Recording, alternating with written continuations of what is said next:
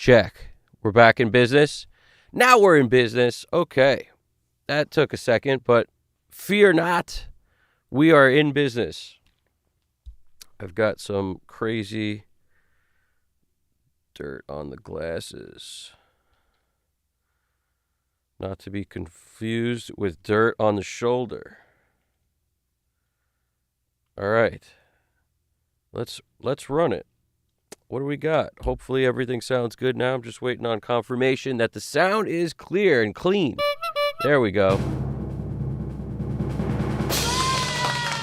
Clear sound. Here we go. Rock and roll. Hope all is well. Good to go. We are go indeed. All right. I had changed some crazy settings earlier so that I could continue my looper journey. If anyone's following the looper quest, we figured out some stuff. I tried to loop with the DAW, like in real time, build a whole loop and kind of jockey it around, and I had to change a few settings, which I just changed back, so we're good to go. Other than that, Shigyono! Sonic Soundwork, let's give you a proper bicycle horns. On my end, it sounded janky in here, so I'll give you a double bicycle horns. And Shigyono TH, what's going on? Hope all is well over there, all over the globe, as we unite, engineers as one. I feel like we need a theme song. It could be bicycle horns. That's how we unite. When you hear that, it's like the bat signal. So we got a quick one today. I just want to finish up what we got going on right here. Let us hit play and start moving stuff around based on what we listen to. If I'm not mistaken, when I left off, I remember thinking that the mix wasn't done last time. Obviously, it was part one. There was going to be a part two no matter what. But I remember thinking, there's a little too much bass in this thing. So in this one, I'm going to take the bass down a little. But at the end of that day, I remember thinking the bass is loud, but who cares? Let's leave it there until I have fresh ears and can come back to it. I already knew it was a little loud, but we're going to leave it where it was. I love bass. That's why I can't, what do you want? Sue me, man. I love bass. I just freaking love it. It's the lead instrument to me. And most, in rock, that's not most people's idea of what the lead instrument should be. But, when you mix a bunch of different genres, especially hip hop or pop, the low end really comes into play, but mainly like in hip hop especially. So if I'm listening to more, Terrence Martin, or if I'm in that zone of like, man, I love the way that low end feels, I have a tendency to bump that. And then when I'm doing a rock song, sometimes it takes over a little bit, but I'm a huge fan of bass. So that's usually the thing I do a lot of. Like if I had to say, what's the thing that I make maybe louder than it should be, or is wrong on a lot of my mixes? It's too much low end. But I'm sort of, I understand it.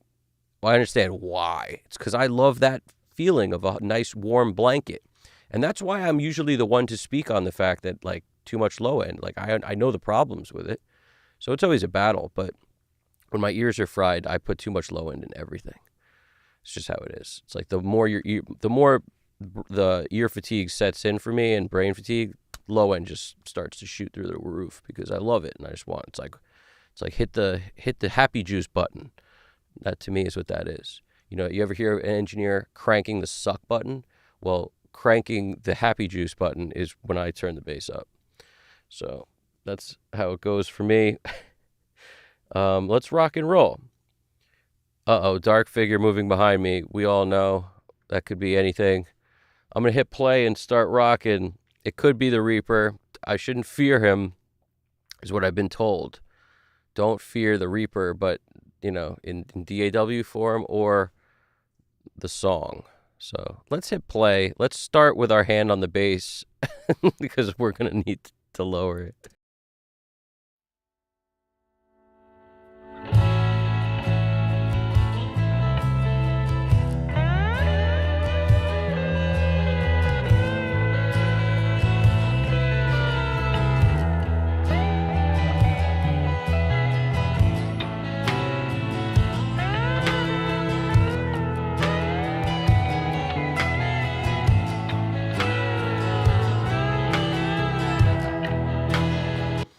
Hold on, we've got like twice as much audio as we should because I didn't mute the mix. Give me a second.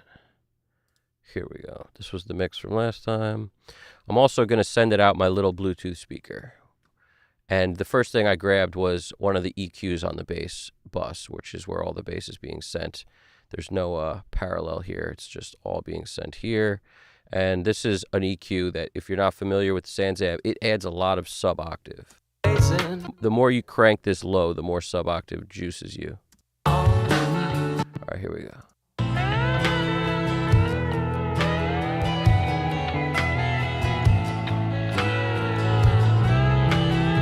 You hear what I mean? I could crank this, and now all of a sudden we have all the R bass or VOG. Like, to me, they're all kind of, this does that too. Like, there's just so much sub in that, so I'm turning that down.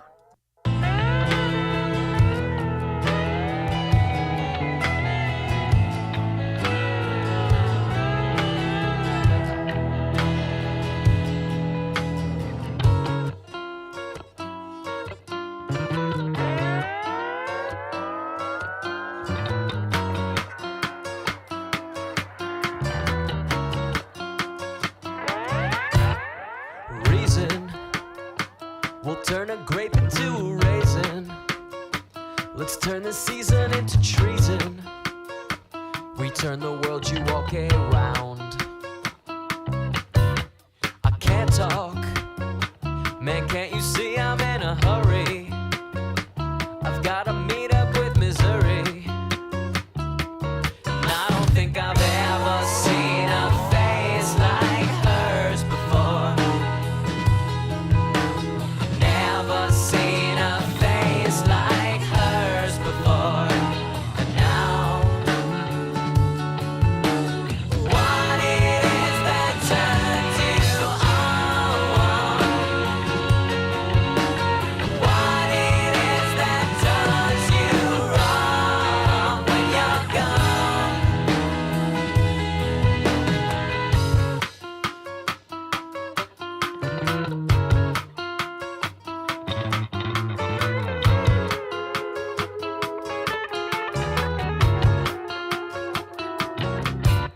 Stick up another cure for all your hiccups.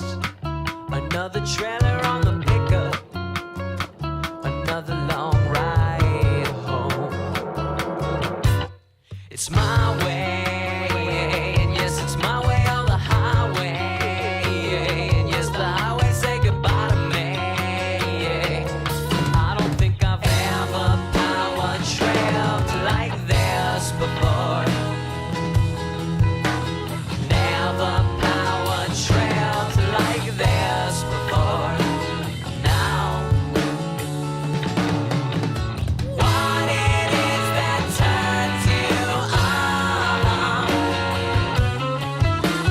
What it is that does you wrong when you're gone? What it is that turns you on?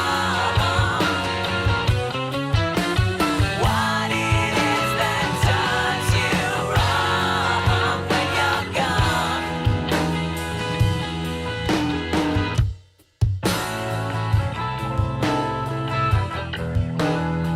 He's in his golden years. And all he wants to do is mess around. He's in his golden years. And all he wants to do is mess around. He's in his golden years. And all he wants to do is mess around.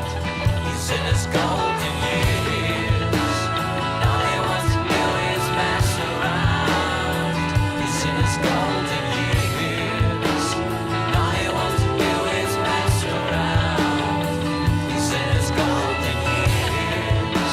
And all he wants to do is mess around. He's in his golden years.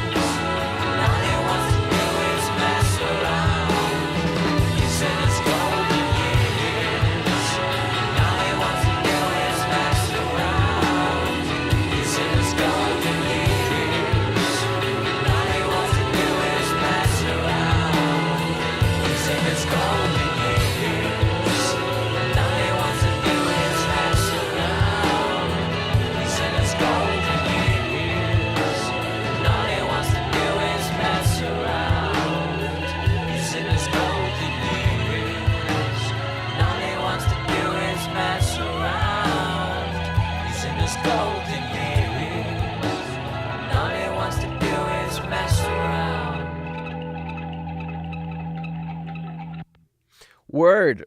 That's the track. Oh, Little Ocho. What's going on, Little Ocho? Thanks for stopping by. Honestly, what you wrote is really nice, man. That's really nice. Been sub for a minute, been off YouTube.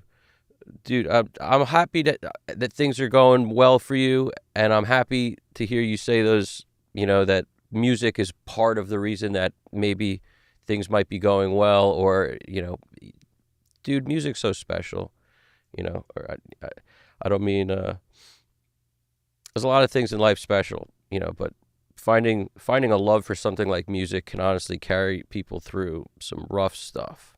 So I really am thankful that you're a part of this channel. Thanks for being here, and thank you for the kind words. But also keep in mind, you did that. Any sort of healing you've accomplished, you did that yourself. That's all you. If I could be a catalyst in any way, I appreciate you saying that, but I really do believe it's all in us, man. Anytime we gotta make a change, it's really all about us. So you did that, and you're awesome. And Lycopene Rock.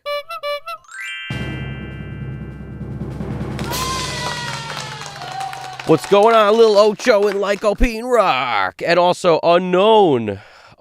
That's been our title for a minute there, man. The Friends Don't Let Friends Mix Alone. And I think we got it. I think Alex Christoph is responsible for that. Alex Christoph drums, our good friend in California.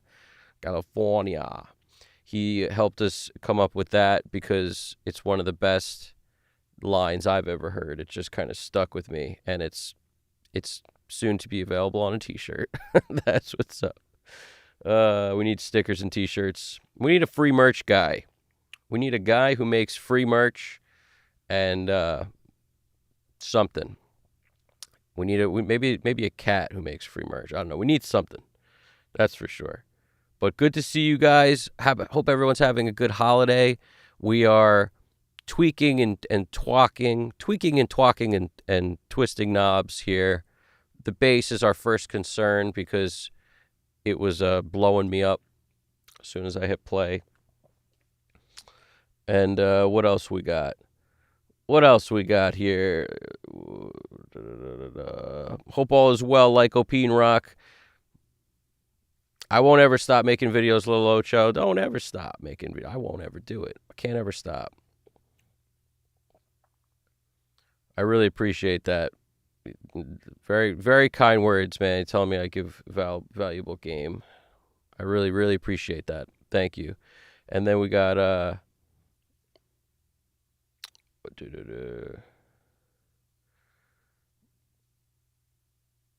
yeah, man. It's so funny how we could listen to something like tuning our ear is so interesting, right? Because we pick up different things at different times of our lives. It's like whatever we're ready for, we can absorb. But until then, we can't do it. That's why I found I would learn from certain mixers more than others at different times. And some were just like unlistenable. I couldn't listen to them at whatever point I was in my life. And then others, all of a sudden now things would switch up. And honestly, everyone has something to offer, even the people that you might think like, oh man, I hate this guy. He's got something to offer. It's just you got to figure out what. But there's always something to offer. You can't learn everything from one person. That's very true. Music is definitely vibration. We are vibration. That's so true, Lil Ocho. I will not stop, my friend. And it's comments like yours that help me with that too. Keep going with it. And Lycopene Rock, so right. Music's vibration. We are vibration. That's the mystery of it all, isn't it? It's like what is music? And I think it's the closest thing we have to time travel. That's what I think. I think it's the closest thing we have to like connection with memories and time travel, and it's a pretty amazing, largely unknown thing in how it has such a hook into our emotions. Oh, nice. Lil Ocho's in Northern Cali. That's awesome. Yeah, shout out where you're at, too. I like when people tell me where they're at because it's cool to connect to people from all over. I get a lot of joy in that. It's like we're in one giant studio on all sides of the hallway. So as I tweak this thing, be part of this with me and feel free, open up your own session on your end, work on some stuff while I'm working. And it's like we're in one giant studio meeting up in the lounge. When every time we're in the chat, we're basically taking an ear break and then going right back to doing what we're doing. You know what I'm saying? And I appreciate anybody tuning in, watching, being part of this thing. You guys are awesome. So let's rock and roll here. I got my little Bluetooth speaker on. When you see me switch to output 1 and 2, that's what that is.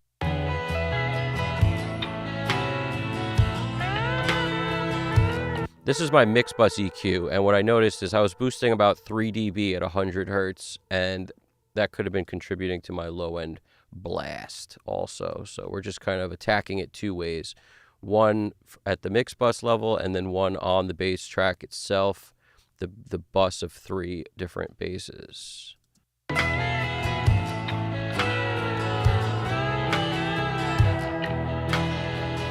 Now, it's loud. I could just lower it a little, but I wanted to tweak the tone of it first because I felt like there wasn't enough top end and a lot of bottom end. So I've already addressed that. Now I may lower it a smidge. We turn the world, you walk around. I can't talk. Man, can't you see I'm in a hurry? I've got to meet up with Missouri. And I don't think I've ever seen a face like hers before. Never seen a face like hers before. And now, what it is that turns you on? What it is that does you wrong? I actually put it back to the level it was at because on this Bluetooth speaker, I can't make it lower. I like it where it is. What it is that turns you on? What it is that does you wrong when you're gone?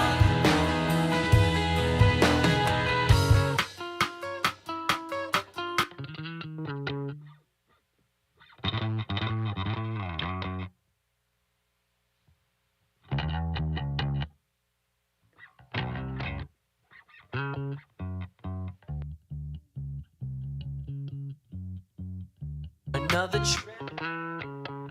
So if you notice, I basically have my D112 taking care of most of the low end. The direct is most of the everything other than low end.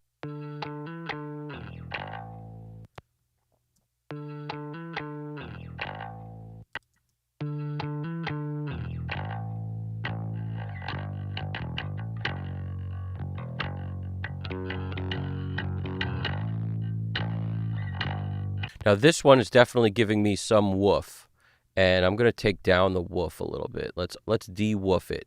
So the easiest way to de-woof it is with a low shelf at the bottom.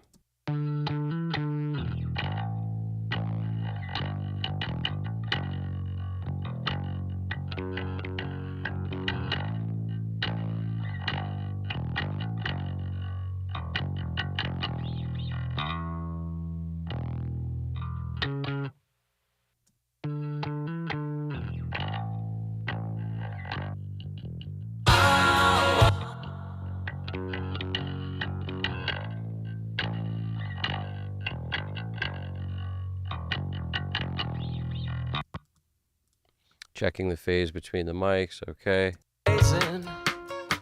Let's turn this season into treason. We turn the world, you walk around.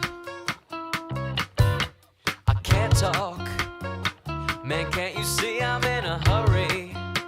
I've got to meet up with Missouri. And I don't think I've ever seen a face like hers before. Never seen a face like hers before. Lil Ocho, you're awesome, dude. You're awesome over there. Hit him. Everybody hit the like button for Lil Ocho. You're the man. You're awesome. That's where we're at. By the way, I gotta hit him with the M2. Blazing. Always save the session as a new session so that in case you ever wanted to go back to where you started, you can. Not that I ever really do, but it's a good habit. You never know. You could, like, all of a sudden, something gets corrupted, and now it's like, where's the last point of non-corruption? Nice. Sonic Soundwork in the Netherlands. Doing your thing in the Netherlands. I never realized you were in the Netherlands. I knew you were out there somewhere. I just didn't know you were in the Netherlands. Maybe you dropped that at one point, but I don't recall. That's awesome. You guys are awesome. And we do have a Discord. Anybody want to join that? Feel free, because it's basically our engineering, like, you know, it's the lounge for the engineers where you go and you kind of talk about everything going down, any new stuff that's been, you know, when it comes to do-it-yourself gear. I love our gear corner over there, and there's some like a notable video section. There's a lot of cool stuff going on. There's a lot of off-topic stuff that's awesome over there too. It's all audio related. Disco, I like that disco. It's a disco chord. We should call it a disco chord from now on. Join our disco chord. I like that. Somebody put up the freaking, what do you call it? The disco ball. What do you call it? I'm searching for words.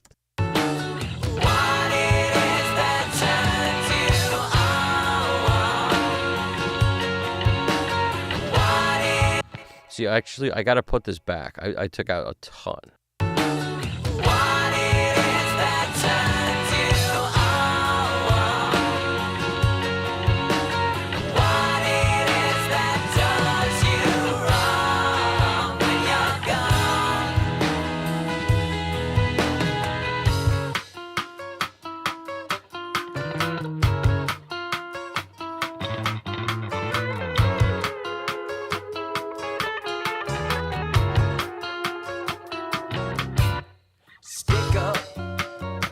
Another cure for all your hiccups.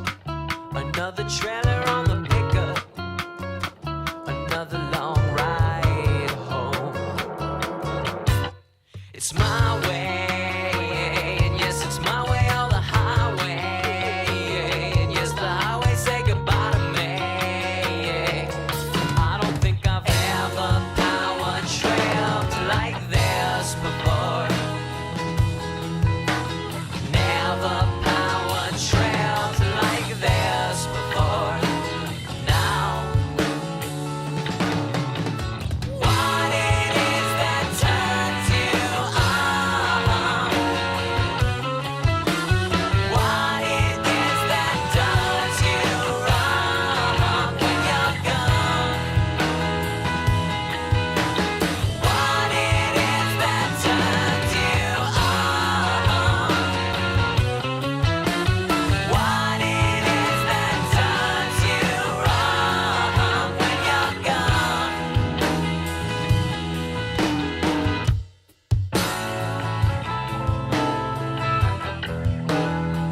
He's in his golden years, and all he wants to do is mess around. Let me investigate this on and off here. Headphone time. What it is that turns you on?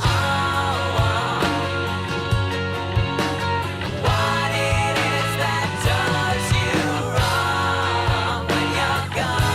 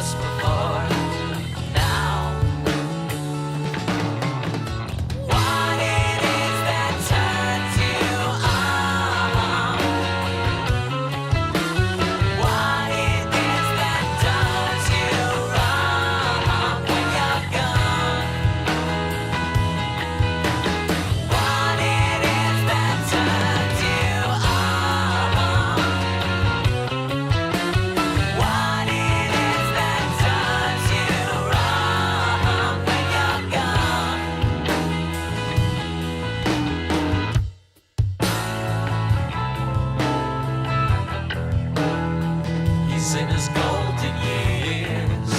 And all he wants to do is mess around. He's in his golden years. And all he wants to do is mess around. He's in his golden years.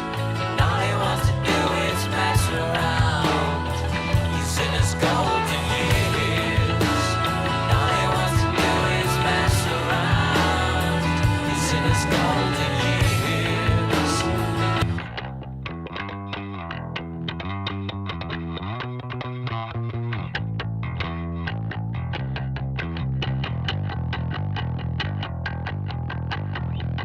It's so funny how much an SM58 can add beef to something, and sometimes that's good and sometimes it's bad.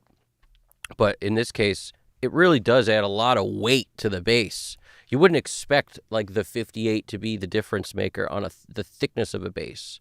The D112 is working the low end. The direct is just this kind of tucked in top end. But the woof, a lot of it's coming from this, and sometimes it's a good woof. Face like hers before and now. What it is that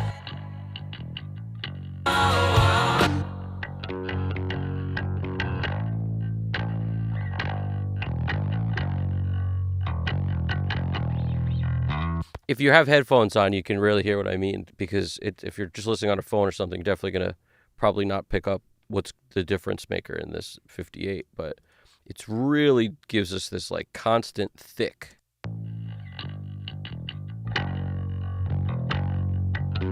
And the D112 is really is low end monster.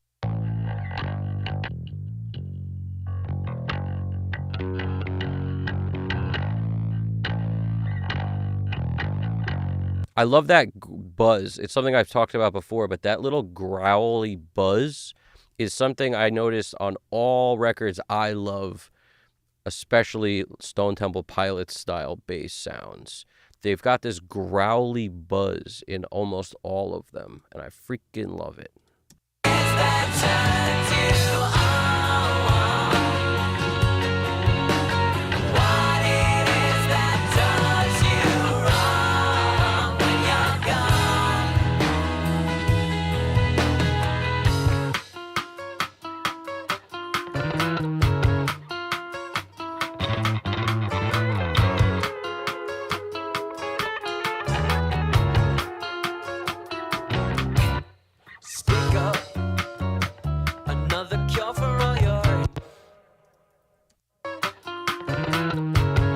There's a little that little that's like a little bass slideroo on the hands, it sounds like. Get rid of that.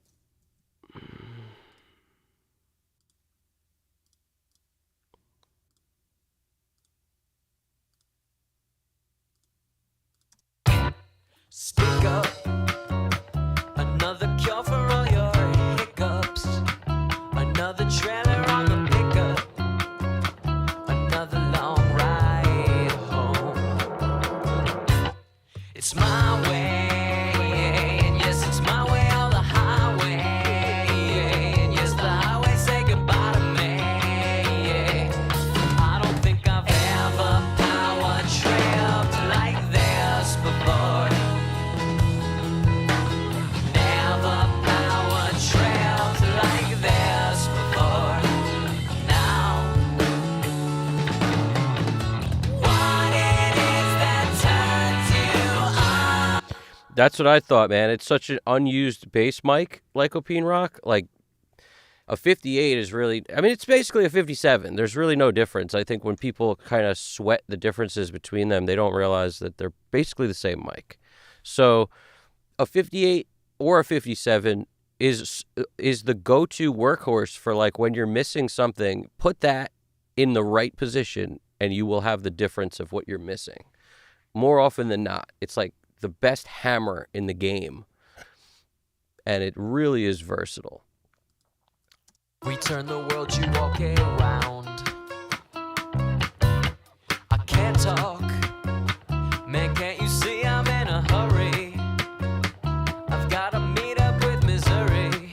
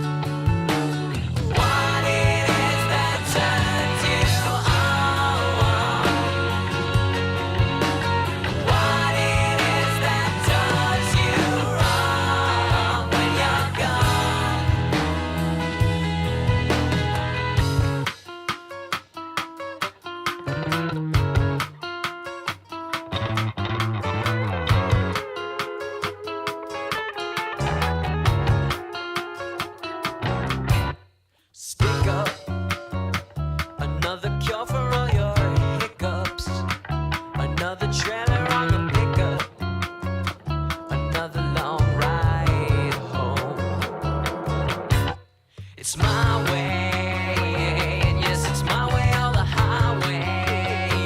And yes, the highway say goodbye to me. I don't think I've ever power trailed like this before. Never power trailed like this before. Now, what it is that turns you on? What it is that does you wrong when you're gone? What it is that turns you on? What it is that does you wrong when you're gone?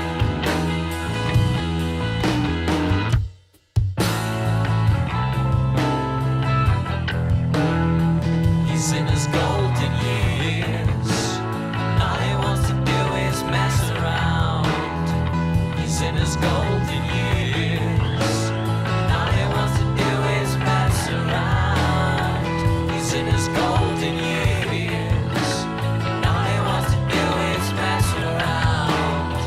He's in his golden years. All he wants to do is mess around. He's in his golden years. All he wants to do is mess around. He's in his golden years. All he wants to do is mess around. He's in his golden years. All he wants to do. He's in his golden years. All he wants to do is mess around. He's in his golden years. All he wants to do is mess around. He's in his golden years. All he wants to do is mess around. He's in his golden years. All he wants to do is mess around. He's in his golden years. All he wants to do is mess. What it is that does you wrong when you're gone? What it is that turns you on? What it is that does you wrong when you're gone?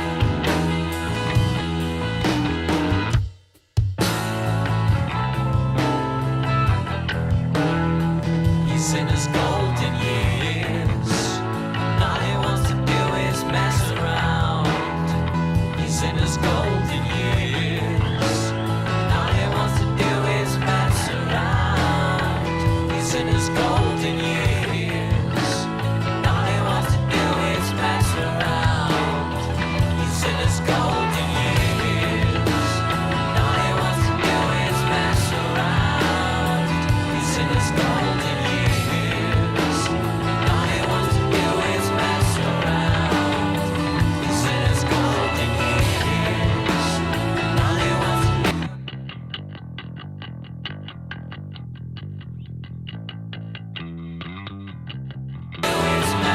around. He's in his golden years. All he wants to do is mess around. He's in his golden years. All he wants to do is mess around.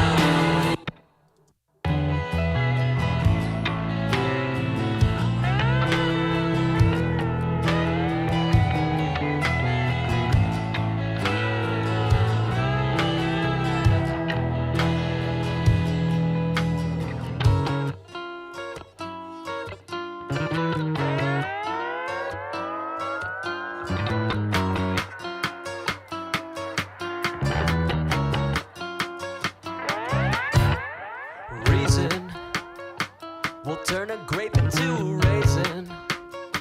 Let's turn this season into treason. We turn the world you walk around. I can't talk, man, can't you see I'm in a hurry? I've gotta meet up with Missouri.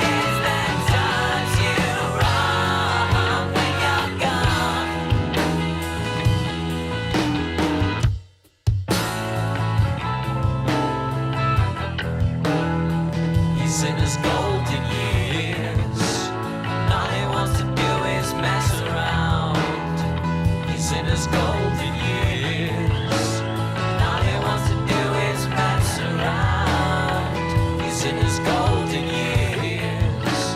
And all he wants to do is mess around.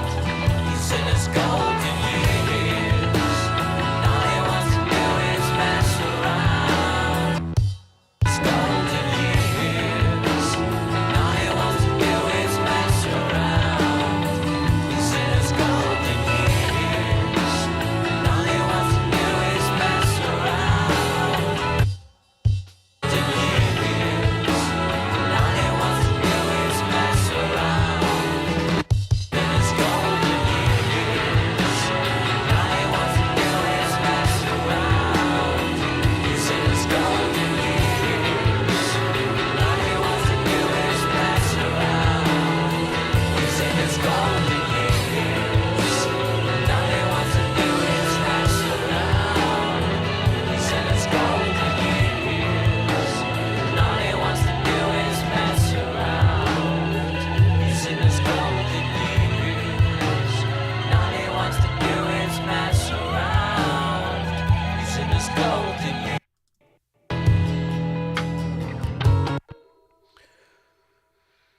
Dude, oh, what are we talking about? Queens of the Stone Age. I just was looking at something. I saw something. Who said Queens of the Stone Age? One of my favorite bands of all time. Queens of the Stone Age 2, as far as I remember. Oh, you're talking about the bass sound. Yeah, man. Yo, you're so right, Unknown. My favorite Queens of the Stone Age album, let me know what you guys' answer to that is. A lot of people would say Songs for the Deaf. I think the answer is Rated R, actually. But from a sonic perspective, Songs for the Deaf. But from an amazing, I like the songs on both. They're both great. It's just, there's a couple songs on Rated R that are my favorite songs, like, ever. And sonically, that album is very, very different. That's all I could tell you.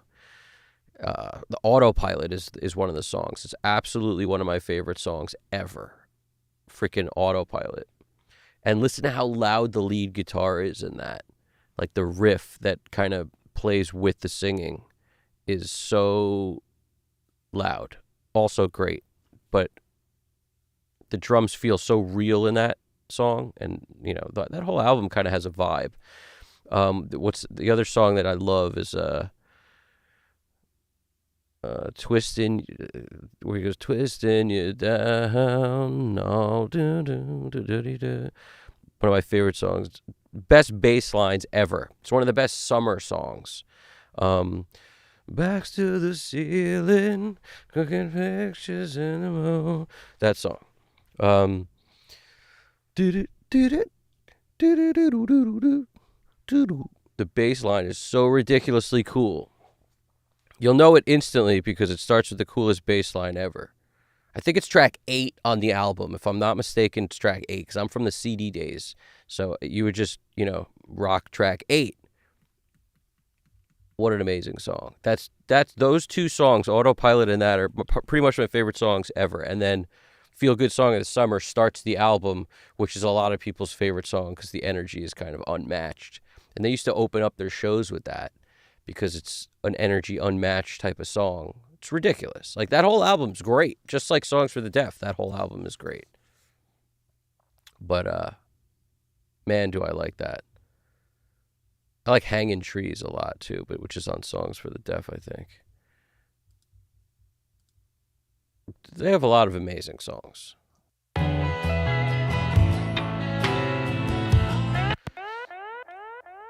Rated R is where it's at. That's where we're at, man. That is one of the best albums of all time. Johnny Greenwood. I'm a big fan of some Johnny Greenwood. Rated R.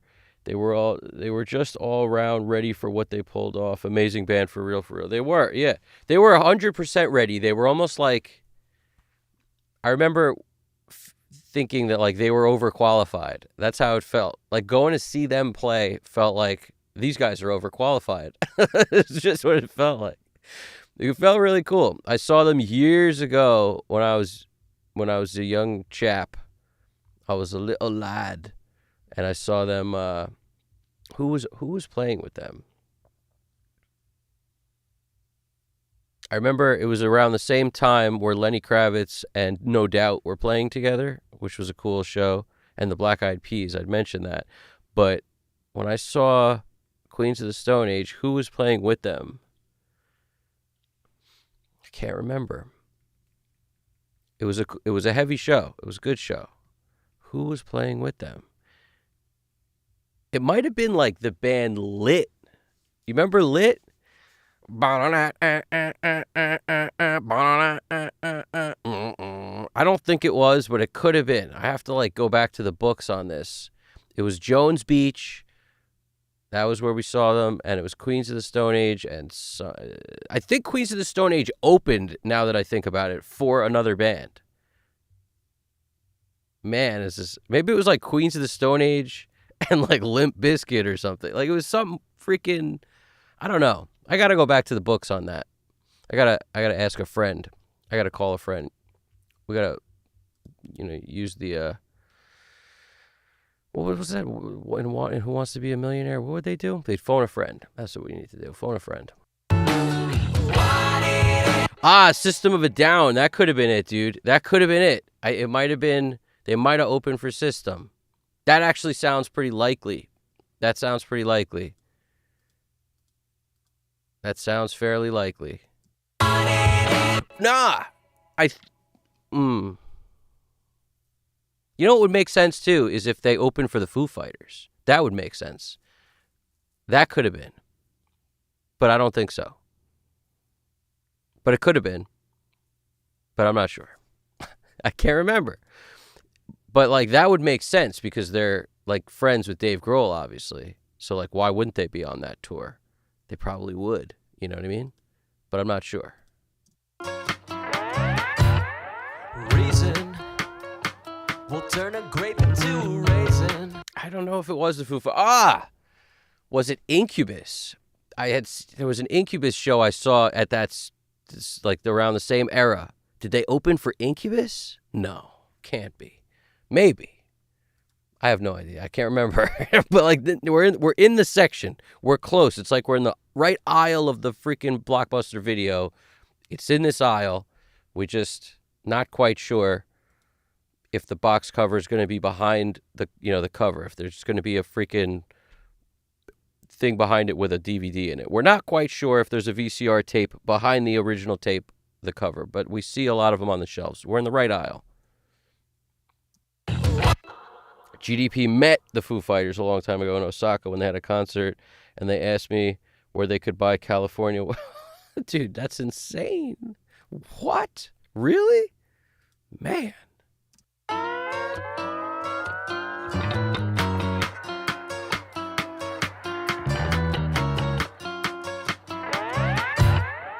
Reason will turn a grape into a raisin. Let's turn this season into treason. We turn the world you walk around. I can't talk. Man, can't you see I'm in a hurry? I've got to meet up with Missouri. Sometimes when the bass is particularly unruly and you want to just get more out of it, you throw on a smasher, a little smash crackle pop, like an L1. Honestly, I was debating. I was like, should I say it? Should I say L1 right now? Okay, let's say it.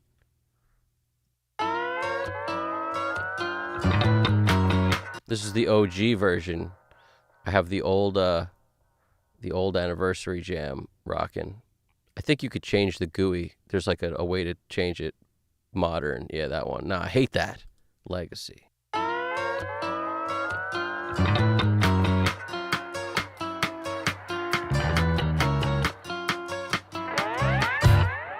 Reason will turn a grape into a raisin. Let's turn this season into treason. We turn the world you walk around. I can't talk. Man, can't you see I'm in a hurry? I've got to meet up with Missouri. And this is my other sweetening sauce for the bass sometimes. Sometimes, like in place of a Studer, I'll put this on the track, like on the tracks themselves, because it has such a flavor. I actually talked about this plugin with GDP right after the last stream. I was like, dude, have you ever Aphex Oral Exciter? And he's like, dude, he said he could never remember the name of this freaking thing. So he always Googles it to figure out what it's called because he always wants to use it, and it's a secret sauce. So I hope I didn't blow up his spot, but it's definitely my secret sauce too. I've been using this plugin forever. I love it. And I've actually made a video talking about it. I'm sure I did because it's at some point. Because it's always one of my favorite plugins, especially for bass, but also it could be cool on vocals. This thing is just it has a flavor, and you can really kind of give it the smush. You see what I mean? It's just like floop. It gives you the floop.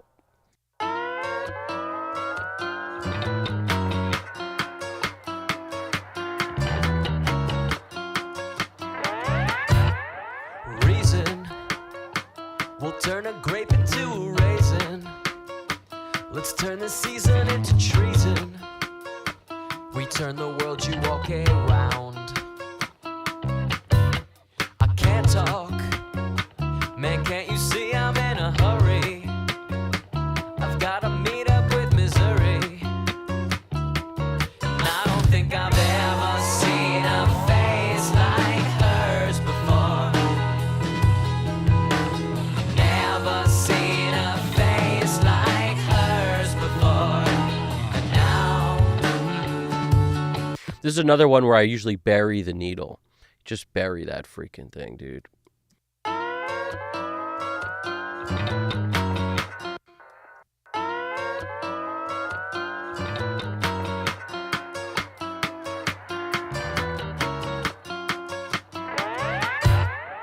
reason will turn a grape into a raisin. Let's turn the season into treason. We turn the world you walk around. I can't talk, man, can't you see I'm in a hurry? I've gotta meet up with misery. And I don't think I've ever seen a face like hers before. Never seen a face like hers before. And now, what it is that turns you on? What it is that does you wrong when you're gone?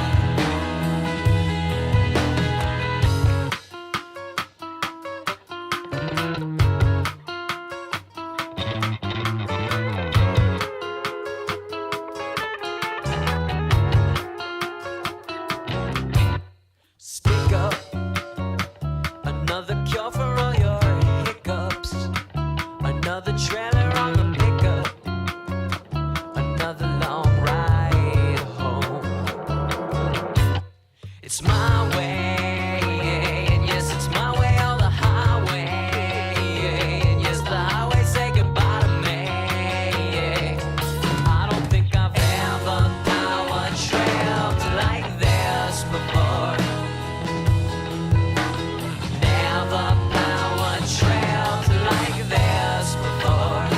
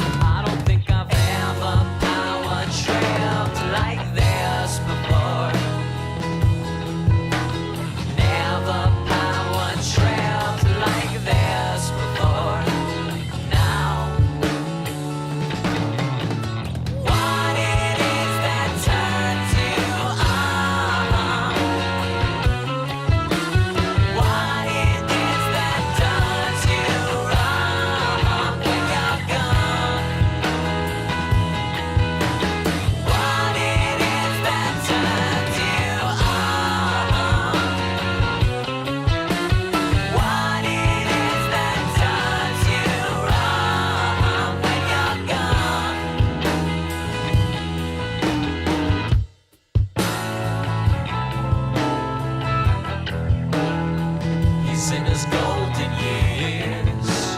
Now he wants to. He's in.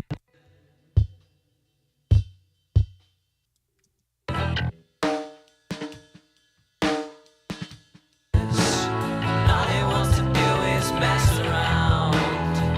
He's in his golden years. Now he wants to do is mess around. He's in his golden years. Now he wants to do is mess around. He's in his golden years. Now he wants to do is mess around. He's in his golden years.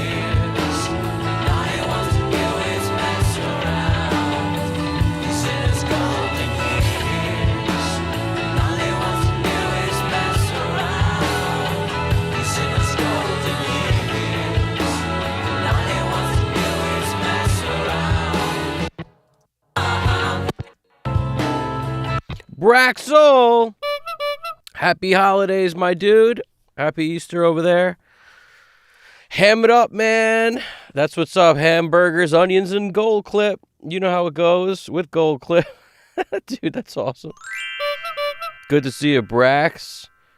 Uh-oh, Behringer. You ever use Boz Digital Bark on bass? Nah. I keep it as old school as I can, but I've heard of that. I've heard of the what is it? The Bark? Is it Boz Digital's Bark? I think I've heard of that. It sounds familiar. I like on bass. I generally keep it twin tube, 1176, and an SSL. Not in that order, but those are like the go-tos. And then we threw Studer on last time because there's a lot going on this bass track, so I'm smushing it several different ways. And a lot of times the saturation, when you're missing it, you know, a Studer could work real nicely for it. Or we started with Kramer tape. Studer has so much more bottom end. And I feel like a lot of the problem of what the bass was when it started is because we have a lot of instances of the Studer on the bass, 3 different tracks, each with a Studer. And that Studer adds so much low end. You could take some out with the EQ on the Studer thing, but it's just out the gate, you're getting more low end as soon as you use that. But yeah, other than that, what else? If you have a DI bass sound, I really like the UAD's SVT, the classic. I like that a lot. The B15 is cool too. The B15N, I think it's called. It's cool too. Both like give you what's not there if you just had a DI or something, you want to make it great. But like we all know, I mean, for me, if I was talking Bark, I really like this. If you have Pro Tools, this is the way to go. If you don't have the Sans amp, Spectre can be a nice move to dial in individual areas of stuff. The Aphex is ridiculous, one of my favorites. Wolfcomp is also really good on bass because it's so dirty. Like, it can be very dirty, Wolfcomp. You can really smash with that. You know, and can't forget about the old L1 to kind of keep things in line. But yeah, and this is one of my favorite plugins for bass also, and I crank the mic pre and I lower the output accordingly, but saturating with the 1073 is a go-to for me. I love doing it. So yeah, with those tools, it's like I would never go out seeking another bass tool. For me, I wouldn't do it, you know, but this is really the sauce, because this is your low EQ, this is your mids, this is your highs, and that's for the distortion. Then you also have a tweak of the whole thing, regardless of the distortion. This is like how much low end do you need when it's clean, and how much high end do you need when it's clean. So this plugin just does everything I need out of a bass. The preamp driving that is really where a lot of the sound comes from too, and in this case I didn't need to drive it that much.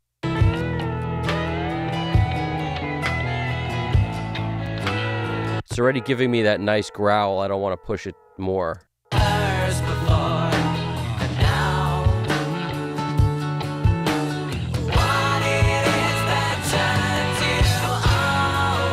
But watch, if I just copy this here, I'll turn that off, I'll hit this, and I'll push the preamp, listen to the difference.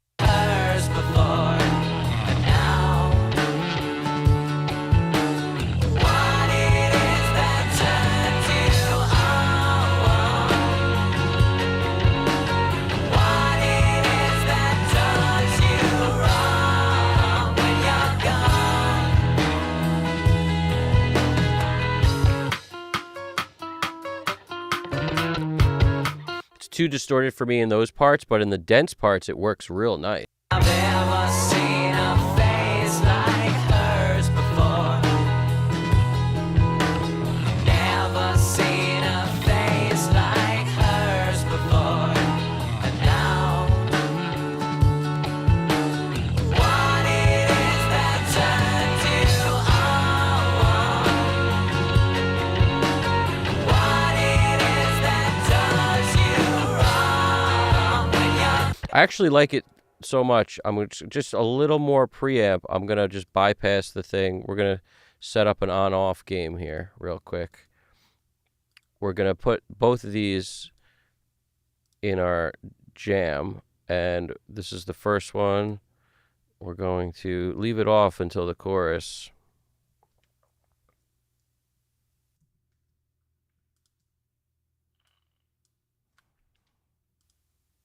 in a hurry. I've gotta meet up with Missouri. And I don't think I've ever seen a face like hers before. Let's turn this season into treason. We're gonna turn the second one off at the same place.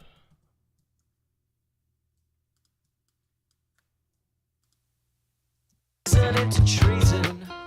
So we got our first one up till the first chorus. Meet up with Missouri. And I don't think I've ever seen a face like hers before. Never seen a face like hers before. And now, what it is that turns you on? What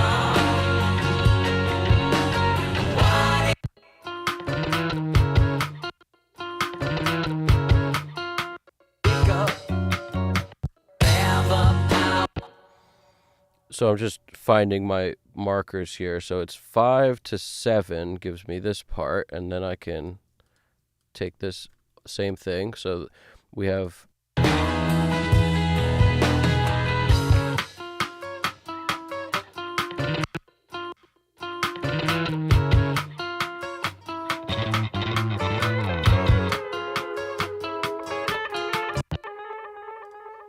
So I'm just kind of keeping one on and the other off. I think it's just dense the whole way through. Let's see. What it is that does you wrong when you're gone? When you're gone.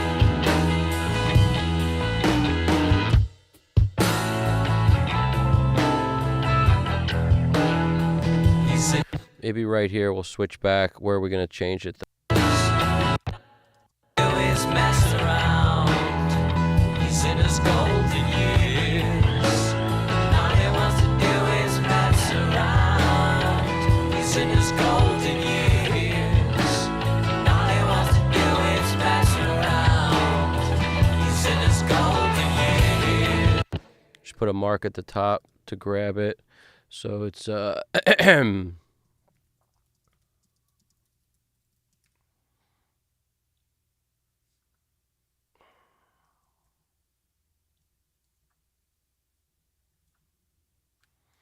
all right, so that's 11, and we're going to go... Oh.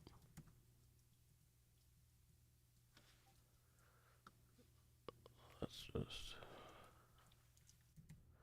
I don't know what marker this freaking outro is. If I click up here, it'll tell me, but then I don't want to move it. Sometimes when I double click this freaking thing... There we go, 8. Sometimes I move it, you know, like you ever see the Modern Family episode where he's like double click. Ed O'Neill, he's like double click. He's like, no, you're clicking it twice. He's like double click. He's like, no, double click, double click. It's freaking hilarious. The writing on that show is borderline amazing. It's borderline like top of the chop. It's top of the chops right there.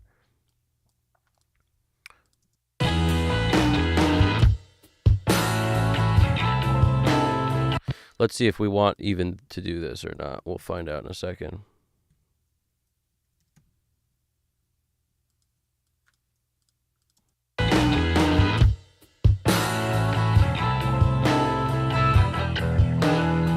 Nah, it gets too chill. It gets too quiet. I don't like that. So we're going to just undo those.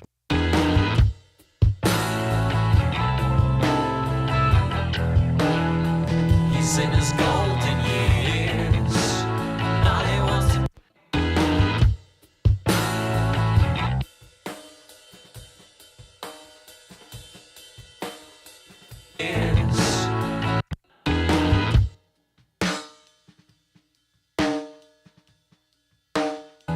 He's in his golden years.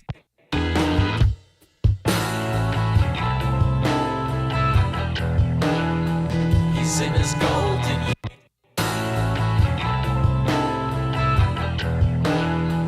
He's in.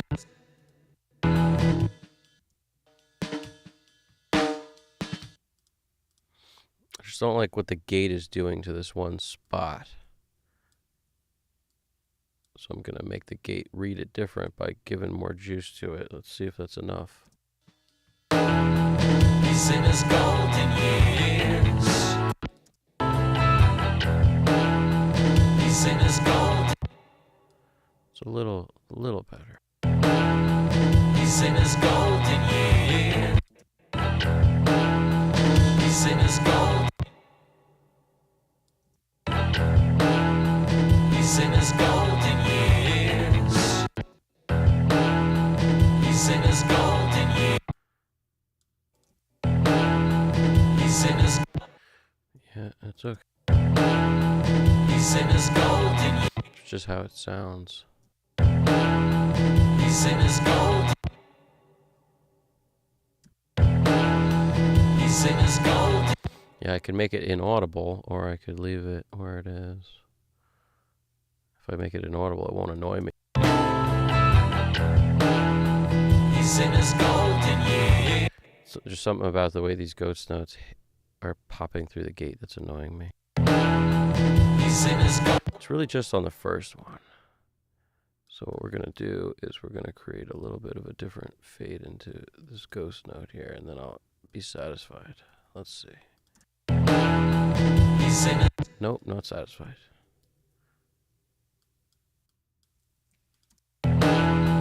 He's in his golden years. He's in his. That actually feels the most natural. He's in his. See what I mean? It's just the way it pops in. It's like, sounds like a weird gating. He's in his golden years. He's in his golden years. Now he wants to do. It was a run by fruiting. He's in his golden. Oh, yes, dear. It was a run by fruiting. I freaking love that. Instead of drive-by shooting, Mrs. Doubtfire. When he throws the lime at the back of Pierce Brosnan's head. What's his name? Pierce Brosnan, I think, right? Pierce Brosnan. That dude fell. I mean, where did he go? I don't know, but that's what happens in life, I think. He's probably around still. Robin Williams throws the lime at the back of his head, and then he goes, "It was a run by fruiting." He's in his golden.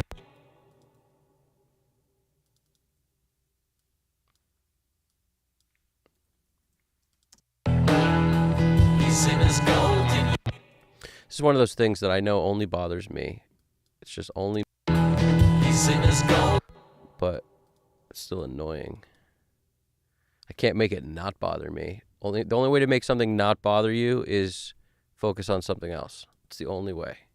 So if I'm in here, let's find something else to care about.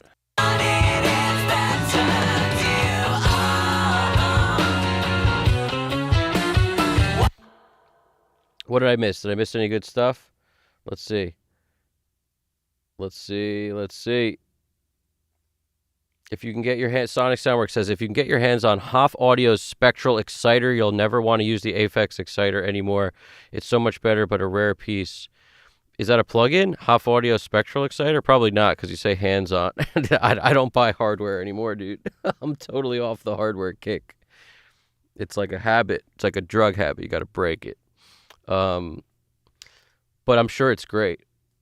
If you can get your hands on Hoff Audio Spectral Exciter, you'll never want to use the Aphex Exciter anymore. I love the Aphex Exciter. I might still use it. I can squeeze all sorts of weird stuff out of it, especially when you put it on the axe mode, which is it's kind of, and I'm not even sure what that does, except it's meant to be used on a bus, I think, when you do that, which is it's like the auxiliary version. It sounds to me it's like the difference between what it's doing and what it's not doing, and you just blend that in on a bus in parallel. I think that's what that's for. But the Aphex Exciter is like a very amazing tool to this day. It's still like $25, $20. It's such a cheap plugin and so worth it. Where are we at? GDP says I got a Behringer unit I bought back in 2002. That's some kind of exciter too. I should use it on a mix someday. Nah, dude. I don't know what it is, but I'm allergic to Behringer. Unknown says, Behringer, I want some of their modular synths. Yep, they're probably I probably don't give them enough credit. Braxel, hello, it's time for some ham, or will it be burgers and onion rings with gold clip? Lycopene Rock Japan, you met the Foo Fighters? Cool, that's right, he did. What's good, Brax? Yeah, I had some drinks with them also. The Chemical Brothers, too, while they were... I saw the Chemical Brothers also at Jones Beach. I saw all these guys. Fatboy Slim and the Chemical Brothers might have been playing together, or maybe the Chemical Brothers opened up for somebody, like Lit or something. But like I saw a lot of shows at Jones Beach that year. But the highlights are the ones that I, talked about already. There's a bunch of them. Lit may have opened up for Incubus. I can't remember. Let's not go back to that moment where I was futzing through my brain maps. My brain maps. My mind grapes. Mind grapes is Tracy Morgan in he may have made that line up. That might have been improv in 30 Rock, where he's like talking about his brain. He calls it his mind grapes. I freaking love that. Tracy Morgan's great. What do we got? They were buying ADAT tapes at a music store my friend used to work for. That's amazing. Oh, Stelios is in the house. What's poppin', Stelios? What made me turn off the silencer? Wondering what I heard or what made the move on the... so, I turned the silencer on briefly for a second because I wanted to know if I preferred that before I increased the gate settings on the SSL. Sometimes I find when I use two gates, kind of like the way you think about compression, I guess, in the box, it's like a little bit on two compressors has a very different sound than hitting one hard. Similar with gates, the more I gate something, I feel like it might be a symptom of in the box compared to like if I had the drummer gate or something in the hardware form, right? I think about it like I'm hitting the SSL to a certain amount and I'm getting what I want out of the kick, but there's a little too much bleed. I might use a silencer to clean that up. In this case, I just compared that to the settings with a little more cranked on the SSL, and I was happy enough with that. For me, it has to be a real difference to be like, okay, I'm going to use two things. If I could use one thing, I'll always use one instead of two, unless there's a significant difference where I listen and go, I do prefer this, hands down. If it's like I'm not sure, they're kind of close, I'll always use one plugin instead of two. You get what I'm saying? But if it's a win-win, if it's like, oh, that's a huge win, I always do. I'm not afraid to use two instead of one in that case. But that's what I mean. It has to be a win for me or I won't use two because I'm aware everything I add is also adding a negative to some degree. So I just increase the settings of the gate and then just turn the kick up a little bit because the kick is a little lower than usual also. It helps to kind of have a gauge of, in your own head of what's too much processing. Like for me, filling up the first row is on kick is okay, but like adding the silencer would have had to really just made me feel super happy. It was rounding it off too much. So if there was something I thought I heard, it was just like, yeah, I am getting rid of a little bit more cymbal, but I'm rounding off the kick too much. So I went back to the SSL, and it felt like the kick snaps through still. Maybe there's a little more bleed, but I can deal with it. I just had to relax the settings a little and take off the fast mode and things like that. Because I felt like it was sort of, sometimes people like that super fast because you do get a little more of this like poppy thing in the front of it, but it's a to each his own thing. Sometimes it can sound unnatural when you want to have the kick with the volume loud enough where you hear more of the kick. Now that unnatural thing comes out, whereas if you tuck it in, you can kind of get away with it. But I wanted more kick, so I had to adjust the settings. And yeah, that's about it. The silencer is a great tool in combination with another gate. It's just, if it's not a win, I take it off. Like if it's not a clear win.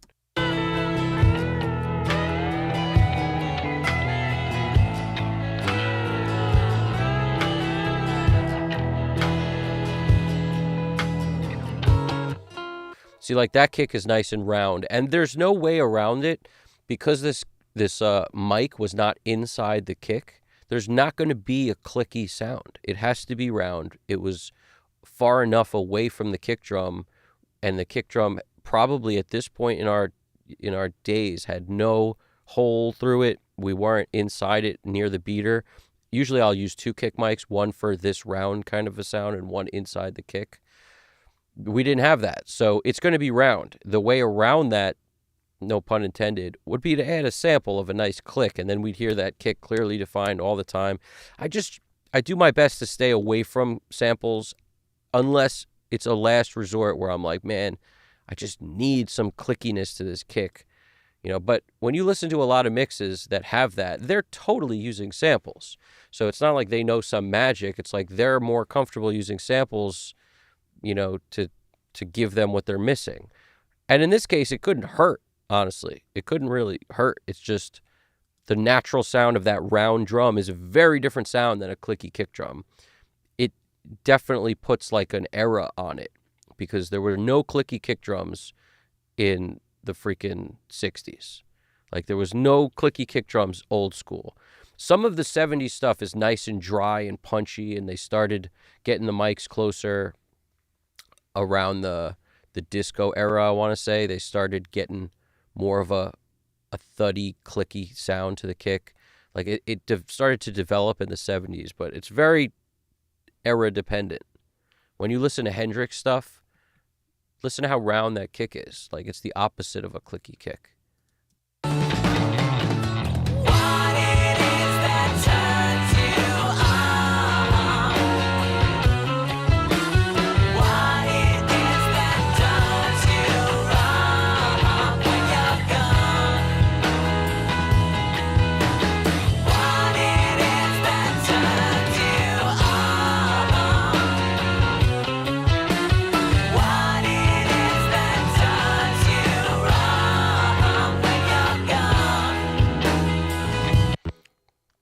So yeah, I hope that was a good answer for you, Lycopene Rock. Sonic Soundworks said, GDP Japan, the Behringer Exciter is actually really good. I think you'll like it. It's a sleeper. No way. That's awesome. Stelios! Glad to have you with us, my dude. I know that's the second hello I said, but sometimes I got a double hello from my peoples out there. We got Stelios all the way from Greece. We're uniting the communities, the Netherlands, Greece. Shout out your section, Texas, Braxton, Texas. Shout out your sections. We got GDP in Japan. Unknown. Where's Unknown at? Where's Unknown at and where's Lycopene Rock at? Do we know? GDP, do we know the answer to those questions? I need to have playing cards on the desk with where everyone's from.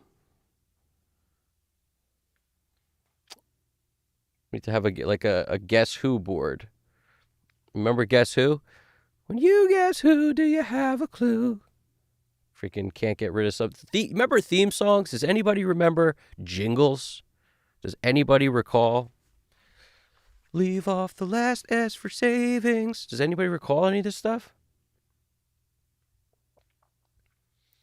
We got, I'm talking about, I cashed out for Vertigo VSM3, but hardly used the thing. That's what I'm saying, dude. I hate that. Like, the thing is, if you're lucky through life, you learn from your mistakes. I can't tell you how many times I bought plugins that I hardly ever use. A lot. So I freaking beat myself up about it enough where I don't do it anymore. But it took me years. So the way I look at it is, no matter what stage you're at, you'll get there. And then at some point, like, even if you've been doing this for 100 years, maybe like it takes some people longer than others to learn that lesson about not buying stuff. I learned it clear as day. I think I learned it clear as day when I got, and these plugins are probably great. I just hardly use them. Spiff and Bloom. I hardly use them, and they sit in my locker of plugins for that just in case moment. But like, they weren't cheap, and they're probably great for certain things. Like right now, if I want more out of that kick drum, it's probably the answer, to be honest with you. But I hadn't thought about, like, that's the thing. If the plug, you can't have everything on the top of your head in a list. So some things get buried to the bottom of that list, not by choice so much, just by necessity, because your brain only has so much processing power for what it likes to use. So I have my favorites, and I don't reach for other things unless there's a problem. So when that stuff gets to the bottom of the list, the chances of it being used are slim. So I feel, like I'm at a good place where I don't need to buy more plugins, but you also could, like, when you look at my plugin list, it's a bit ridiculous. Like, it's I wouldn't call it ridiculous, but there's people with more plugins, but those are the EQs. You know what I mean? That's a solid list of EQs. Dynamics processing. When people are like, do you own the germanium Chandler? No, I don't, because I have enough freaking compressors. Like, you know what I'm saying? It's like the thought of having this in hardware form is crazy. Less pitch shift, obviously, stuff. Reverbs, plenty of reverbs. Like, how many more would I need? Delays, plenty of delays. Less than reverbs. Modulation, how many more modulation effects? Harmonics, like saturation stuff. This is where the cake, you know what I'm saying? But a lot of these UAD populates your freaking plugin list with everything in sight. So some of these I might not own. Keep in mind, it's just they sit there and then you click them and it's like, you want the trial, and it's like, no. So if that list didn't have those on there, there'd be a lot less.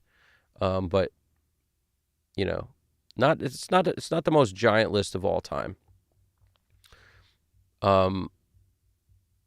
You know what I'm saying? It's more, I think only UA does that for me anyway. Like, I didn't download every SSL plugin or anything, but I did download all the UAD plugins. Just showed up in my jam one day, and I was like, well, why? I don't want a trial. No, thank you. So yeah, but yeah, that's where we're at.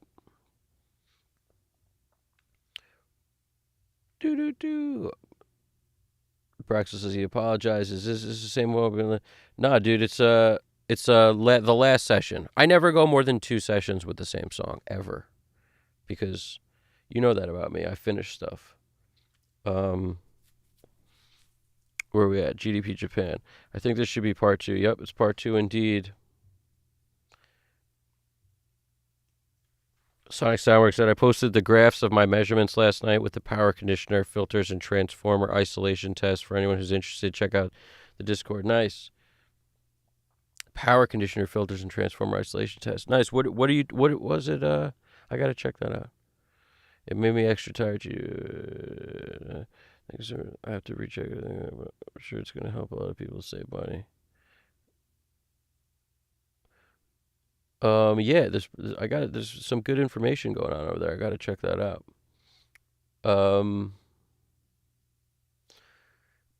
Dude, yeah, falling asleep in the chair is not good for your back so much, but I actually knew a couple people who used to sleep in their chair all the time because it was the only thing that made them comfortable. Sleeping in a bed was worse.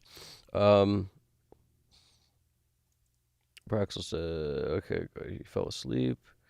Lycopene Rock, Evan, do you place Apex Vintage directly on instruments, bass, or parallel? It seems so drastic on my buses directly. That's because you're not using AX mode. If you do use the Apex, you got to try the AX mode. In other words, on the left side, it'll take the sound down so that it'll just give you the flavor of the device that you can blend in. So if you're going to use it in parallel, try that. But I like it on directly on the track, or in this case, where the tracks combine.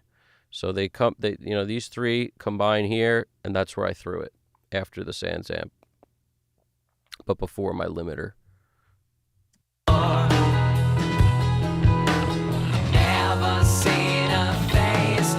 See this mode? When you switch to this, it sounds crazy. Listen.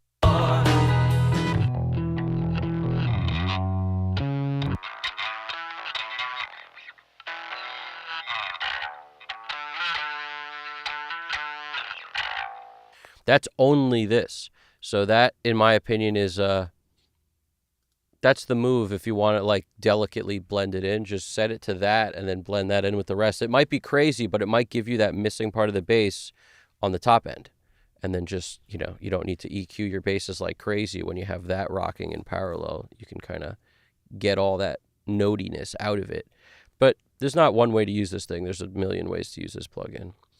That's just the way I think a lot of people use it. I like to use it this way, but a lot of people use it that way.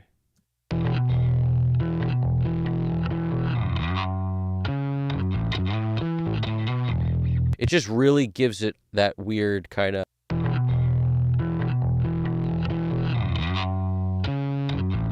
It's hard to even explain it. It makes it sound like a rock bass to me. Like it just really gives it rock bass flavor, 90s rock bass flavor.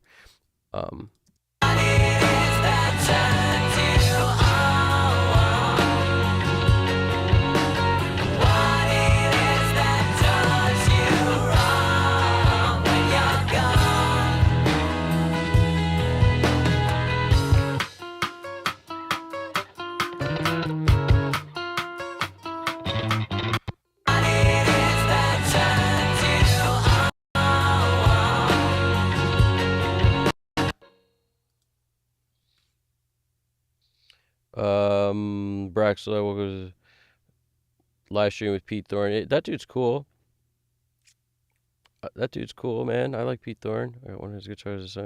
Nice. Nice, man. Sonic Soundwork. I've been going to sleep listening to like how to program the Boss RC600. I fall asleep to that all the time. It's like, oh, did you think the bars, like, you think you couldn't do this? This is how you do it. You first, like, just watching people go through the menu of that thing. It's like learn how to speak another language, and then you could use that thing, no problem. It's actually doesn't seem that crazy once you watch a couple people program it, and there's videos on that. So luckily, if you did want that, you could do that. The thing that holds me back now from it a little bit, and I'm not sure... It must be able to be removed. Is there's a compressor? I heard this is something I note. Enough digging, people said there's a sound coming from it. So somebody actually answered that. There was a lot of people saying that, and all I could assume was there's some sort of limiting or something holding everything down so that when you add all these loops, you're not blowing up the machine. That must be the sound they're hearing. There's probably like a mix bus on it with a compressor. Like it must be where it sums it all together. And the more you dig, you find out that there is like a noise reduction thing, and there's some sort of compression stage towards like at the very end to keep it from blowing up. I wonder if you could turn it off, because that kind of frustrates me a little. If you couldn't, that would be like a no-go for me if that thing is, So learning all this stuff is just interesting. But there was people who compared the Aeros to the RC600, and their main comparison was the Aeros sounds better. It just sounds, if you compare the two directly, you notice one sounds cleaner than the other. And that's got to be because of that. So if you can't take it off, that's a problem. But if you can, I bet there's not a whole lot else. I mean, also, there's some sort of, I was going to say there's some sort of conversion happening, but I guess not, because it's analog in and out. There wouldn't be any conversion. So it's not like it's taking digital in from your guitar or anything, so there's no conversion happening. So it's really just the mix bus and the noise gate.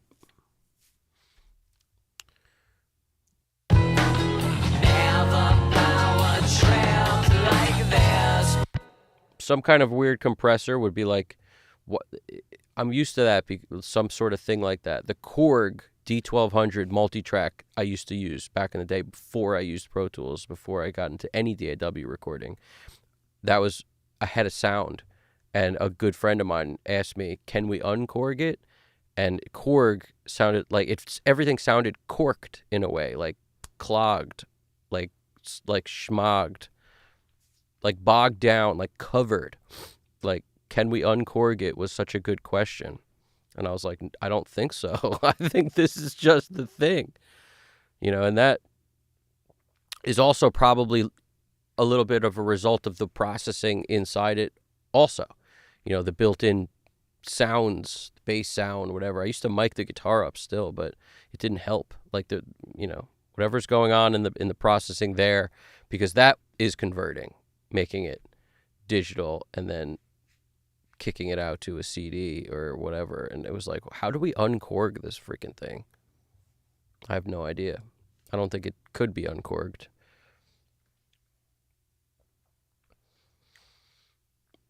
Can you uncork it? I can't. I'll never forget that line because I cracked up for like 10 minutes.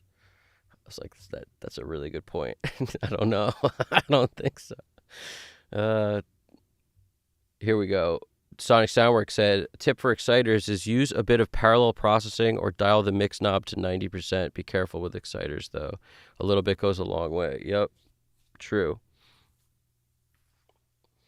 Oh, sick. Sonic Soundwork and me agree on that. Yep. That's what's up. Yep. Like usual, dude, we're on the same page. The Gatekeeper and the Keymaster. There's only one Zool. There's only Zool. Dude, I gotta watch Ghostbusters again. One of the greatest movies. That painting scared me for like 10 years. Pete Thorne says, signature guitar. A Shure, right? Nice, dude. Pete Thorne's signature guitar. A Shure, not Shure. I'm so used to seeing Shure, I just assumed there was supposed to be an H there. Braxel says, anyone remember when we mixed down to DAT tapes? Remember the Panasonic 3500 DAT machine? All the studios had them. Yeah, the thing that looked like a VCR with the freaking, with the red buttons on it. Or I'm envisioning red and gray. The good old DAT jams. I never owned one of those, but I recorded in studios that had them, and I remember later, even when Pro Tools started being used, they'd still take those to like do live gigs to record. They'd take those DAT machines.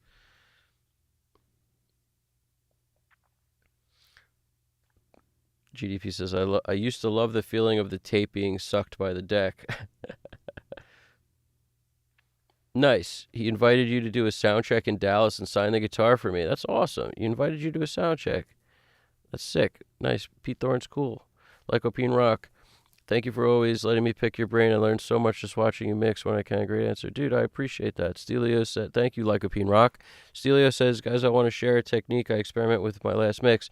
Putting drum verb with a gate in front of it and used the send from the room mic, but the gate is sidechained to snare and toms. The gate sidechained to snare and toms.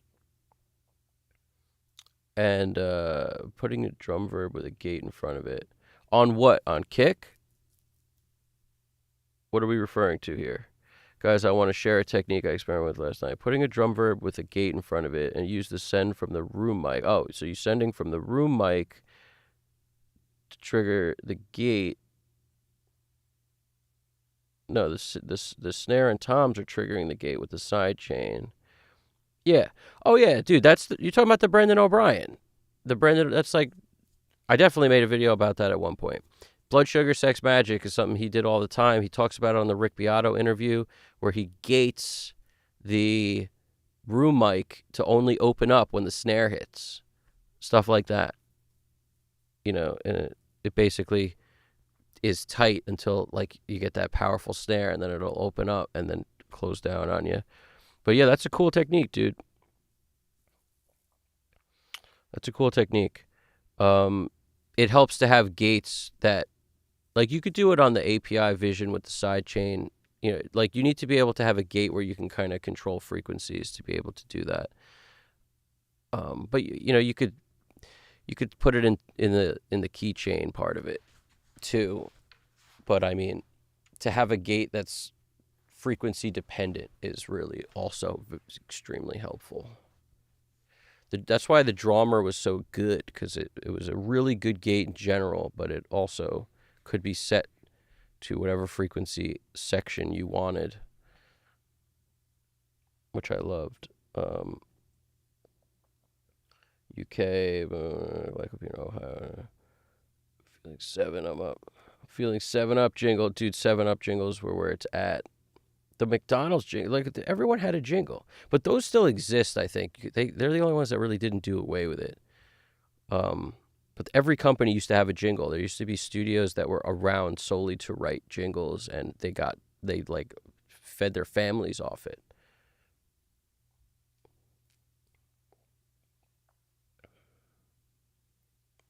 Olympic Studio, no way, London in it. Home of the Helios 69, indeed. Unknown, you're in London? Who's in London? What did I miss?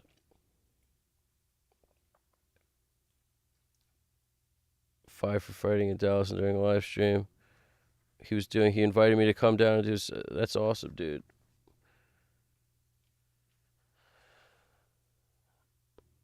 Sonic Soundworks. Pete is absolutely a nice guy. I used to watch his live stream some years ago. Always fun. Yeah, Pete's cool. I've seen a couple of his jams. I was invited to a Janet Jackson after party and I had to decline. That's crazy. GDP was invited to Janet. I'm going to see Pete Thorne this month. Dude, that's awesome. He's playing with Satch and Vi right now. Nice. He's playing with Satch and Vi. Oh, Warhard Arts. What's poppin', dude? How's it going, Warhard Arts? Happy Easter. Lycopene's been using Apex wrong for 4 years. Dude, it's okay. We've all been there. I was having it on meter axe and totally missing the left knob as the mode. Really need to go back and read that manual. Yep, it's a common misconception. That's also why people think they're hitting it harder than they are, is the input on that is more important than the output, really, to judge the sound. So that's why I switched the meter to input, because if I'm burying the output meter, I don't really give a shit, because it doesn't actually make it worse. But when I bury the input, it'll change the sound, but it won't make it worse. Whereas when I bury the input, it actually does have a very noticeable effect on how much of that sound you're getting. So monitor the input more than the output on that particular plugin. That's what I do anyway. I always found it helps. Praxel said Pete Thorne is one of the nicest people. It was just yeah, dude, that's awesome. I like when celebrities are nice, or anybody who's a musician is freaking awesome. That's cool. As opposed to the never meet your heroes thing, Happy Easter. Oh, we got Maryland at Warner Wayne. What's going on, Warner Wayne? We got Warner Wayne in the house. What's poppin'? How we doing, Warner Wayne? Where you? You're in Maryland. Nice. You ever hear of the 8x10 in Maryland? We played the 8x10 a bunch of times, and I think it's been there a long time. I would hope. I remember that. I think that place has some history. The 8x10 it's around Baltimore area, ish. I say ish because I don't know the area very well, so it's somewhere in there.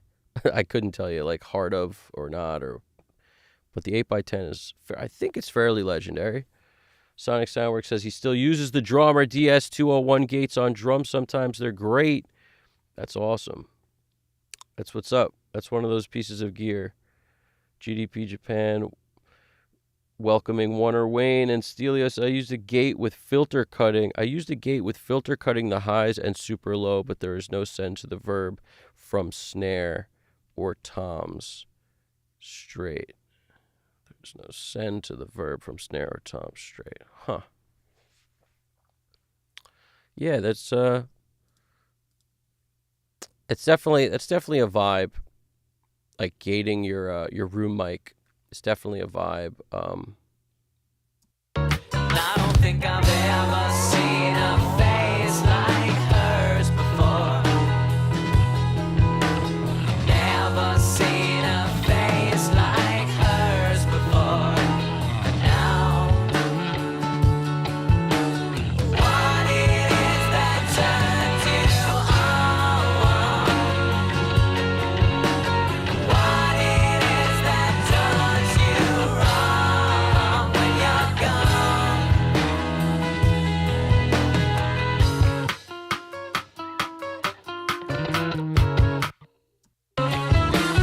What it is that does you wrong when you're gone?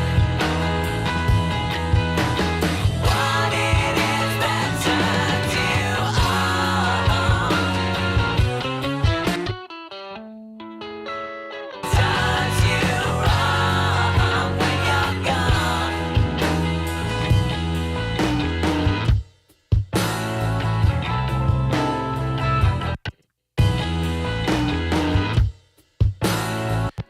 I gotta get rid of that little foot thing in there. It's good. It's good for the band, but this is a moment where we're gonna make the band better than they even are. We're gonna take this thing, unless that cymbal's ringing the whole time. You hear that cymbal? I don't think I'm gonna be able to do it. I think it's gonna sound unnatural. I'll try it anyway, but I still think it's gonna sound unnatural a little bit.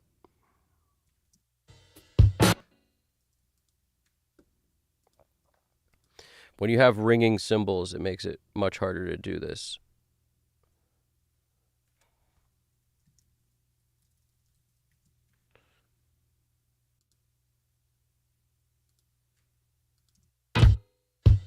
Yeah, it ain't gonna work. Weirdly unnatural.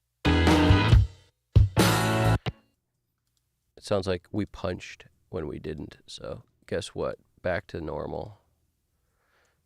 It's always cool to try things as long as you keep your head on straight. You won't force something, and that's what's up. And that's what's up. A little Adam Ray for you. Sometimes you need that.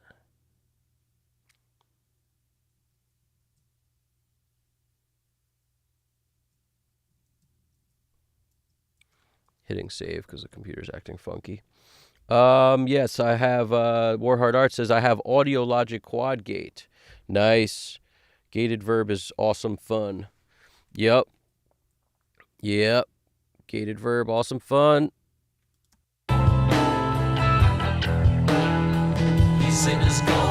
This thing still bugs me. I'm just gonna, remember we forgot about it for a while? Nope, we didn't forget about it now.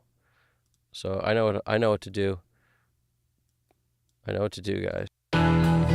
I don't even want to hear this freaking little ghost note here. The first one that bugs me, I don't even want to hear it. We'll hear the other ones, but I don't want to hear this one. I don't want that one. I don't want you, ghost note.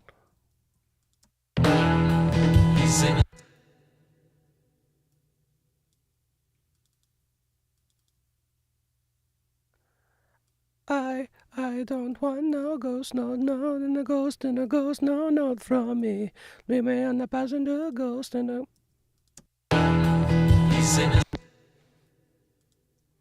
Ghost and at me, no. He's in his golden years.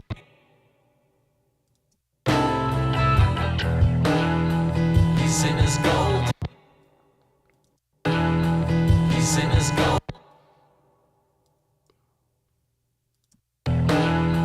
He's in his golden years. He's in his gold.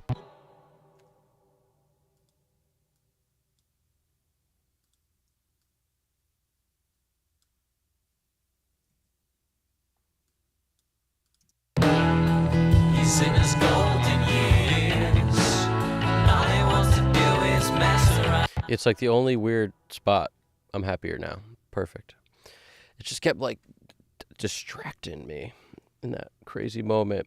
Love my Adam Ray. And that's what's up. Freaking Kill Tony.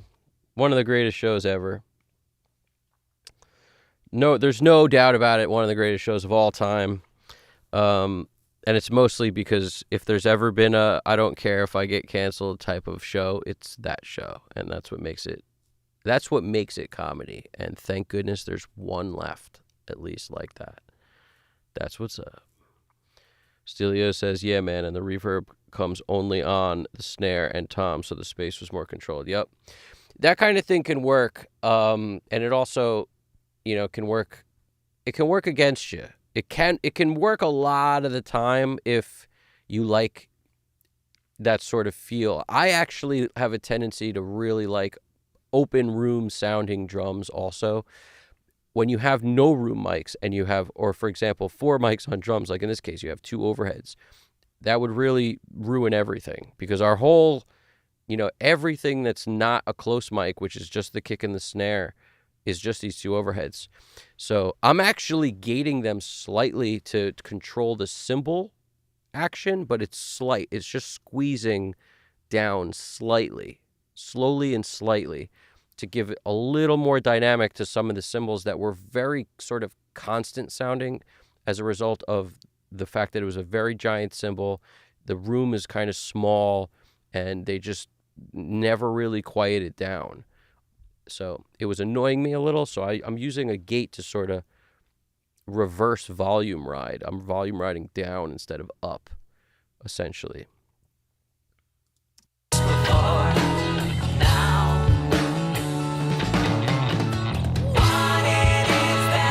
Just puts a little more dynamic back in them.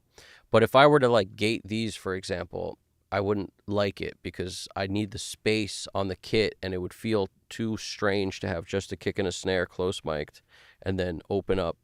It would be too weird. So in this case, I would never do that. But there's certain situations where you might find yourself doing that.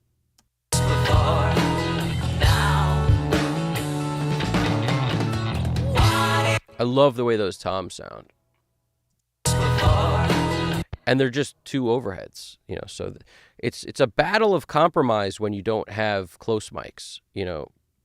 It's a battle of compromise no matter how you look at it, even with close mics. But without them, it's even more of I got to get the toms to sound good, and I don't want the cymbals to sound harsh, and those things have to happen at the same time, so it's a freaking seesaw. But when you get something where you're happy, nice job on you. Don't keep tweaking it, because I love the way the toms sound and the cymbals don't bug me. Just getting that to happen was a little bit of a battle. And it's about the part played. It's so many things that go on. It's the parts, the way it's played. The cymbals could be more or less annoying based on the specific cymbal, where it's placed in relation to the toms, how hard the toms are hit in relation to the cymbal, the sticks that are used, like how are they heavier sticks or not? It's going to make the cymbal ring more. There's so much to it that it's like there's never going to be a template for this kind of thing. There can't be.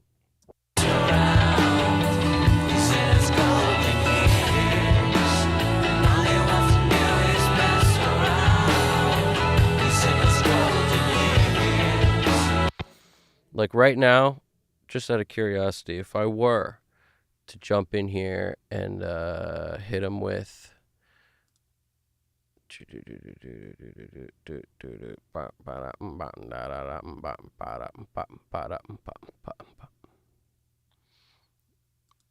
let's hit him with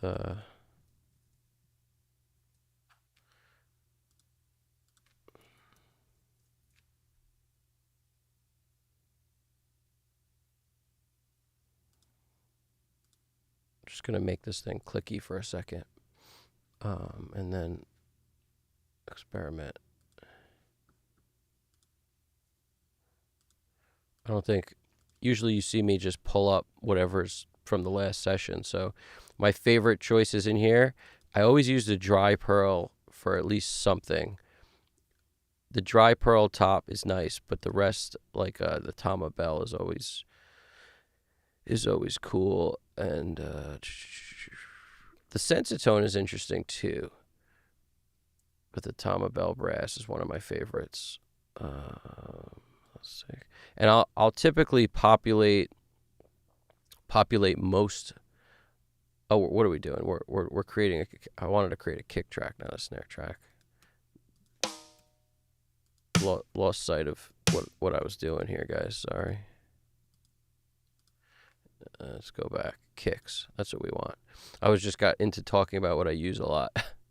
What else? Oh yeah, I like the soft beater, but for click, you know, I usually would go hard beater, but in this case, and I don't always stick to like the biggest size drum. I often find the smaller drums punch through way better. So like the 22 instead of 24 kind of thing. And soft beater, just like if we just want a clicky sound, I'm not going to add rooms and stuff. I'm just going to add a kick in. And sometimes I'll even like combine stuff. But this is this guy. And then sometimes I go into, so that's from the CLA kicks section, right? The CLA stuff.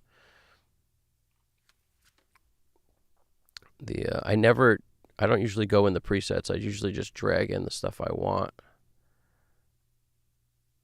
And in here, some of these I like. The AC kick's always good. Where's our audition?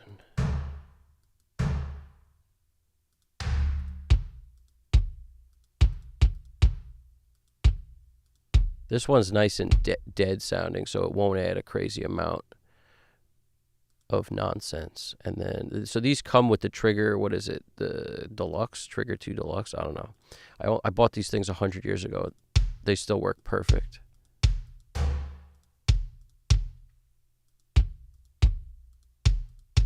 That one's brighter. And then some of the old Zepp stuff is always cool. Old Zepp.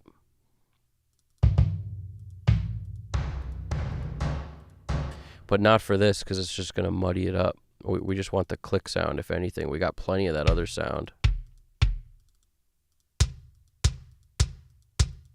Super clicky. Almost way too clicky. Where's the one that says Jimmy or something? What is it? Or Chili, maybe it was a...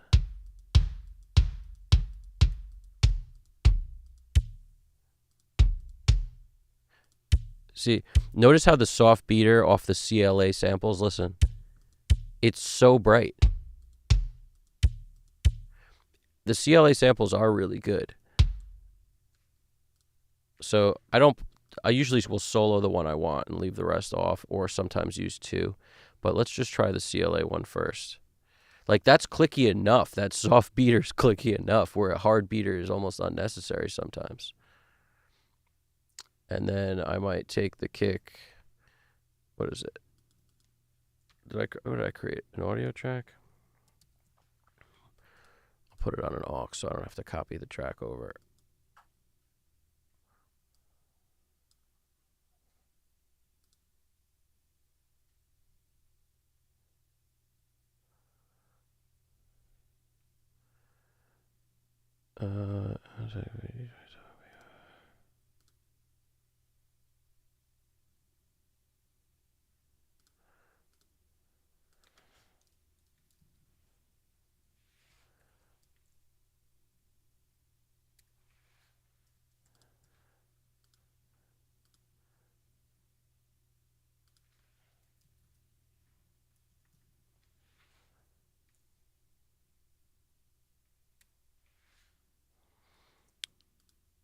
Just getting set up, routed here. Okay.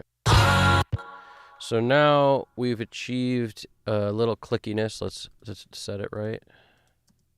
I can't talk. Man, can't you see I'm in a hurry?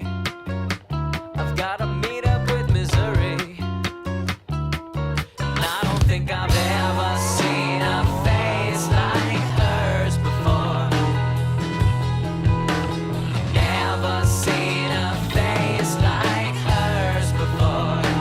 And now, what it is that turns you on? What it is that does you wrong when you're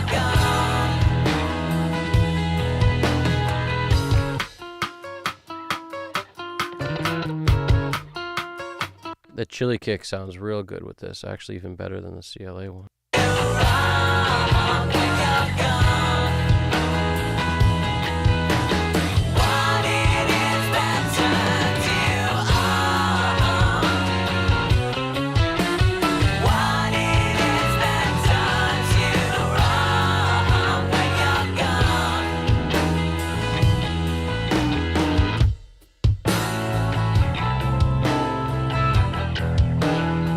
He's in his golden years. All he wants to do is mess around. He's in his golden years. All he wants to do is mess around. He's in his golden years.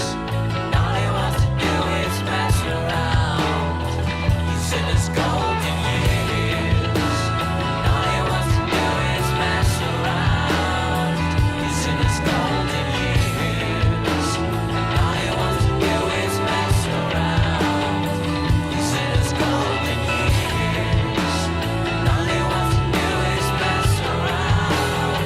He's in his golden years. All he wants to do is Just puts a nose on the kick. So stuff like that can't really hurt you if you're missing something from the mic itself, like we are, because of the nature of the way it was mic'd and everything else, how far away the mic was. You just don't get any beater. So if you want some beater, now you got your beater. never seen a face like hers before. And now, what it is that I think it helps. Do. Where we at, guys? Where we at? We got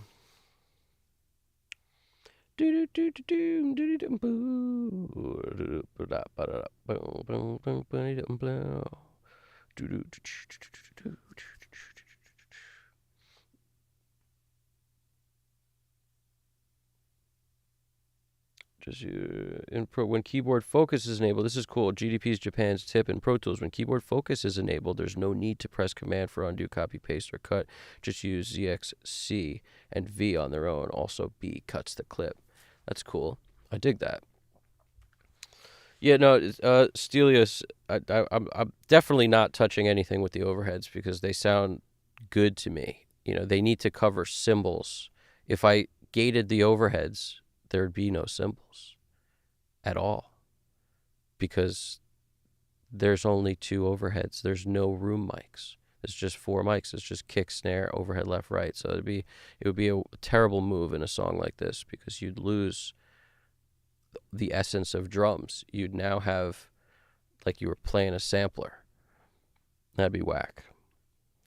Sonic Soundworks says brass snares are nice. Love them. Me too, man. Tom Bell brass especially. The Black Beauty snare is one of my favorites also. Braxel says Evan or GDP. You try Oxford Drumgate 2 yet? Oxford Drumgate 2. Nope, I didn't try it. What you trying to do, Evan, with the kick? Sorry, I missed that. Just get a little beater on it, a little attack. Sonic Soundworks said, use Oxford Drumgate 2. I like it. I think it improved. Oh, yeah, Stelios, I read your comment wrong. I'm sorry. You wrote, in your case, I don't think it could work. Exactly. It can't. We're on the same page, dude. Exactly, Stelios. It wouldn't work in this particular case. If you had the right mics for it, yeah, you know. It's not something I reach for usually, to be honest with you, but it's a personal taste thing. You know, there was a period of time where I used to do that a lot, and then I just stopped doing it. I felt like it was, you know, like I always say, I think there's some part of negative with everything we do. So the least we could do, the better. And all I kept thinking was, you know, how many recordings do I love from back in the day that are not gating room mics with the drums? And I love the sound of those kits. And I'm just like, I'm not going to do it either. So it's one of those things where you go through flavors of taste. It's like freaking, you know, what kind of jeans you like to wear or sneakers. Like I used to wear boots every day when I lived in Manhattan, because and there was a reason for that though. It's because just going outside, you never knew what you're going to step on, and it could, you know, you don't want to be diced up. But there was to correct myself, there's a period of times I wore nothing but like sneakers every day. This one pair, beat them all up. Then I went through a boot phase where I wore boots like crazy, and that, now I'm in the Poconos. It snows a lot. So you got to, Pennsylvania in general, it's a boot place, I think. You got to, you can rock some sneakers if you want here and there, but a lot of the time you'll be skidding on ice. So you got to be careful. It's very much about where you're at. I had version 1, so got a deal buying Drumgate 2. Oh, nice. You had version 1, so you got a deal buying Drumgate 2. How do you like it, Sonic Soundwork? What's the deal? You said, I use Oxford Drumgate 2. I like it. I think it improved a lot, but you have to know how to set it up right. Cool. I got to, it's still on my list of maybes. I haven't tried it, though. I'm trying to put it off as long as possible because when I really need it, I'll probably try it then, and then we'll make a decision. Until then, use my other stuff here. Silencer has been really good as a secondary option on top of the SSL gate, which is clearly my favorite. I just love how also the gate in what do you call it? The Vision channel strip I like a lot, the API gate. The two between that and the SSL, I'm solid. I'm not sure why you were adding a sample kick. I know sometimes I sidechain the bass with the kick and FabFilter Pro Q4 to make space when kick hits. It's for a beater sound. No matter what you sidechain, it's not going to give you a beater. That's why. Braxel1 says, Sonic Soundwork, it is $113 at Sweetwater. Should I buy it? I don't know. I wouldn't buy plugins in general. Sonic Soundwork says, go for it. He's a sucker for anything drum related. I love recording and mixing drums, so any drum tools are always welcome to me. Give the demo a try, see if you like it. Not all gates are treated equally. Sometimes I prefer one over the other. Exactly. That's exactly why it really helps to have a gate in each holster. So you can be like, what do you use all the time? For me, it's whatever's on the channel strip. Even the Metric Halo gate in their channel strip is kind of cool. The Pro Tools standard gate that comes with it, I used to use all the time. But the SSL channel strip gate's my go-to. The other side, I got the silencer, and then in the ankle holster, I got the, who's it? The multiband gate that I hardly ever pull out, but that thing is there too. I have that just in case. The multiband gate's an interesting gate. I got that instead of getting the FabFilter gate at the time. I was like, which one of these do I prefer? And I was like, I kind of like this multiband thing better. It feels like it solves more of the purpose for what I need, but that's kind of how I felt. Oh, AMAI Energy.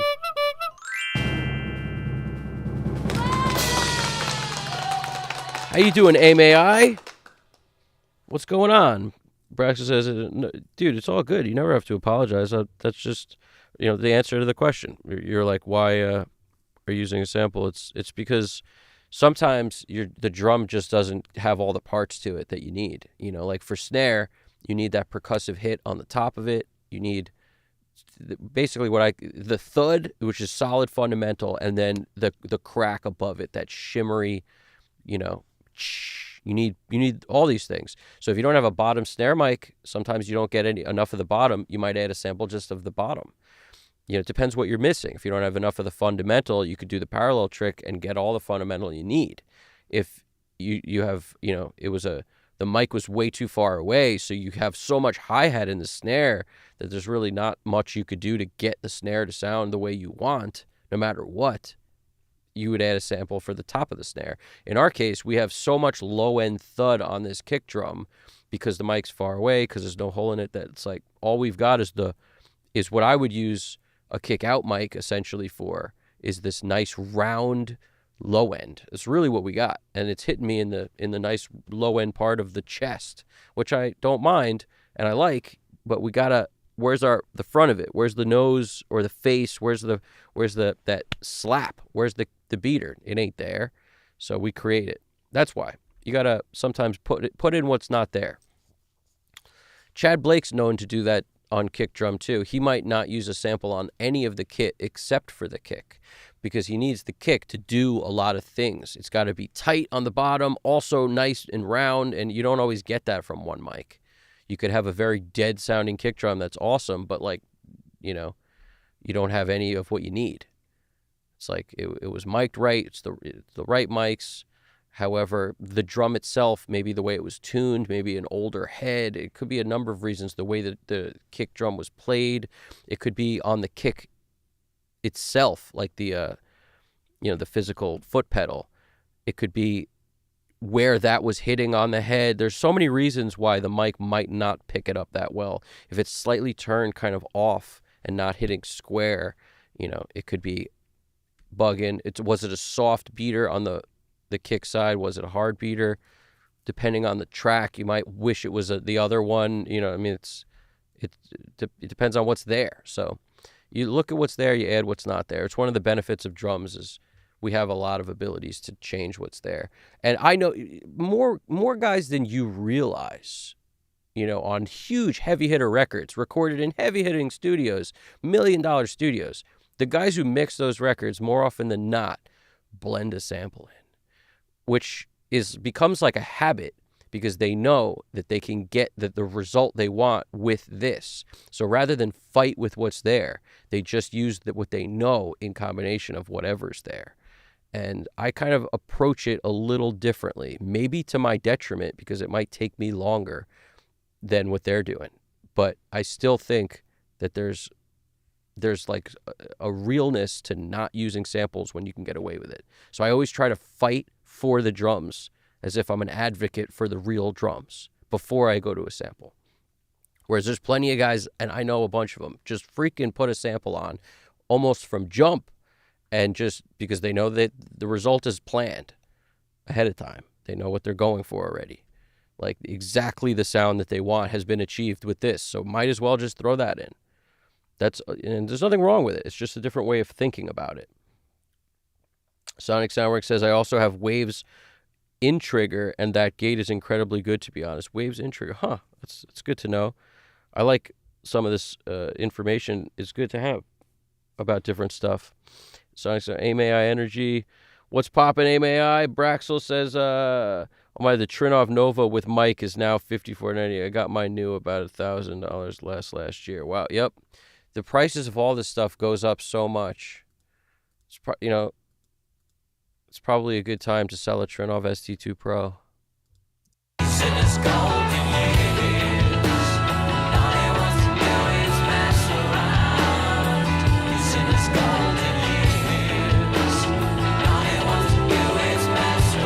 Hit the like button, crank that, slap that button.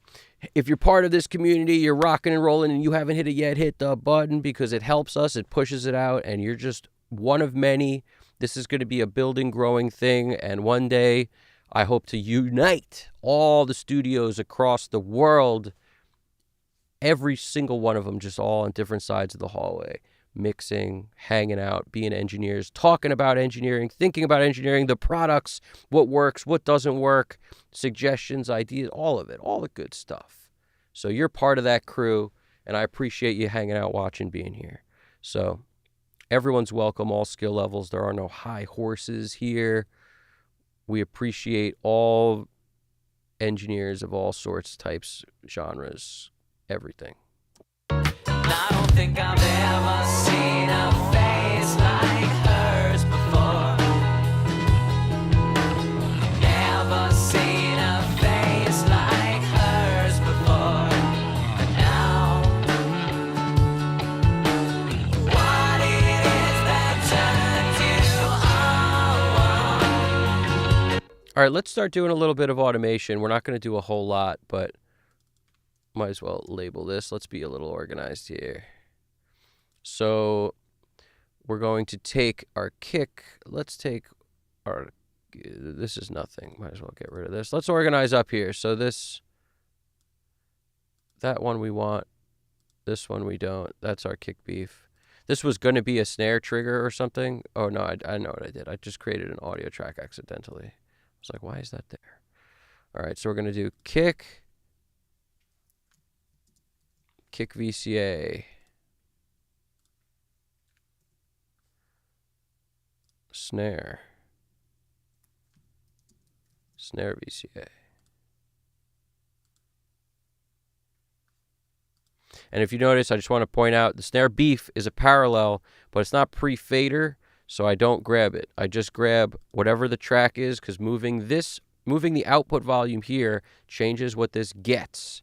So this fader is connected with this, so that means more gives me more. So I don't want to double up my moves, so I'm just going to grab the snare and not the snare beef. Just like with kick, I grab the kick, not the kick trigger or the kick beef. That's the reasoning behind that. And if you're unsure of what you did, I just make sure I have, one group clicked, and then I come in here. You could always modify the groups, but I never do. I just hit delete because it's easier, and then just do it again. In other words, one kick VCA, kick VCA. One snare VCA, snare VCA. And that could include the verb. It includes anything and everything that's part of the snare. This is the rest of our drums, so we're going to go overhead left and overhead right. Drums, VCA. Now we're going to take all our bass tracks from this track because it's sent there. So in other words, 15, this is our output. It's going here. So we got to move it here so we don't send more or less level into everything on this whole thing, because now we have the bass sounding the way we want. So we don't grab our bass tracks. We grab the bass bus because that's not in parallel. It's the whole thing. You get me? So we just grab bass bus, and then we move to acoustics afterwards. So bass bus.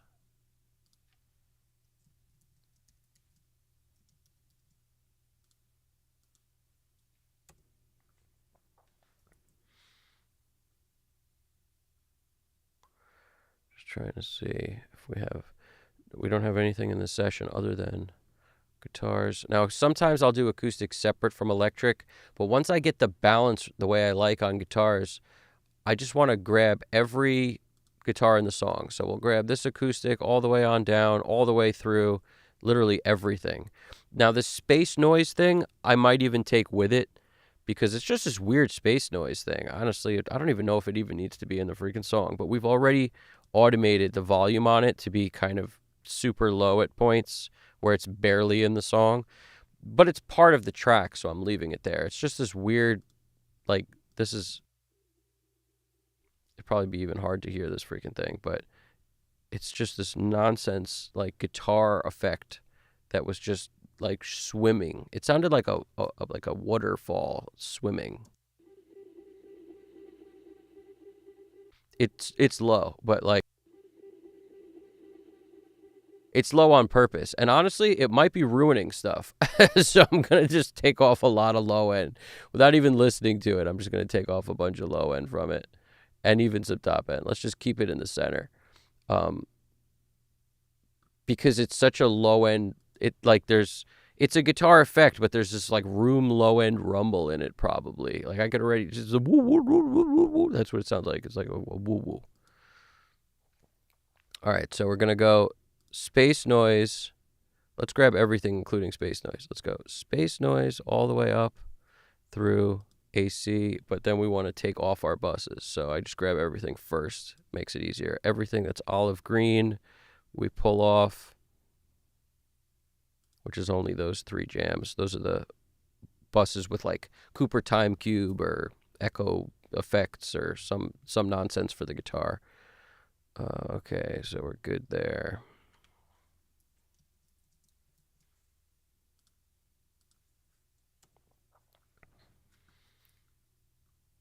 Okay. All guitars in sight. And now vocals. We'll do vocals. Those are muted, so it's really just these 4. We got 5. This extra little. This is a flavor track.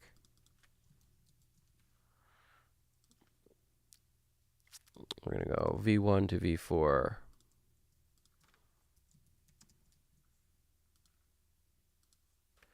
So this whole session, talk about relatively simple.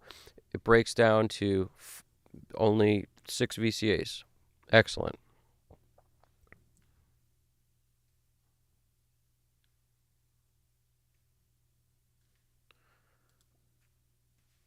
So we've got an other with nothing and a none with nothing.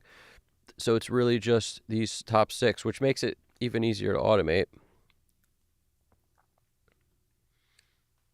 If you notice, I was messing around with layer 2 with Luna today, and trying to get comfy with it a little bit. Oh man, it's pretty interesting. I had a looping journey on it. I'll make a video about it so that I don't have to waste time here like talking about it. But it's the long and short of it is I was not able to get it to work flawlessly. It was glitching on me, and it wasn't overloading the system. There wasn't a plugin on the whole thing. But what I realized later is that freaking Luna has built-in plugins on everything all the time. Like it has a Studer on every channel. So technically there was something on there that I didn't take off, which I didn't think about till afterwards. But I was looping like 4 or 5 or 6 tracks at a time, and every once in a while I'd lose a beat. You'd hear the click, and then it would just like stop and then come back, and so like it would be missing a freaking quarter note. Like randomly, every 5 minutes, 4 minutes, 6 minutes, just random. I'd be like, I'd have to like, I'd be playing in time, and then all of a sudden the freaking thing would disappear, and then I would have to slow the playing, like drag the playing to lock in with it. And I was like, that's not going to be fun. It was great until that would happen. Until then, I was like, oh man, this works. But that happened. So no go. Unfortunate. I could not get Sketch to read the foot switch, so I couldn't start it and stop it no matter what I did. Could not get it to work. If anybody has any suggestions, that's why I'm bringing it up now. I'm about to make a video on this stuff, but it's I could not get it to work. For some reason, I think Sketch commands don't follow, like they're not Pro Tools commands. So when you come in here to the DAW layer 1, 2, 3, DAW 1 Pro Tools, I don't think it knows about Sketch. Like, I don't think it knows. I don't know how to describe that any other way. Does it know? I'm not sure. Put it to me. I'll tell you that. I don't freaking know. Does it know? I don't know. Whereas at least on Luna, I got it to like see the foot switch. I got it to activate. It was kind of annoying. I'd have to hit it twice. I'd have to hit it like twice to start recording. You could hit it once, but then you'd have to hit it twice to stop it, and then you'd have to hit it twice to start it, then twice to stop it. It was like weird. I don't know why that was happening, but I found a Boss 1 switch, like the F5 SU or whatever. I had one of those lying around, so I connected that to the SSL's UF8. It has 2 foot switch spots. If anybody's curious, it's pretty awesome how that. I didn't know it. I was like, something I have's got to have a foot switch spot, and the UF8 did. It was awesome. UF8 coming in clutch. All right, so I'm getting it set up in position to automate here. Automation time.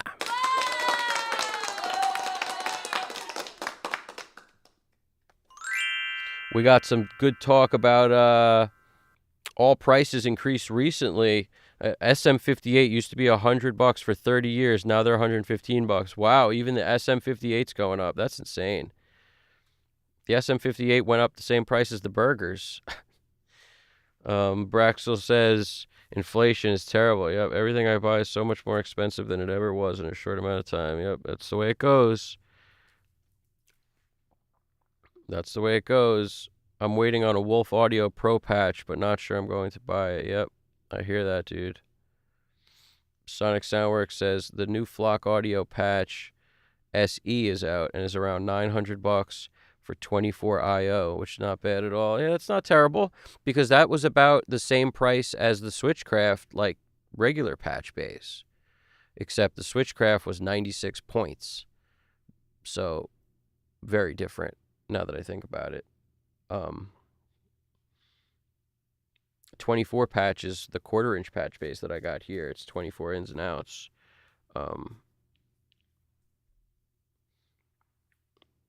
quarter-inch bass you need like 3 of just to do anything. I don't have I don't have an extensive amount of outboard gear that I use, but I need 3 of them just to do anything really. So that's not really $900. That's $2,700. Sorry. I actually like the low end sound, but it probably won't be noticeable in the mix yet. What are we talking about? Maybe you're talking about the kick at this point, probably. The low end sounds really good on the kick, but yeah, it's still there. That's the beauty of adding a little bit of a clicky sample to it. It's really cool. You don't lose any of that awesome roundness. All you do is gain the part that wasn't there, which I love. Give me a little clicky beater. Like your kick needs some of that when you're in a dense mix. It just needs it. Like you got a bunch of guitars and vocals layering on harmonies and stuff. It's like, give me something at like 1 to 3, 4K. Give me something in there that shows me there's a beater somewhere. By the way, how do I reply to someone and get the red color around their name? I don't even know what that means. Double click, double tap. Oh. I would do all I could to get rid of Pro Tools. Avid is not ethical. Honestly, Pro Tools is always, I don't feel the way other people do about it. I actually like Pro Tools. Using Luna that little bit of time with those weird glitchy things, that wouldn't happen with Pro Tools, man. I don't know why it's doing that. I have to look deeper into why it's doing that. It could be, I assume that the sample rate is linked up the way it is in Pro Tools, where when you start a session, like it, I assume all the normal stuff is going right the way it is in Pro Tools, but there's more stuff I have to check into as far as why that could be happening. It wouldn't happen so infrequently like that. But also I wasn't using anything. Like I wasn't using amp sims. I mic'd up my amp and looped, just jammed with it. And every once in a while, the freaking thing would glitch on me. It's like, why? And that was Luna. That's not Pro Tools, by the way. That's Luna. So I don't know why that's happening. When you Google forum stuff about like, why is Luna glitching when loop recording, whatever, all you find is like, Luna glitch pops and some of it's years ago, so maybe they've resolved it, but there's so many people talking about that in different parts of their workflow that I can't find my answer because there's too many, those words are used too many times associated that you can't get to the answer, which is crazy to me. But I had high hopes for it, and I still kind of do. We'll find out. We'll see how that plays out. Warhard Art says inflation is the expected result of fiat currency. I hear you, dude. The more fiats they sell, that car is just wreaking havoc on our whole system. The more fiats they sell, the worse things get. I agree with that 100%. I couldn't even keep a straight face. I tried through it. I tried to keep straight face through that, but I couldn't do it. I get where you're at, Warhard Arts. The more fiats. Hate that car. Warhard says, question, Evan, how much dollars has Avid collected from you to date? Oof. I don't want to think about it.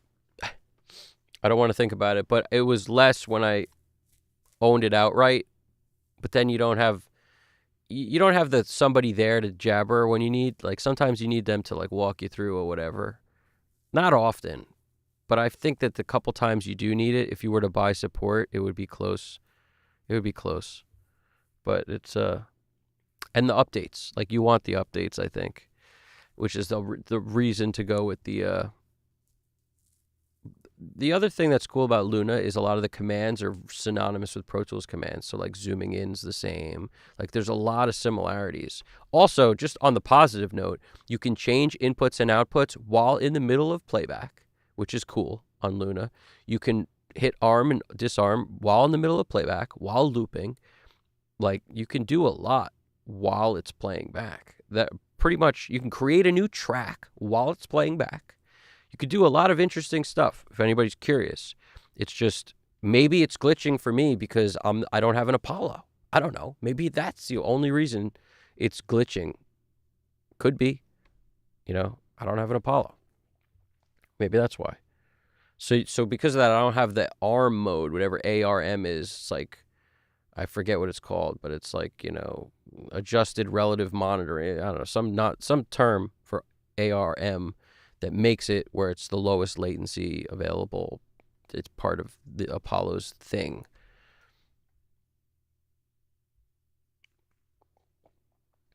Braxton says, so if I mention you now, do you get to see the color? I see the red color. Nice. We're red coloring now, guys. Here we go. Let's hit them up. We're doing the jam. Water plug-in, everybody. We need Alex Christoph to talk about our water plug-in.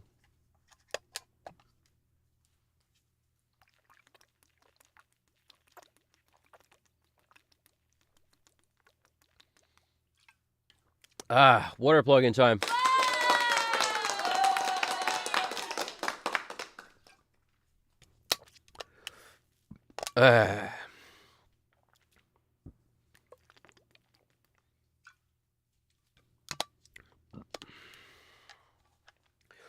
Oh, I just mentioned you, dude, with your ears burning over there. Alex Christoph, drums, what's poppin'? Happy Easter, my dude.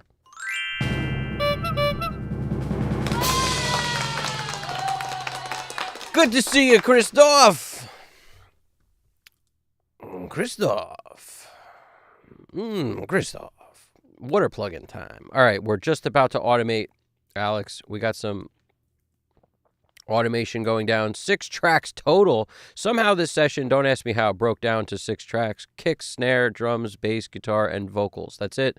There's nothing additional in this song, nothing broken out onto crazy other versions of itself. So let's just hit them with, turn these on to touch.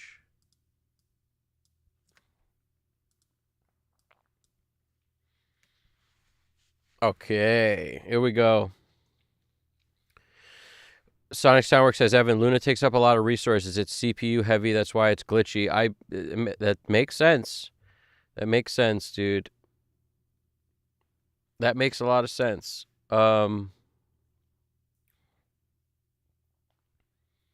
Makes a lot of sense, mate. The Short 58 is made in Mexico, but tariffs don't apply because it's covered by it's still entering the U.S. at 0%. Huh, that's interesting. Nor 6K on that water plug-in. Can't hear my...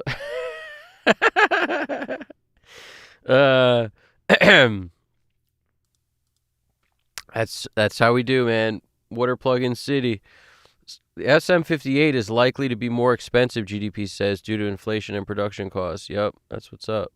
Hey, did Psychotronic make you your foot switch looper yet? Not yet, but I gotta get over there and check out what Psychotronic's up to. If he's brewing something crazy in the lab, I gotta check that out. I've been investigating my own jam, and I have the Boss foot switch under the table. I found this at home. Like, I never used it. It was for an amp 100 years ago, and every other amp I've had since then had its own foot switch. So I never wound up using this thing, but it's a single, Boss 1 switch. It's that F5 SU or something like that. It's one switch, though. It sounds like it'd be 5, but it's only one. And I was investigating my loopers today, and I got some crazy bad results. Basically, I was able to loop and have fun until the freaking glitch would lose a beat every once in a while. It was kind of annoying. But that was using Luna. But with Pro Tools, I could not get the foot switch to do... It was almost like it didn't know where to arm record. Whereas in Luna, I could set it to, like, when I click this foot switch, you will record. And it just understood that whatever track was armed is going to start recording when I hit this foot switch, and I'm in playback mode already, in looping, because I'm just playing back the whole thing, right? It's just doing a loop with a metronome, and I hit the foot switch, it starts recording, and I could arm and disarm tracks. Things were going swimmingly until the freaking glitches started. Like every once in a 4, 5, 6 minutes, glitch, glitch, glitch. Like just a stop of the beat, the freaking metronome would stop. But I think what I'm going to try what you're saying. If Sonic's saying it's because of resources, I'm going to deactivate all the instances of the Studer because they're there already. I'm going to deactivate whatever else is on, even though I don't think anything else was on. And then I'm going to double check the sample rate to make sure that I'm locked in at the 96. I'm going to change sample rate and try 48 or 44.1, or maybe it won't glitch at that. I didn't really think to do all these tests. I just experimented with, using the looper function, creating new tracks, arming, disarming, naming things, like while it's in playback mode, all that stuff, while the freaking thing is looping. I was like, it needs to be able to do all this. And it did until the glitches. So far, no good. So far, so good. So far, no good. I'll tell you, those real loopers are looking real good about now. About that, I'm thinking about that Eros. Singular Sound Eros Gold Edition is on the top of my list. That's the one that's on the top of my list. If you're curious, what is it? It's that. Singular Sound Eros Gold Edition. It's either that or the Boss RC600, but I prefer the way the Eros works. I don't prefer the way that people talk about the customer support of that company, and that I don't prefer. But yeah, if you Google that, you'll see what I mean. If you look it up in Facebook, you'll see what I mean. It's not a lot. You got to always be aware that there's always freaking assholes everywhere. So that means they're going to pop up like weeds. They just pop up. So what that means is if you see like one bad review, maybe two, it's okay. It's probably just the weeds. If you see like a bunch, a high number, lots of people, that's when you got to worry. And the problem is, when people are happy with stuff, they don't usually go on forums and say how happy they are. Most of the time, it's the people that are complaining that show up. So you got to take everything with a grain of salt. But I found people talking about the Boss stuff, saying it was bad, glitches, this and that. But you got to be aware they did a ton of firmware updates, fixed a ton of stuff. Whereas on the other end, it's more like this problem happened, they didn't take care of me. This thing went down, and so it's a scary thing that this is out there for these companies. It's scary. It's like, I wish it wasn't the case. Whatever. Let's keep it moving. Automate some stuff, he says. Let's do it.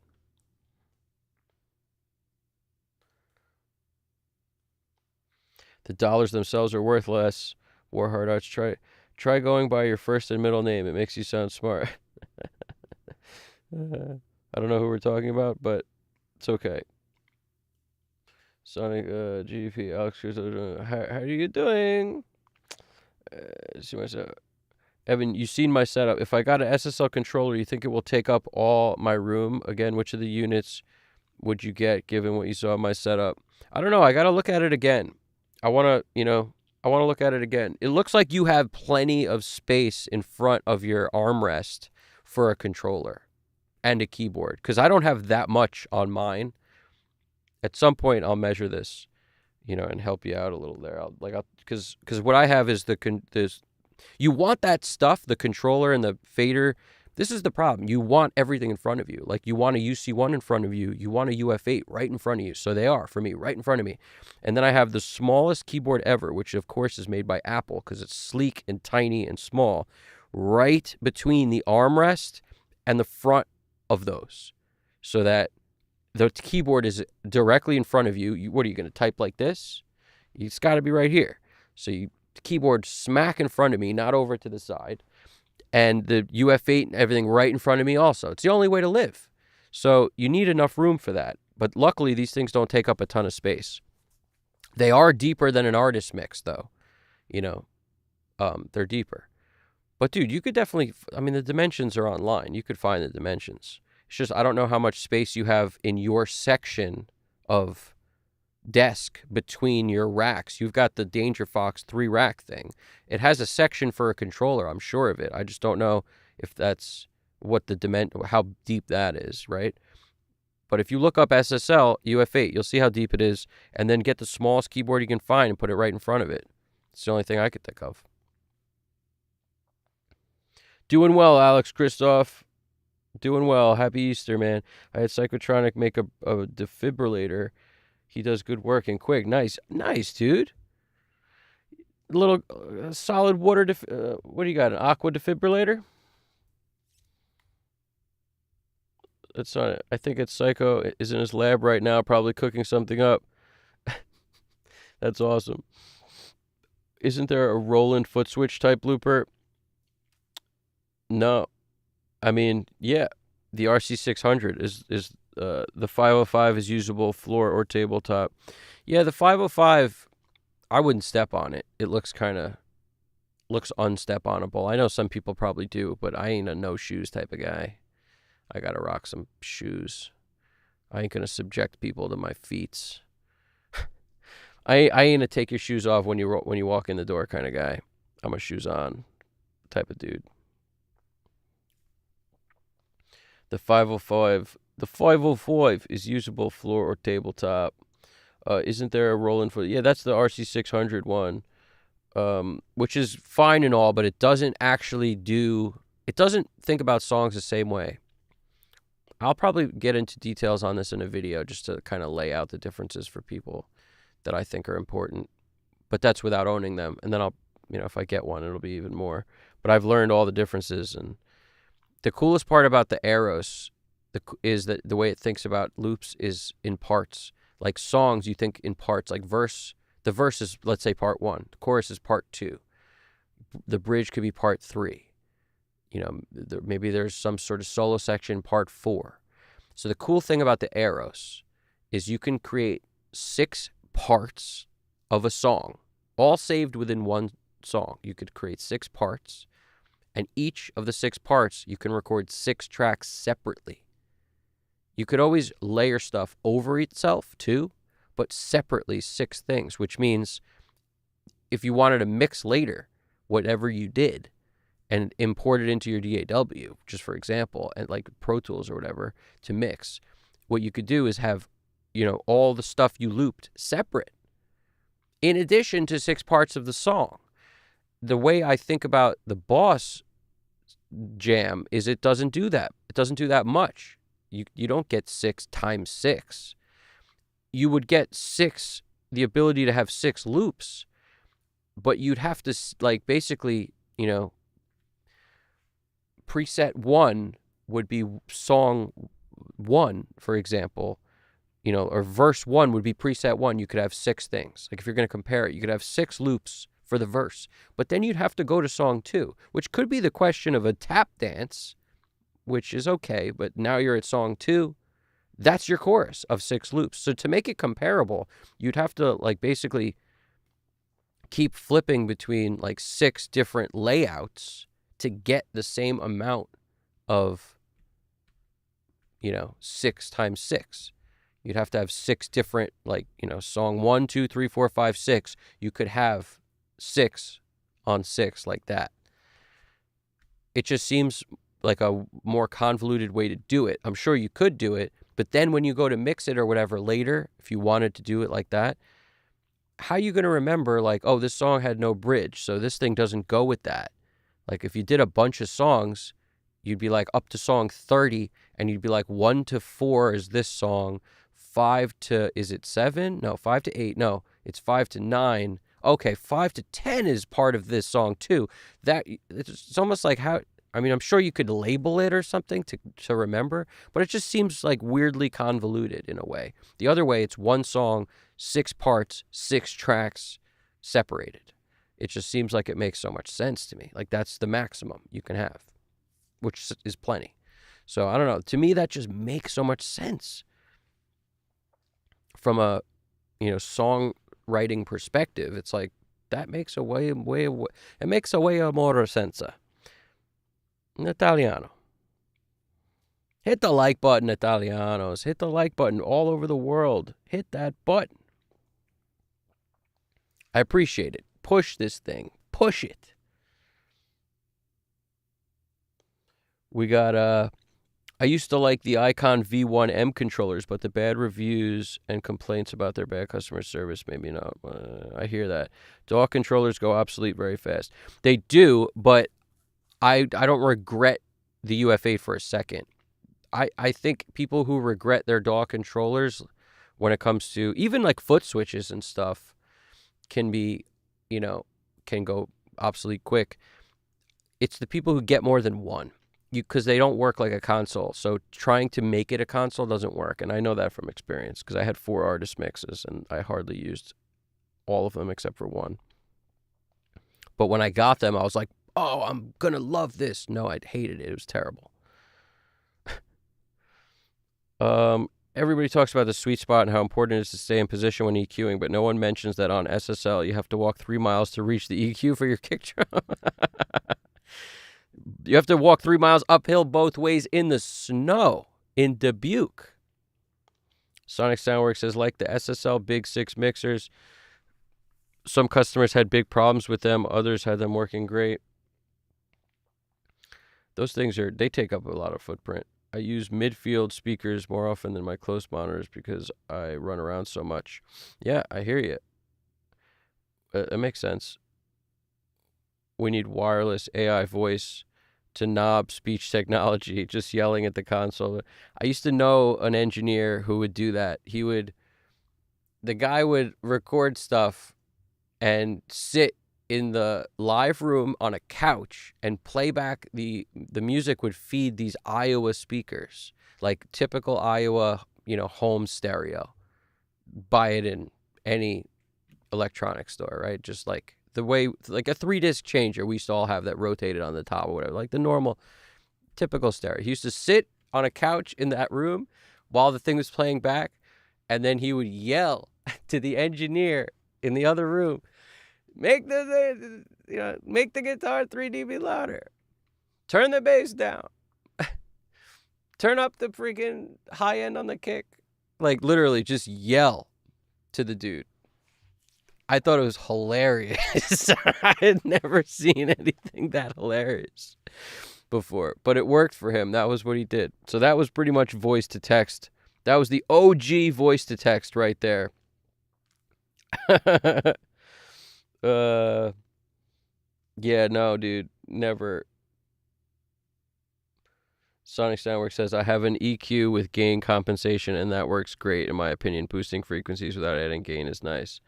I have an EQ with gain compensation. That works great, in my opinion. How do you have that on analog gear? I thought you used mostly analog gear. Or maybe not mostly, but... Yeah, no, it's... that is kind of cool to boost frequencies and not add gain, but... ultimately, when you're bringing down the total output, but you're changing the balance relationship within it, so... Who cares if it gets louder? Like I said, every console in the history of man didn't have gain compensation, and how many amazing records came out. So does that really matter? No, it really doesn't. It just, on every EQ track, when you're cranking into analog gear, you're also getting more saturation. So isn't that adding perceived volume? Yes. What are you going to gain match saturation? No. So, you know what I'm saying? It is what it is.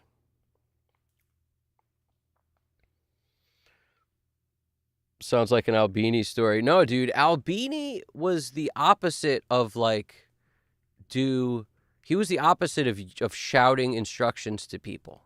He would just do it, and he would not sweat. He wouldn't care if, what's the right way to put this? The dude would never bark orders at somebody. That's the impression of him I get. There's no shot he's barking orders at people. I get the impression the most he ever told somebody to do is would it be okay if, you filled up this coffee cup, please, to an intern or something, or that's I feel like the most he would ever do, because he had a strong sense of how to get along with people, or at least that's the impression of him that I got. He was also very opinionated, so that doesn't always go together with get along with people. But I think as part of that, he didn't look at anybody as above anyone else. So he would never like bark orders. Like I always felt it was an interesting way to work, to yell at the engineer at the top of your lungs to freaking raise and lower frequencies. Like a very particular, dude would do that. But it worked for that dude. So who am I to say that that's wrong? Maybe that's right. But the control room though was set up in a way that particular room was not set up as a mixing room. Like it was just super narrow between the desk and the wall, and it wasn't like well treated. It really couldn't be. You didn't have enough room in the way that place was set up. It was poorly set up. That particular place I'm thinking, so I don't want to shout them out or anything. It's just because it just wasn't set up very well. So it made more sense to do that than to try to mix in that room and have it translate. You'd probably spend your life trying to learn that room, because it was just desk and then wall and enough room to sneak a chair in. Like it was really kind of narrow. The room itself was big, but where the console was like wasn't big. It was just weirdly set up. That's what I mean. But yeah.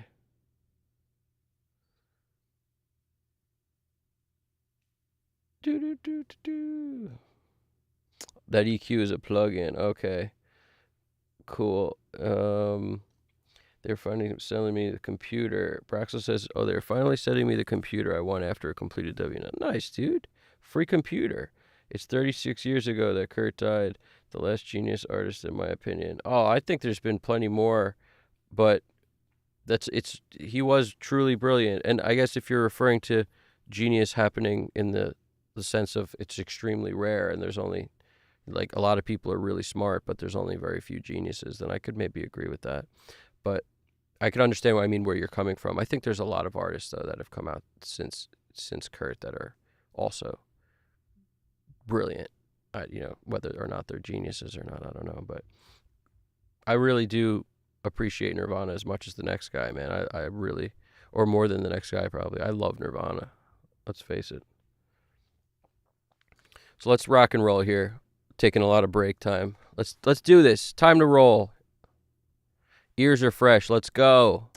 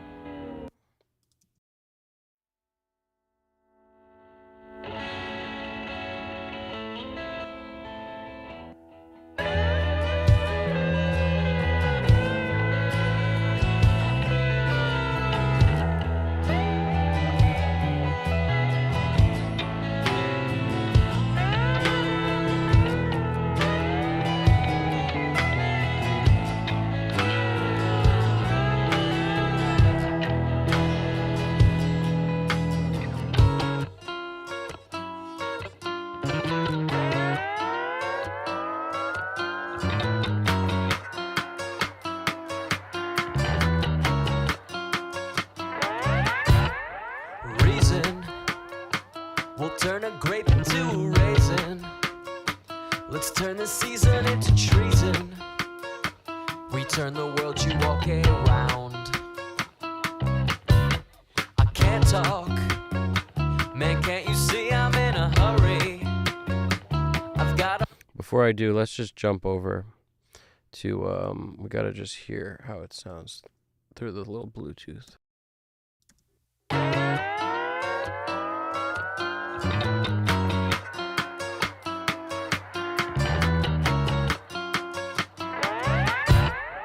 Reason will turn a grape into a raisin. Let's turn this season into treason. We turn the world you walk around. I can't talk. Man, can't you see I'm in a hurry? I've gotta meet up with Miss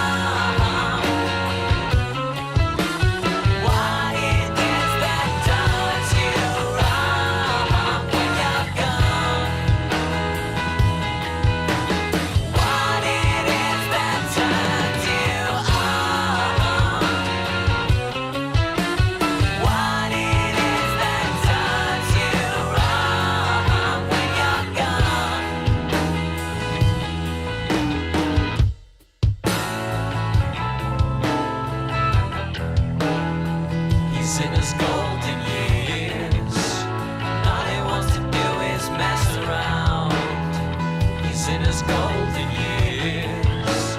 And all he wants to do is mess around. He's in his golden years. And all he wants to do is mess around. He's in his golden years. And all he wants to do is mess around. He's in his golden years. And all he wants to do is mess around. He's in his golden years. And all he wants to do is mess around. He's in his golden years. And all he wants to do is mess around. He's in his golden years. And all he wants to do is mess around. He's in his golden years. And all he wants to do is mess around. He's in his golden years. And all he wants to do is mess around. He's in his golden years. And all he wants to do is mess around. He's in his golden years. And all he wants to do is mess around. He's in his golden years. And all he wants to do is mess around.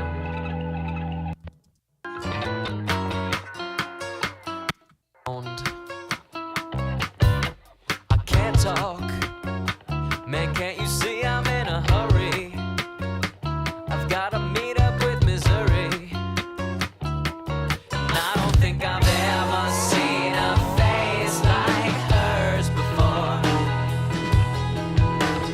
Never seen a face like hers before. And now, what it is that turns you on? What it is that does you wrong when you're gone?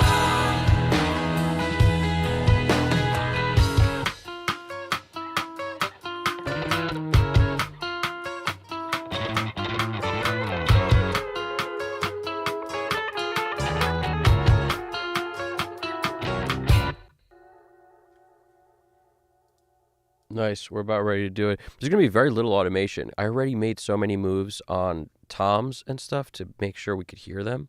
That's usually the stuff I'd focus on is drum fills, things like that. And I'm kind of liking the balance of it. That Bluetooth speaker is such a clutch thing because, like I said, it will distort the bass kind of on its own. And it's not the kind of distortion you think when you think of a distortion pedal, but it gives you dirty bass because it's got to make bass happen in a little tiny speaker with no driver. It's got little tiny drivers in there. So that's just what all crappy speakers do, all of them.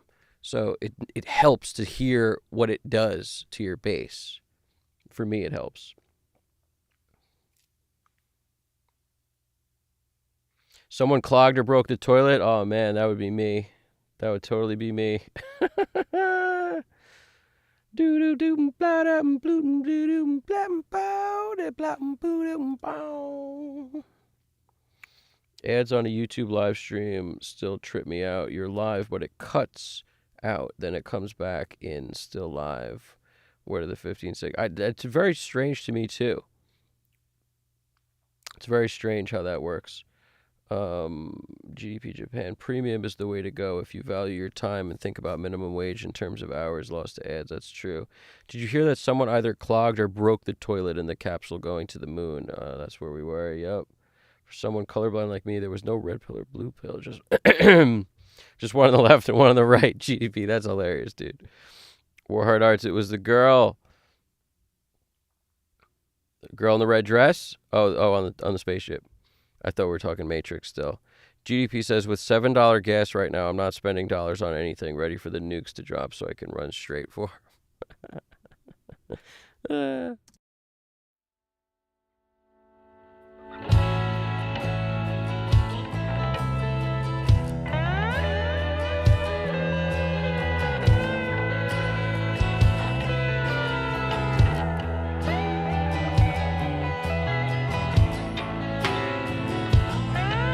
Yeah, and the start of the song, Sonic, I do feel the kick is made, the volume it's made for the rest of the song. Whereas on the intro where everybody's kind of chill, it can come down a bit for sure.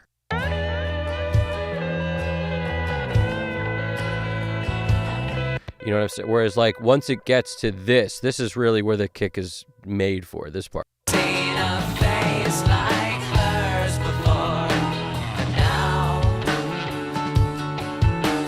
what it is that turns you on? Yeah, I might actually just bring the whole thing down a smidge. This track even. Seen a face like hers before, and now what it is that turns you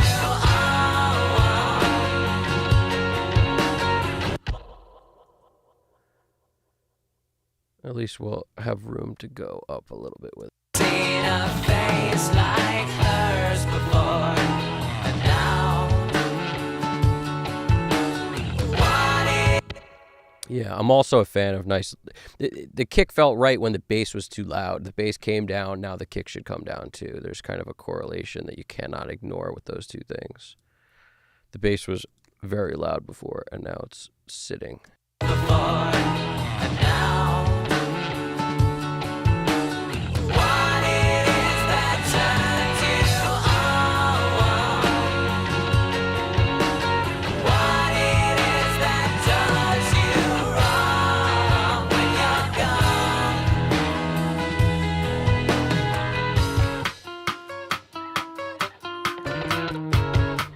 We got our double bus compression thing going on in this track. A 2-to-1 into a 1.5-to-1. Double bus comp city, bro. Double bus comp city. No blaming the ladies is right.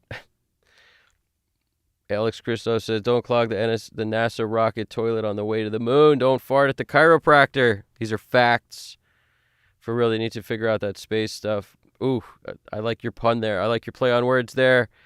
Warhard Arts, they need to figure out that space shit. Oh, crazy. Uh-oh. I just hit the foot switch. Uh-oh. I just hit the foot switch and it started recording. Trippy. Undo record. Undo record. Whew. We're back, guys. Undo record. Good. File. Save. I can't step on that foot switch accidentally. It's still connected. Yikes. Yikes. Where is it? It's in here if anybody's curious. If you have a UF8, you go in here, you go to the layer that you're dealing with, Pro Tools wise. You go down to where it says foot switch, this thing, and this is the command space bar. If I were to do that, it would just start recording automatically. But the foot switch is, you have 2 foot switches. So for this thing, I'm just going to set it to nothingness. That way, in case I step on this thing, it doesn't do anything. Because it's sort of right in position to step on and ruin everything, as usual. Undo. Okay, good. That was on the kick, the last thing we did. All right, so let us rock. Time to rock.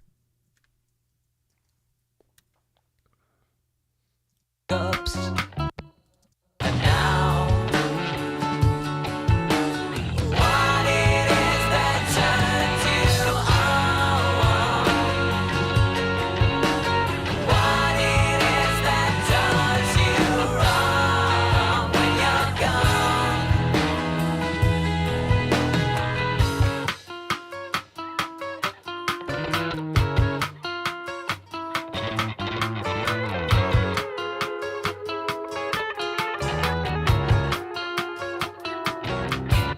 Speak up, another cure for all your hiccups, another trailer on the pickup, another when you're gone. What it is that turns you on? What it is that does you wrong when you're gone?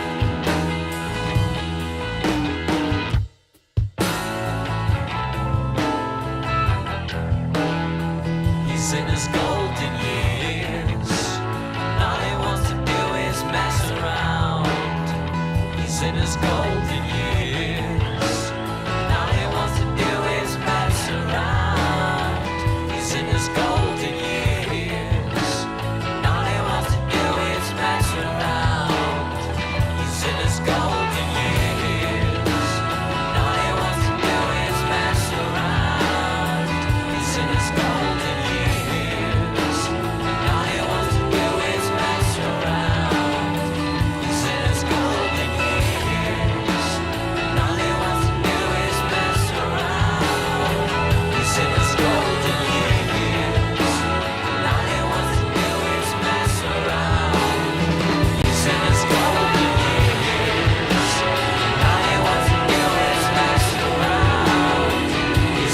golden years. And all he wants to do is mess around. He's in his golden years. And all he wants to do is mess around. He's in his golden years. And all he wants to do is mess around. He's in his golden years. And all he wants to do is mess around. What it is that turns you wrong when you're gone? What it is that turns you on? What it is that turns you wrong when you're gone?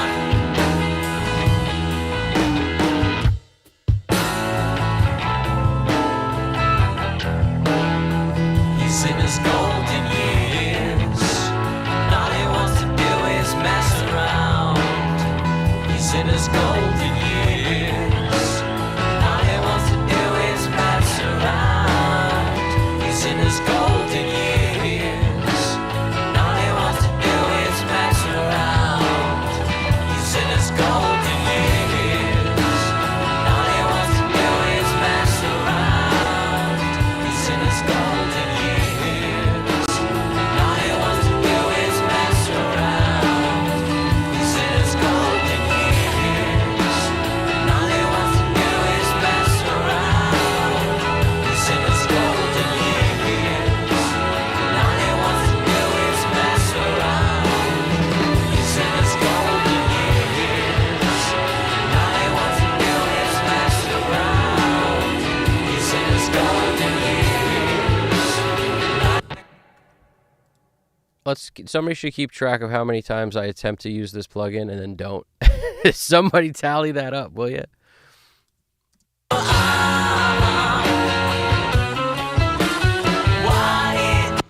I love the plugin too. I'm not clowning it at all. I think that the time it'll work for me is when I use like nothing but that first and then anything else last. But like that should be my compressor, my saturation, my everything. Like if I just use this into a mic DSP, into nothing or the inflator after, like that might be okay.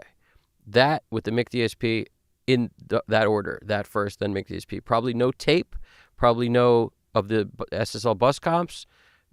Maybe yes or not or no to the sidecar. No gold clip. Like if I did nothing, I bet you that thing would work, because I haven't found a use case for it yet, and it's usually because I try to insert it after other things, and I think that's the biggest problem with that. You need to send like no level into that and then hit it, whereas the way I always have to deal with it is like send almost nothing into it because it's already done. It's almost like that thing is not the warming pan. That's like the freaking whole thing. That's like the smoker. You got to put everything in that and just let it smoke. That's how I feel about that thing. Gold clip indeed, my dude.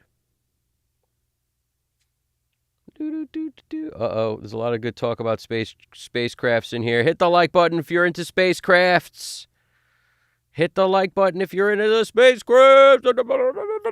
I heard you get the bends underwater, but oh, nice. Baby's got the bends.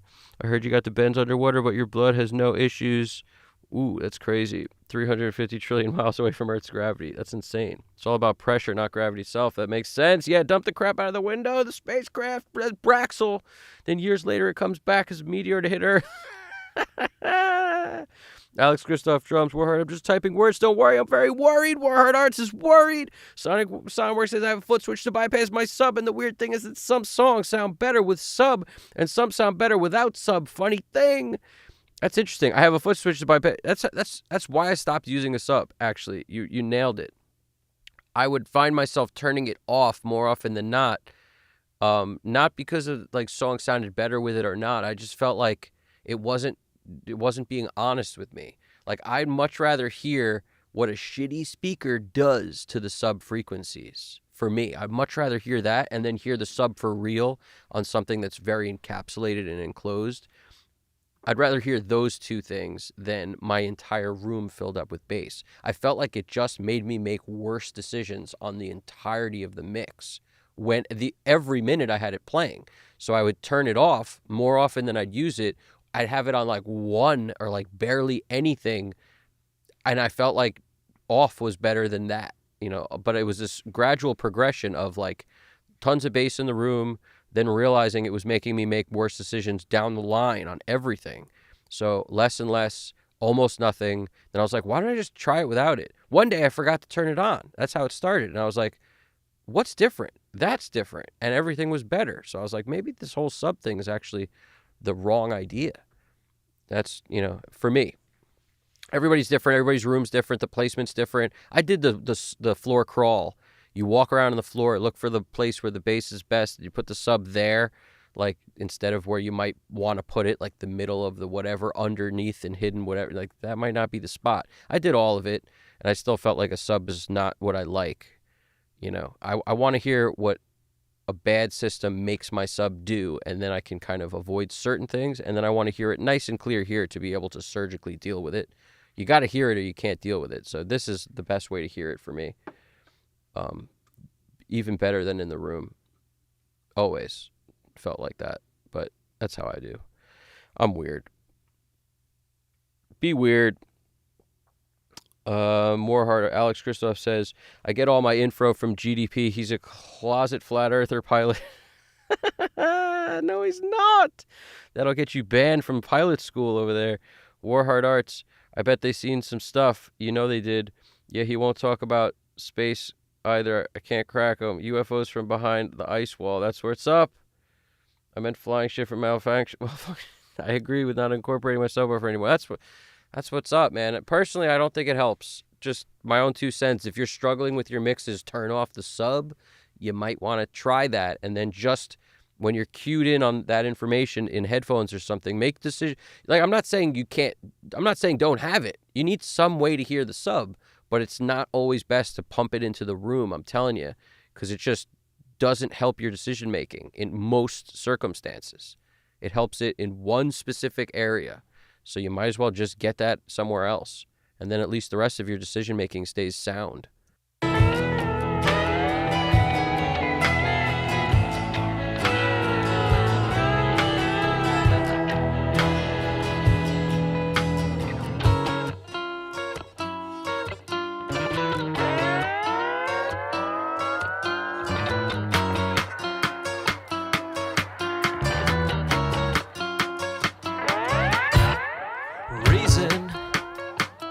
Turn a grape into a raisin. Let's turn this season into treason. We turn the world you walk around. I can't talk. Man, can't you see I'm in a hurry? I've got to meet up with Missouri. And I don't think I've ever seen a face like hers before. Never seen a face like hers before. And now, what it is that turns you on?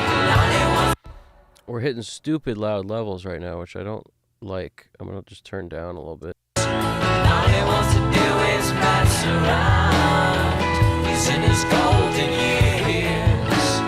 All he wants to do is mess around. He's in his golden years. All he wants to do is mess around.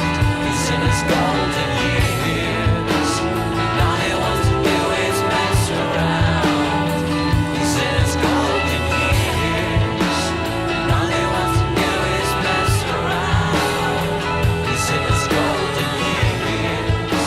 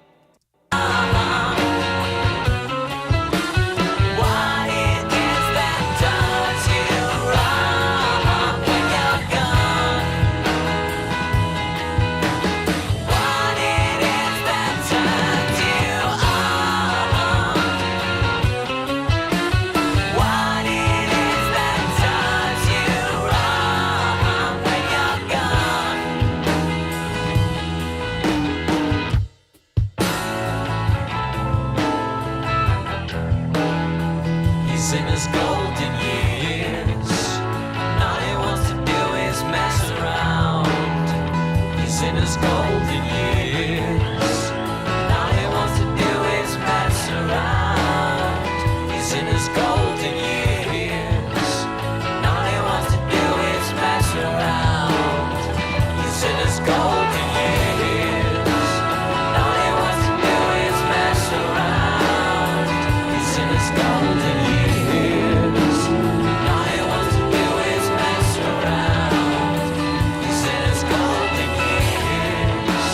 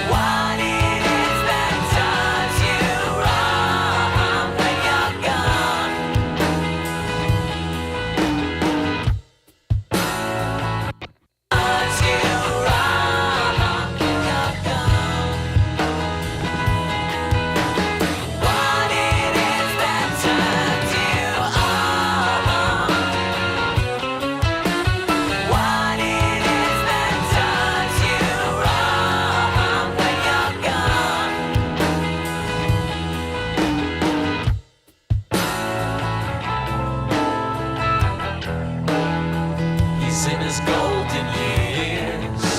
And all he wants to do is mess around. He's in his golden years. And all he wants to do is mess around. He's in his golden years. And all he wants to do is mess around. He's in his golden years.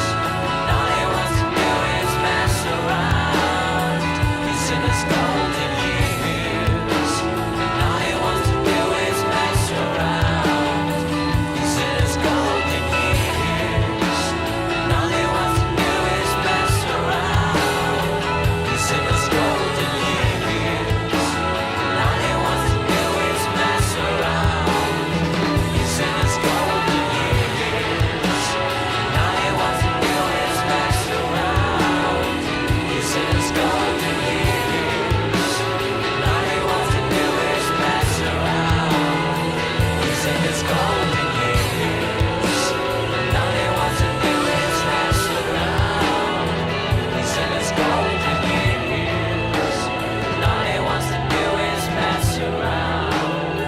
He's in his golden years. And all he wants to do is mess around. He's in his golden years. And all he wants to do is mess around.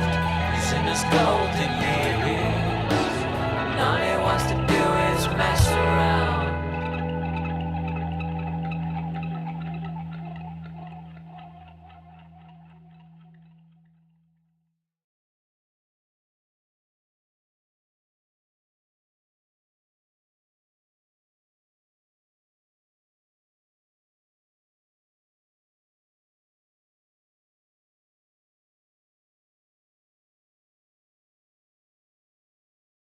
around. Little total mix window there. It's mess around. He's in his golden years. And all he wants to do is mess around. He's in his golden years. And all he wants to do is mess around. He's in his golden years. And all he wants to do is mess around.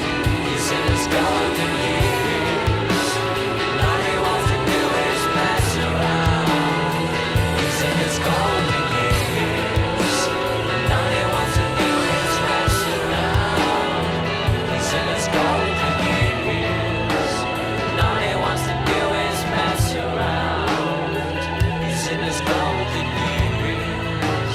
And all he wants to do is mess around. And all he wants to do is mess around. He's in his gold. And all he wants to do is mess around. He's in his golden years. And all he wants to do is mess around. He's in his golden years. And all he wants to do is mess around. He's in his golden years. And all he wants to do is mess around. He's in his golden years. And all he wants to do is mess around. He's in his golden years. Oh, Big Mac Miller Lite in the house. What's going on? There is some pretty crazy chaos going down over there, brother. That is true. The end of the song is totally intended to be that way. Sharp on ya. Do. So we're talking subwoofers. I'm checking back here. I agree. Evan, listening to music is nice. Just sub mixing. I like the one on the main. Yep. Yeah, listening to music is nice with the sub. 100%. Agreed. That's the thing. When people like come into your studio, like if that's what you intend to have, you got to have a sub because nobody can understand. They just don't feel it, and they're like, I need to feel that low end. It needs to shake the room and stuff. It's the opposite of what a mixer wants, and it's the exact thing that, you know, people want when they're producing, to feel like they're having fun. So it's, you know, back and forth. That's why there are no rooms set up for everything perfectly. Like they're just, you know, you'd have to have two of everything. Oh, nice. You have a foot switch to bypass it. That's pretty cool. GDP drums. You must account for the magnetic pole, not just geographic. But many pilots have hands on. Oh, that's interesting. In other words, people have died because pilots forgot how to use the magnetic compass. That's so interesting, dude. And flying a magnetic pole. That's pretty interesting. That's the single reason I don't fly over the poles. That's what's up.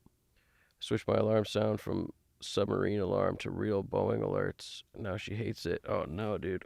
Wouldn't it be fun if one of these weeks we became an everyone had to do that? Would be awesome. We've already played $1,000 up front for fake play. That's hilarious, dude. Yup. Hope all is well with everyone out there on the holiday. Thanks for stopping by, doing your thing, coming through. And now, what it is that turns you on? What it is that does you wrong when you're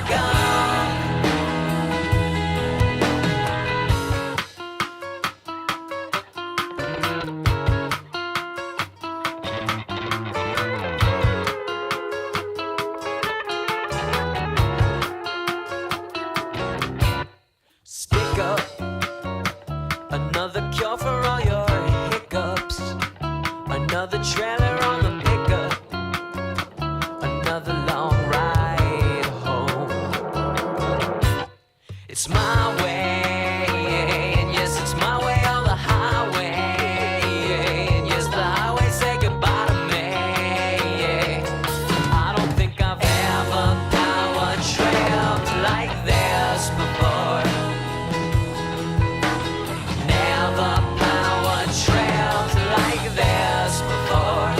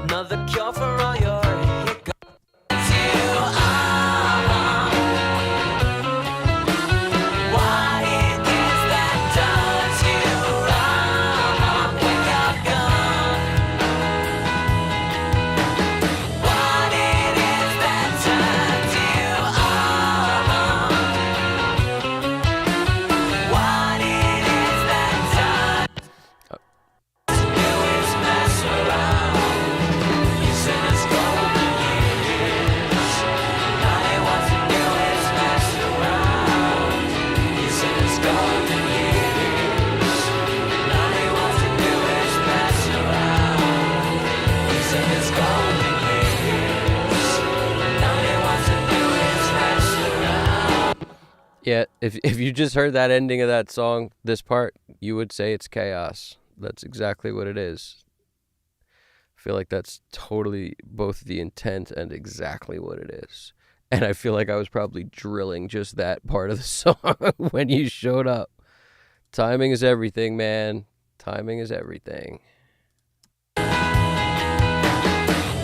it is that turns you on? What it is that turns you wrong when you're gone?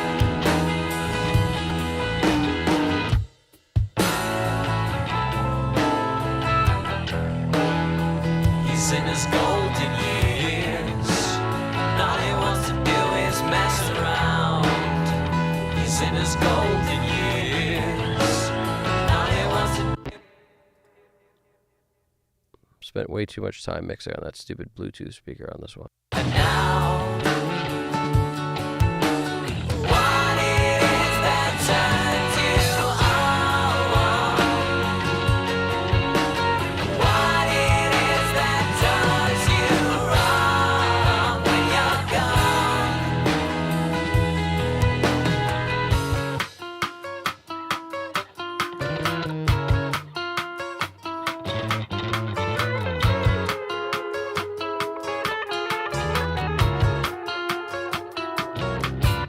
Stick up another cure for all your hiccups. Another trailer on the pickup. Another long ride home. It's my way, and yes, it's my way or the highway. And yes, the highway say goodbye to me. I don't think I've ever power tripped like this before.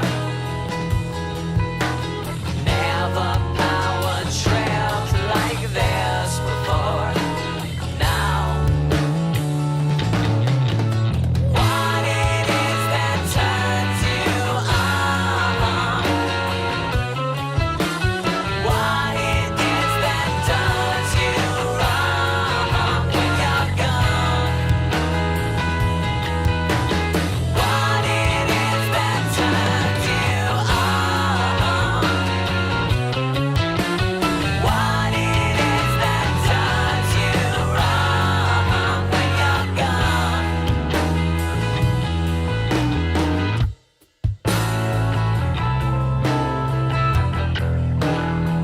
He's in his golden years. All he wants to do is mess around. He's in his golden years.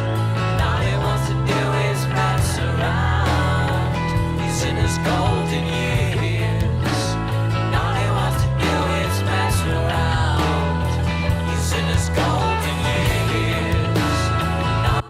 You know, it's so funny, but after doing this back and forth thing, it's like now I see why I used so much low end before. The song like needs it. Something about this more low end just makes me feel right about the song, whereas before, when it's kind of just doesn't work. There's so many guitars and stuff. It needs the compensation for more low end to combat the fact that there's so many guitars in it. What it is that does you wrong when you're gone?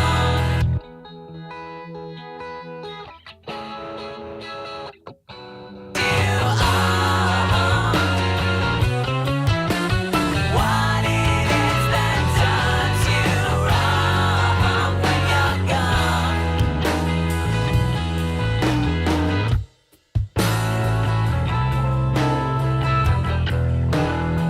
He's in his golden years. I appreciate that, Lycopene Rock. We're making it happen. Big Mac saying, I'm getting Ugly Kid Joe vibes from this band. Almost a return to the mid-90s alt scene. Good stuff. Thanks, Big Mac Miller Lite. Dude, that's some great stuff right there. You deserve some bicycle horns and some glockenspiel for that, dude. Ugly Kid Joe. Their version of Cats in the Cradle is one of my freaking all-time most played songs in my head. It was, first of all, it was all over MTV, so I can't take credit, but that thing just never stopped being aired on TV, that track, ever. And they did a great version of it. It was all over the radio. It was all I remember it like it was yesterday. Really great rendition of that song, Ugly Kid Joe. I'm sure they have a lot of other stuff they did that was great, but that was the thing that put them on, at least onto my radar. There's definitely a lot of crazy stuff going on in this track. There's no question about it.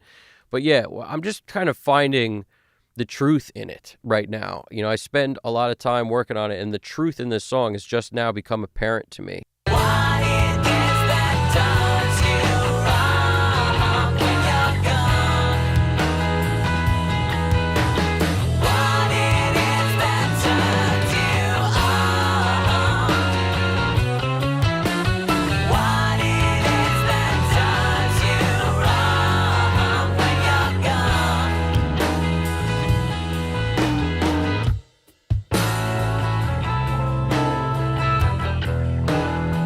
He's in his golden years. And all he wants to do is mess around. He's in his golden years.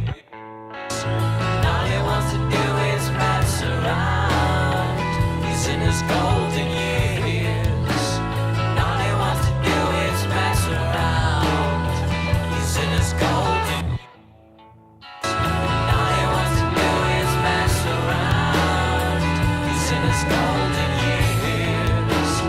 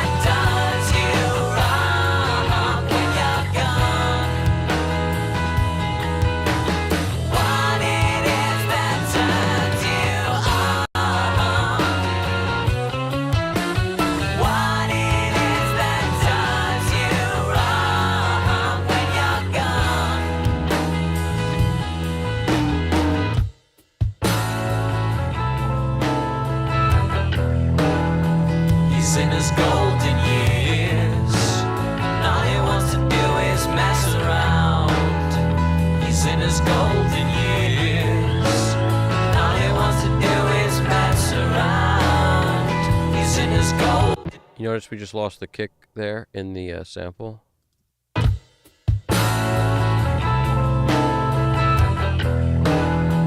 He's in his golden years. And all he wants to do is mess around. He's in his golden years. And all he wants to do is mess around. He's in his golden years. And all he wants to do is mess around. He's in his golden years. And all he wants to do is mess around. He's in his golden years. And all he wants to do is mess around. He's in his golden years. And all he wants to do is mess around. He's in his golden years. And all he wants to do is mess around. He's in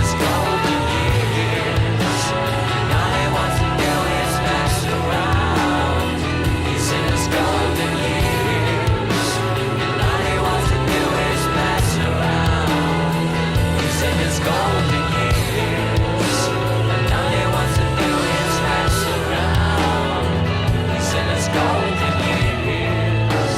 And all he wants to do is mess around. He's in his golden years. And all he wants to do is mess around. He's in his golden years. And all he wants. He's in his golden years. And all he wants to do is mess around. He's in his golden years. That's the reason you might want to do it on another track. Just duplicate the freaking thing, put it on its own track so you don't have to worry about level coming in and out of it. Or you set it to pre-fader. But I don't plan on making a ton of moves with this kick, so as long as it's set reasonably, it should grab everything no matter what I do. What it is that turns you on? What? Even if I automate up or down a whole lot, like 3-4 dB, it's still going to grab all this, so I'm not too worried about it because I tightened it up. It was just, I lowered the volume so much, it sent so much less level into here because it wasn't a pre-fader send. Another long ride home. It's my way, and yes, it's my way on the highway. And yes, the highway say goodbye to me. I don't think I've ever power trailed like this before. Never power trailed like this before. Now, what it is that turns you on? What it is that does you wrong when you're gone? What it is that turns you on? What it is.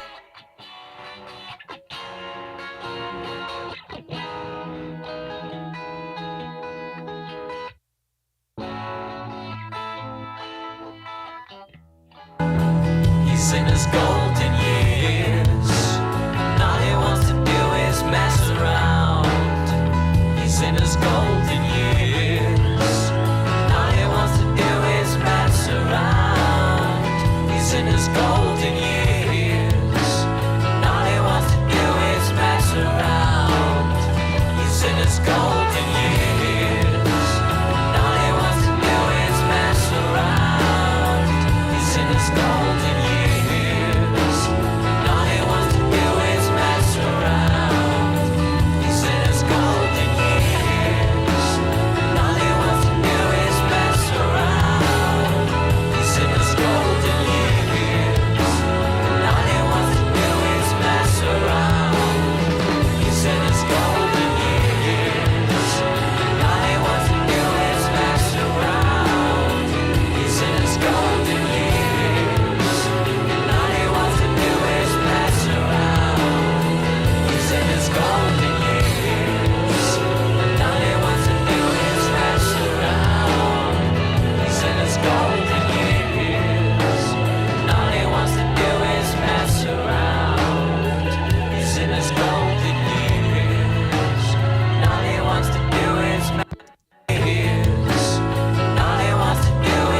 So the ones that are hard pan right and left, I'm just avoiding boosting tons of lows on the bottom, even though it might arguably could use a little more. Because here's a thought. When you got stuff that's bright, don't always think just about turning down top end. Consider boosting more of the lows on whatever it is you think it might be too bright.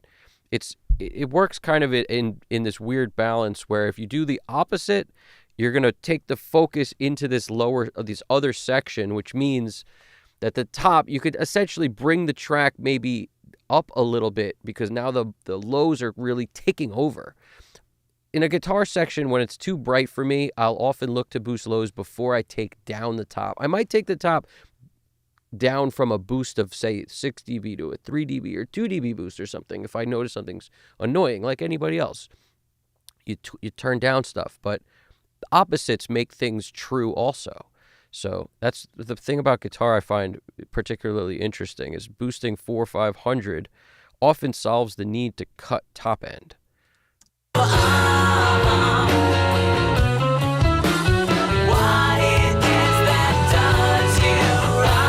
The other thing is EQs sound different, like the 242 compared to the 292. Very different. This is the 292, 242. This is darker. And you also have the ability to do a bell instead of a shelf, which could be more of what you're looking for, either for cuts or boosts.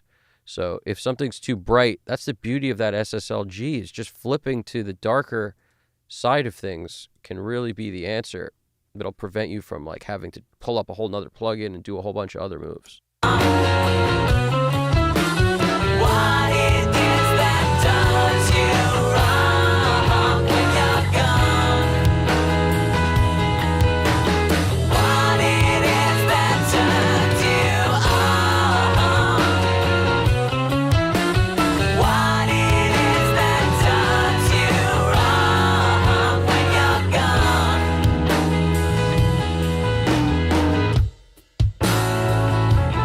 I may try it here too.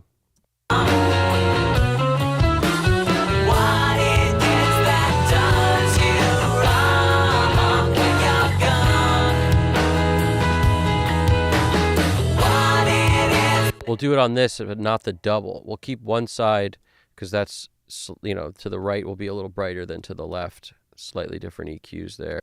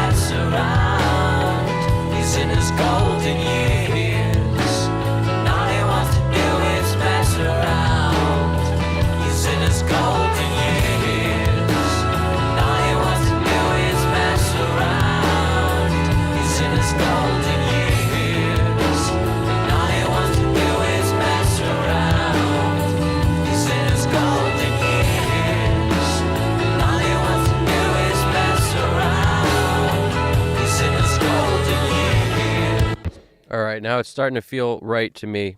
Lowering the volume. It was too bright. I don't like bright. Now it sounds less bright. Also, if you notice, I took a bunch of stuff differently here.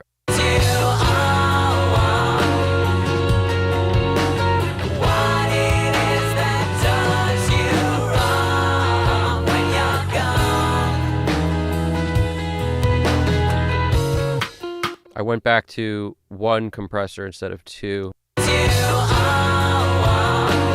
I'm not using the side chain.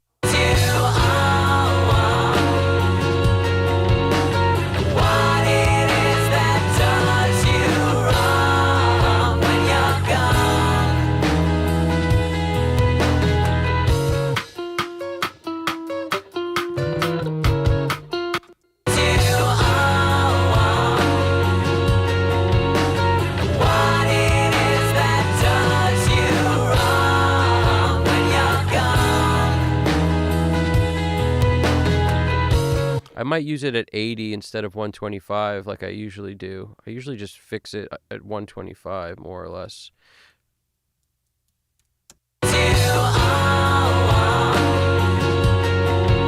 It sounds muddier at 125 than.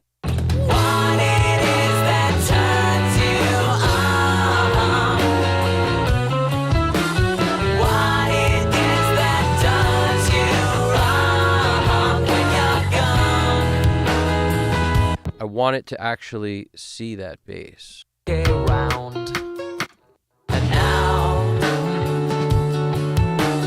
what it is that turns you on? What it is that does you wrong when you're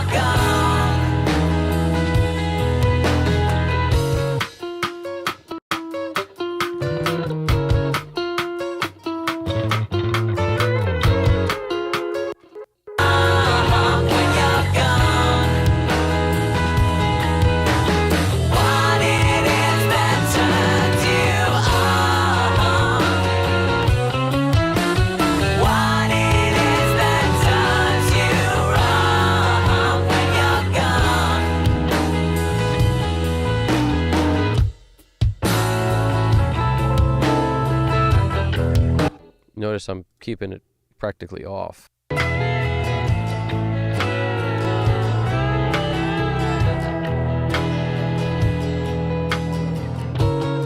CG2 I like to hit real light, and then it does a nice thing to just tighten it all up. If you do it real light, just don't get crazy with that CG2. You can, I just don't do it.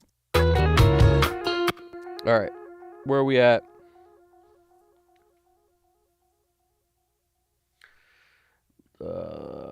Nice, dude. Sounds really nice. I appreciate that, dude. Thanks, Sonic Soundworks. Braxel says he's going to write a song about onion rings. I hear that. Oh, man, I'm getting hungry, too. All right. We got to do... If we're automating, we're doing it right now. I got to do it. If it's go time, guys. If we're doing it, we're doing it. And if not, we ain't doing it. So let's try it. Let's start the song from jump. Here we go.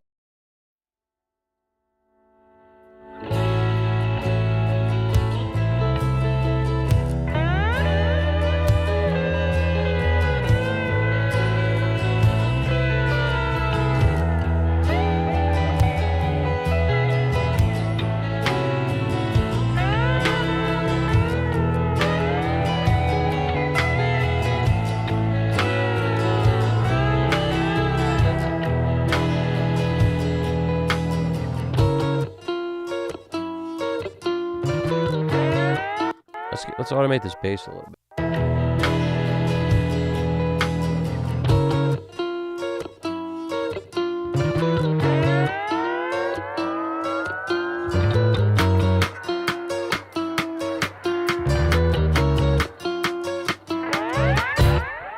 reason.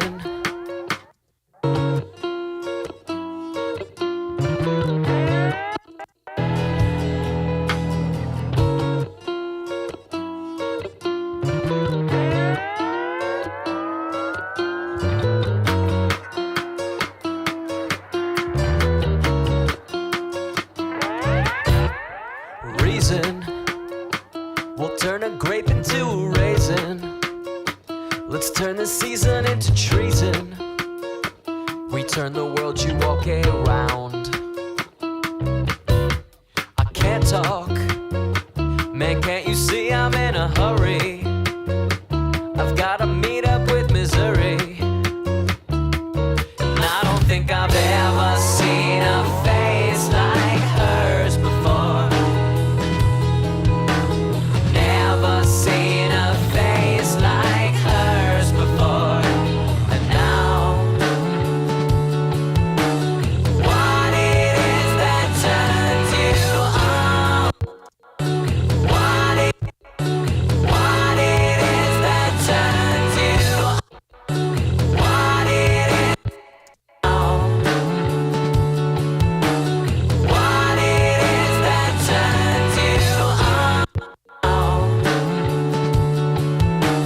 What it is that turns you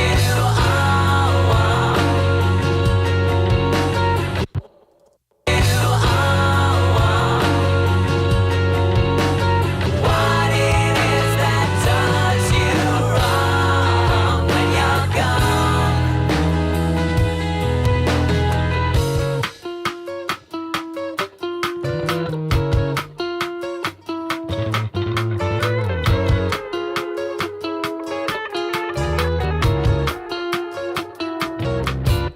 Stick up another cure for all your hiccups. Another trailer on the pickup. Another long ride home. Let's vocal up here. Gone. Thank you, Sonic Soundwork.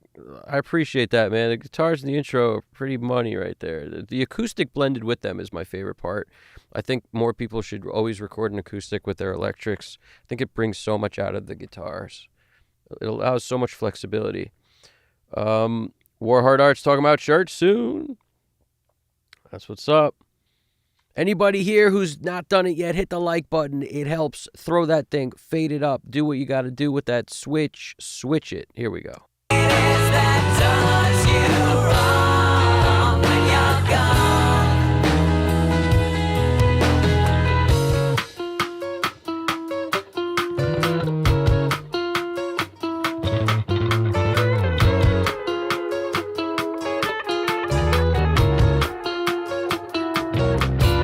Stick up another cure for all your hiccups.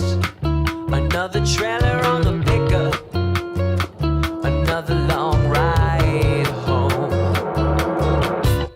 It's my way, and yes, it's my way or the highway. And yes, the highway's ride home. It's my way, and yes, it's my way or the highway. And yes, the highway say goodbye to me. I don't think I've ever power tripped like this before. I don't think I've ever power tripped like this before. Never. I don't think I've ever power tripped like this before. I think I've ever power tripped like this before. Never power tripped like this before. Now, what it is that turns you on? What it is that does you wrong when you're gone? What it is that turns you on? What it is that does you wrong when you're gone?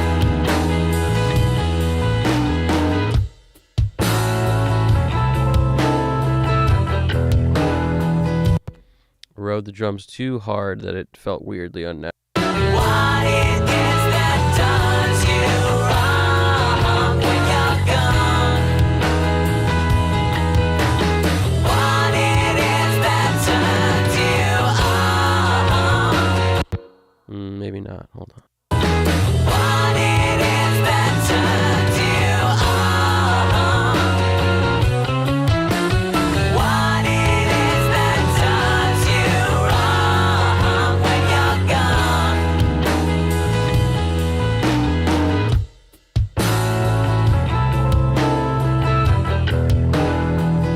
He's in his golden years. All he wants to do is mess around. He's in his golden years. All he wants to do is mess around. He's in his golden years. All he wants to do is mess around. He's in his golden years. All he wants to do is mess around. He's in his golden years. All he wants to do is mess around. He's in his golden years. All he wants to do is mess around. He's in his golden years. All he wants to do is mess around. He's in his golden years. All he wants to do is mess around. He's in his golden years. All he wants to do is mess around. He's in his golden years. All he wants to do is mess around. He's in his golden years. All he wants to do is mess around. He's in his golden years. All he wants to do is mess around.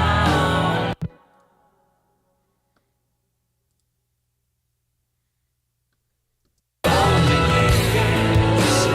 All he wants to do is mess around. He's in his golden years. Mess around. He's in his golden years. All he wants to do is mess around. He's in his golden years. All he wants to do is mess around.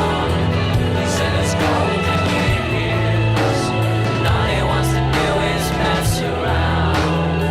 He's in his golden years. All he wants to do is mess around. He's in his golden years. All he wants to do is mess around.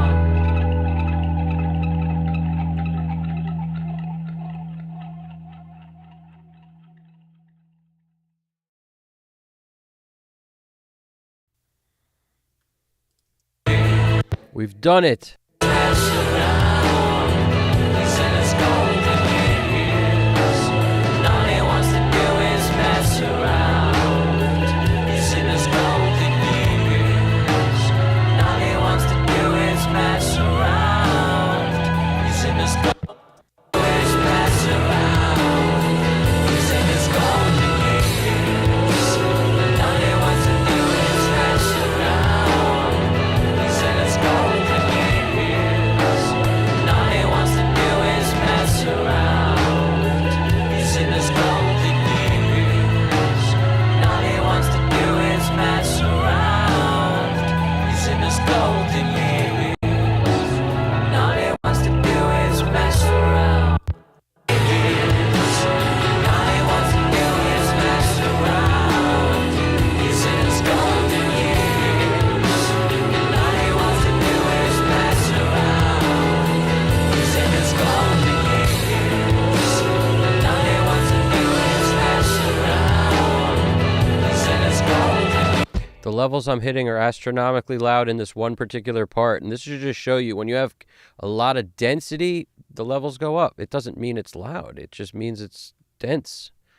So it's like just 5 luffs or something. It's like, get out of there. I don't even want to be near that.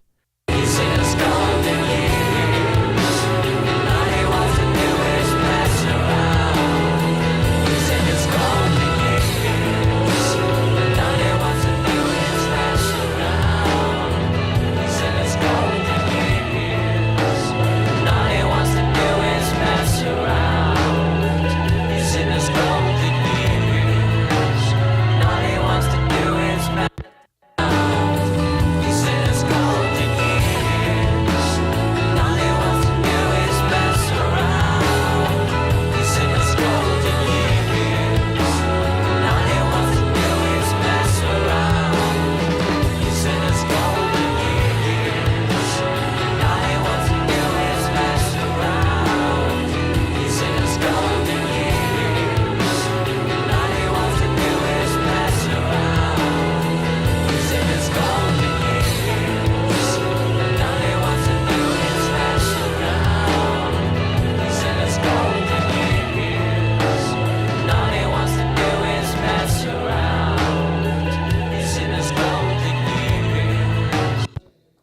My snare got a little out of control here, I'll tell you that.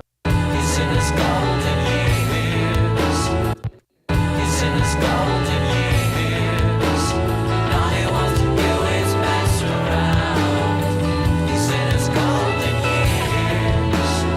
All he wants to do is mess around. He's in his golden years. All he wants to do is mess around. He's in his golden years. All he wants to do is mess around. He's in his golden years. All he wants to do is mess around. He's in his golden years. All he wants to do is mess around. He's in his golden years. All he wants to do is mess around. He's in his golden years. All he wants to do is mess around. He's in his golden years. All he wants to do is mess. He's in his golden years. All he wants to do is mess around.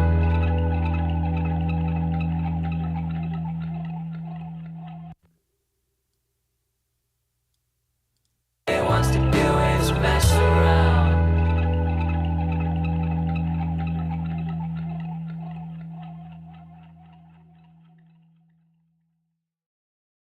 Tasty bell at the end.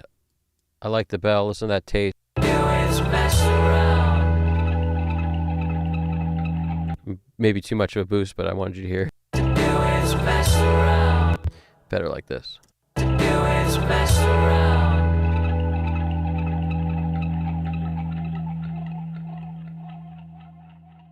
Sweet. Loving that. You are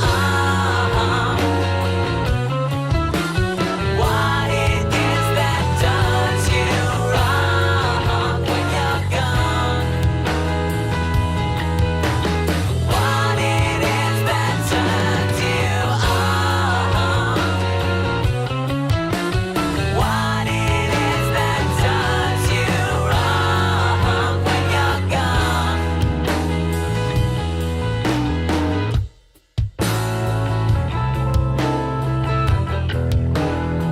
He's in his golden years.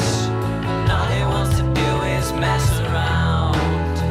He's in his golden years. All he wants to do is mess around. He's in his golden years. All he wants to do is mess around. He's in his golden years. All he wants to do is mess around. He's in his golden years. All he wants to do is mess around. He's in his golden years. All he wants to do is mess around. He's in his golden years. All he wants to do is mess around. He's in his golden years. All he wants to do is mess around. He's in his golden years. All he wants to do is mess around. He's in his golden years.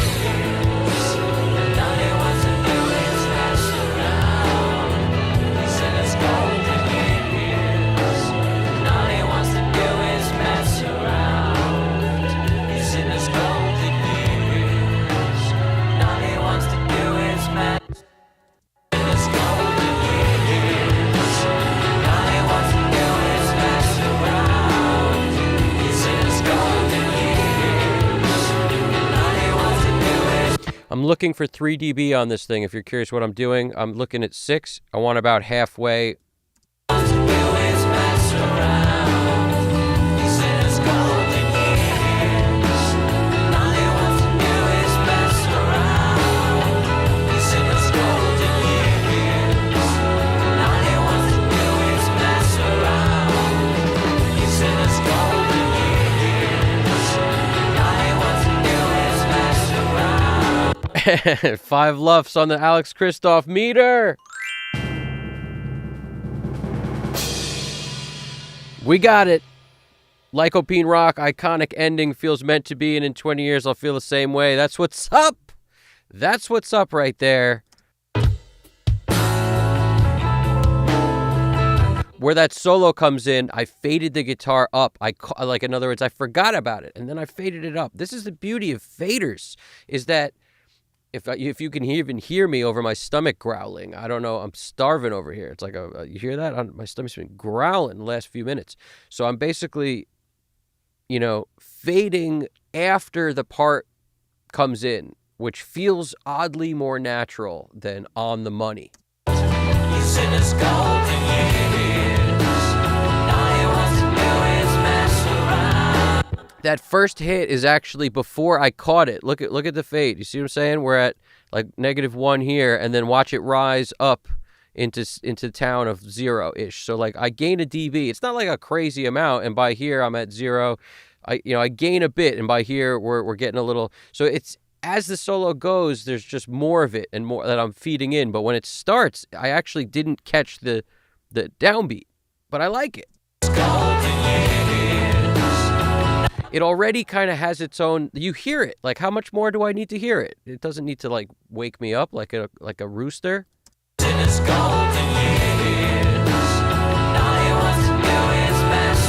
You You know what I'm saying? Like, it might be, maybe let's. He's in his golden years.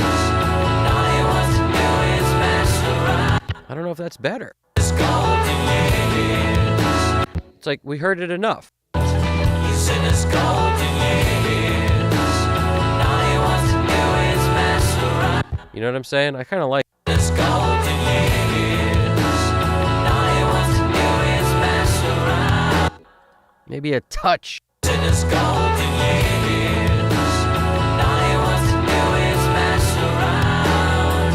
He's in his. All he wants to do is mess around.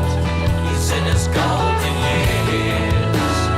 All he wants to do is mess around. He's in his golden years. Is there a drum fill right before? He's in his golden years. There is, but we can't hear it. We got to. Hold on. All he wants to do is mess around. He's in his golden years. Doo-doo. It's a quick one. He's in his golden years. His golden years. He's in his golden years. He's in his golden years. I don't want to bring up the cymbal though. He's in his golden years. It's a tough catch. He's in his golden years. All he wants. No. He's in his golden years. All he wants. His golden years. This might be a do it on the track deal. His golden years. I don't want that cymbal up.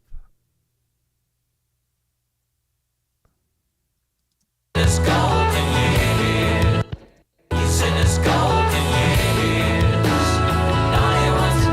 He's in his golden years. All he wants to do is Gave him an Andy Wallace extra snare. his golden years. All he wants to do is mess. I love that, like, one establishing snare after a fill or something. I love that. He's in his golden years. And if we want more of the fill, we can come up onto the overhead tracks, which are our tom tracks. And you can see where it's done because we already wrote the automation. It's just these little like put it.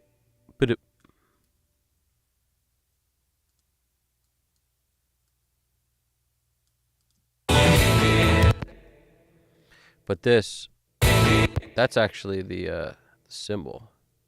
So ixnay on that say, and maybe this say will be the way.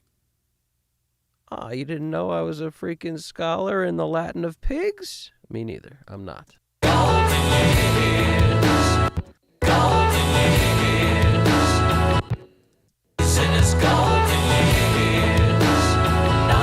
Now we can hear that there's toms happening there. Thank you, 2 overhead mics and no close mics. You're swell.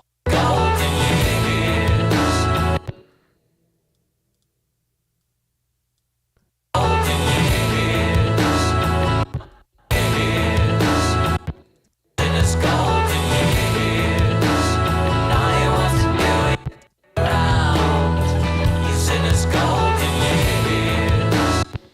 there's a freaking symbol in front of it, too, this Santo Lapinte. I think there's like a symbol here. I think we're just surrounded by symbols up in this piece. Surrounded by symbols. I thought that was a tom, but it's not. It's a freaking symbol.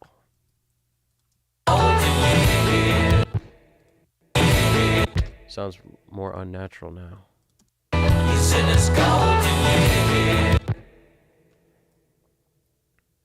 Do we need to tuck her in even closer? Maybe. Come on, finger. Give me the finger. Here we go. Get there, finger. Get there. Let's go. Let's go, finger. Talk to me, finger.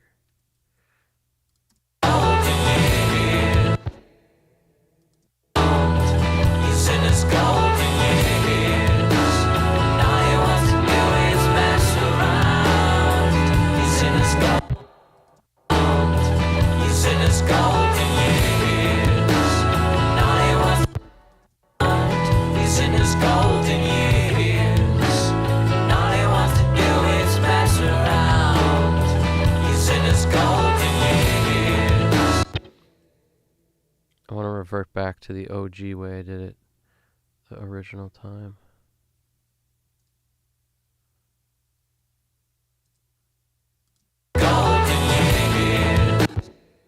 Like that. All he wants to do is mess around. He's in his golden years. All he wants to do is mess around. He's in his golden years. All he wants to do is mess around. He's in his golden years. All he wants to do is mess around. He's in his golden years. All he wants to do is mess around. He's in his golden years. All he wants to do is... Somebody's asking, Unknown is asking me, can a music mix ever be wider than what Bangispan wingspan? Which Bangispan? Webanyama. Can it be wider? I don't think that's the goal. I think the goal is maintain the elements in the center. And as soon as you get super wide, you lose the center. You can't have it both ways. You cannot have it both ways, my friend. You have one or the other. You either have super wide or you have punchy center. And if you think about it that way, you'll realize there ain't no free lunch. This wide, fake, pseudo nonsense is sacrificing your center.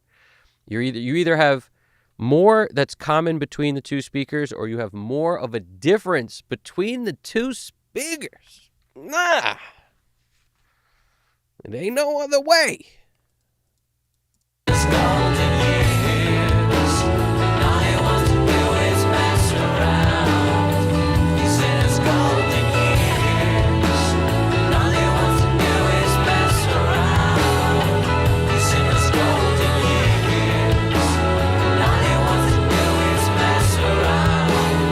It's just a one symbol in here.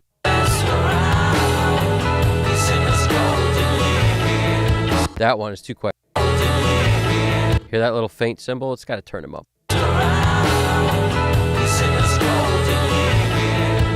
I missed him.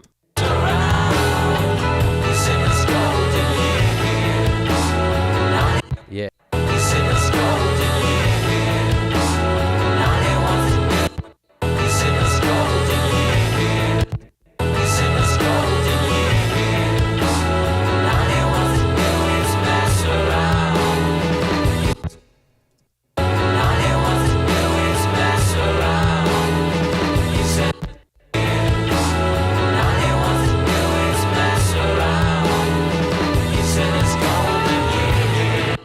Little snare fill.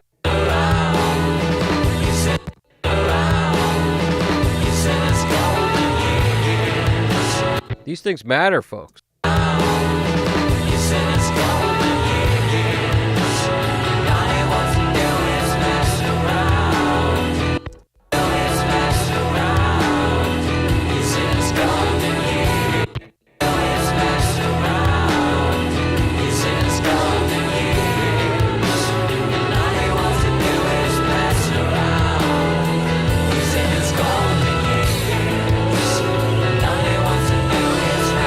love those tom fills. All he wants to do is mess around.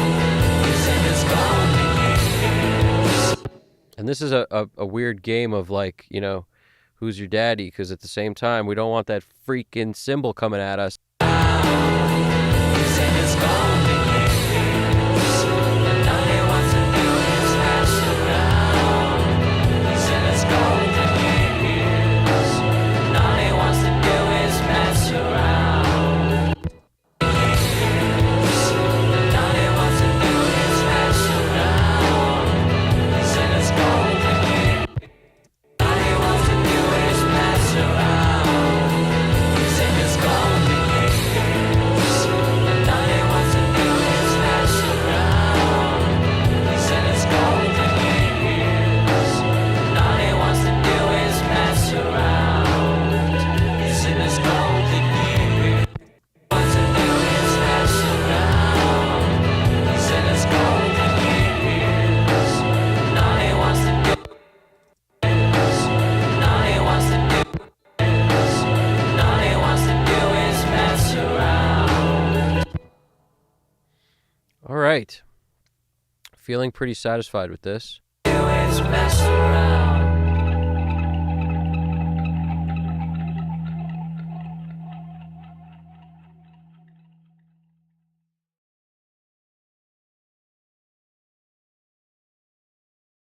We're talking, what are we talking here? I'm just kidding.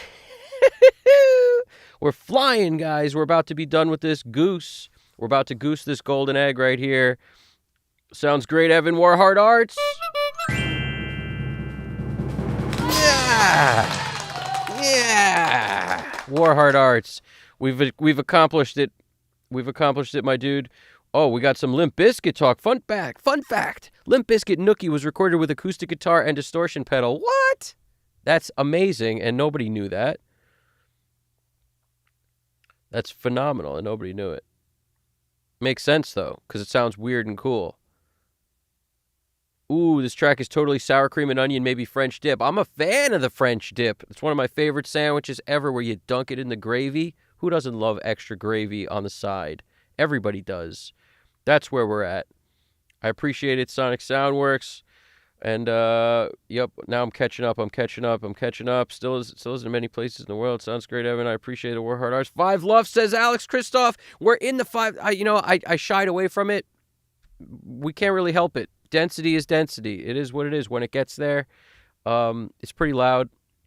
I'm never concerned with loudness. Can a music mix ever be wider? That's where we were. We were over there. I hope the ending still feels good in 20 years. That's how if you make everything sound as good as you can, you have no choice but to love it later. Honestly, you'll love it for what it was. At least you'll be like, man, if that was recorded with the stuff I have now, with the 85 better microphones, like that would be better, right? But it is what it is. That moment in time can never be replicated. You can't go back in time. So learn to love whatever you record. Because it was what it was at the moment, and you got to love that. That guy's not from this planet. Where we at? One up all the way. Here comes the phase. Here comes the boom. Get at the boom. Ready or not? Here comes the voice from the south. Alex Christian, no free lunch today, but chalky milk is only a nickel. Hit the like button for the chocolate milk. Phase police omnipresent, lurking in the shadows behind the stereo horizon. You're talking about your widening thing now. Yeah, don't worry about phase. It's not the problem. Just realize the trade-off more so than the cancellation is even. Just realize, like, no center. We want center. We want the center. 5-cent chocolate milk is right. Lycopene rock. Remember chocolate milk and nappy naps. Yeah, Alex Christoph getting loose with it. Lycopene rock, yeah, 1975 kindergarten. I thought we get naps. That's so true. Best movie, one of the best movies ever, Kindergarten Cop. If you haven't seen it, you should see it. That movie is legit. If we're talking legit, that's legit, all right? If we want to keep it on the fresh, we're going to take a print of this track at the moment and see where we're at because I'm feeling it. I feel like we've done the thing. Sometimes you sit there, you battle with it until it feels right. I feel like we've done the thing. We did the thing, guys. The thing has been done. So let's print one of these, and before I do, let's just throw it in that ridiculous Bluetooth thing one time. One time. Two times. What it is that does you wrong when you're gone? What it is that turns you on?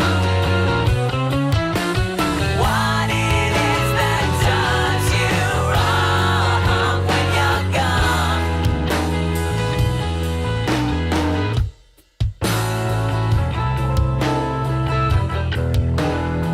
He's in his golden years. And all he wants to do is mess around. He's in his golden years. And all he wants to do is mess around. He's in his golden years. And all he wants to do is mess around. He's in his golden years. And all he wants to do is mess around. He's in his golden years. And all he wants to do is mess around. He's in his golden years. And all he wants to do is mess around. He's in his golden years. And all he wants to do is mess around. He's in his golden years. And all he wants to do is mess around. He's in his golden years. And all he wants to do is mess around. He's in his golden years. And all he wants to do is mess around. He's in his golden years. And all he wants to do is mess around. He's in his golden years. And all he wants to do is mess around. He's in his golden years. And all he wants to do is mess around. In a face like hers before. Never seen a face like hers before. And now, what it is that turns you on? What it is that does you wrong when you're gone?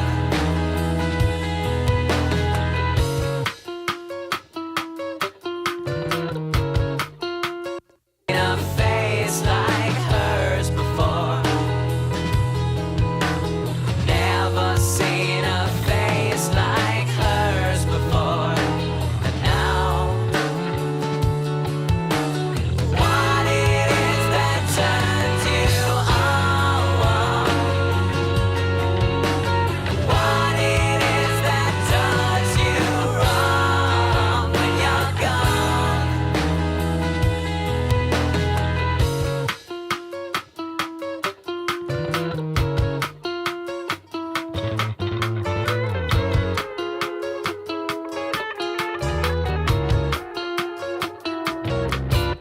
Stick up another cure for all your hiccups. Another trailer on the pickup. Another long ride home. It's my way, and yes, it's my way or the highway. And yes, the highway say goodbye to me. I don't think I've ever power tripped like this before.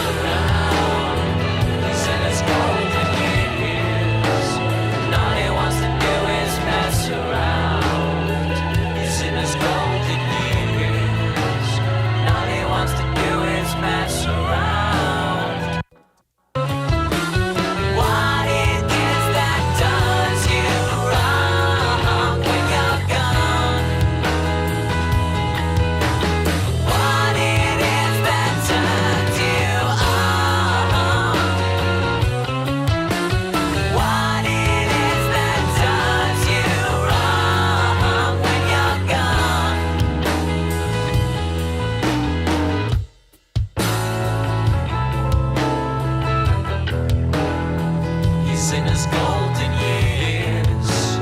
All he wants to do is mess around. He's in his golden years. All he wants to do is mess around. He's in his golden years. That's indeed a jazz-based lycopene rock. Shigyono! I know I hit you up earlier. You were on the early steps, but I'm glad I got you back, dude. How we doing, Shigyono? How we doing, Shigyon? And we got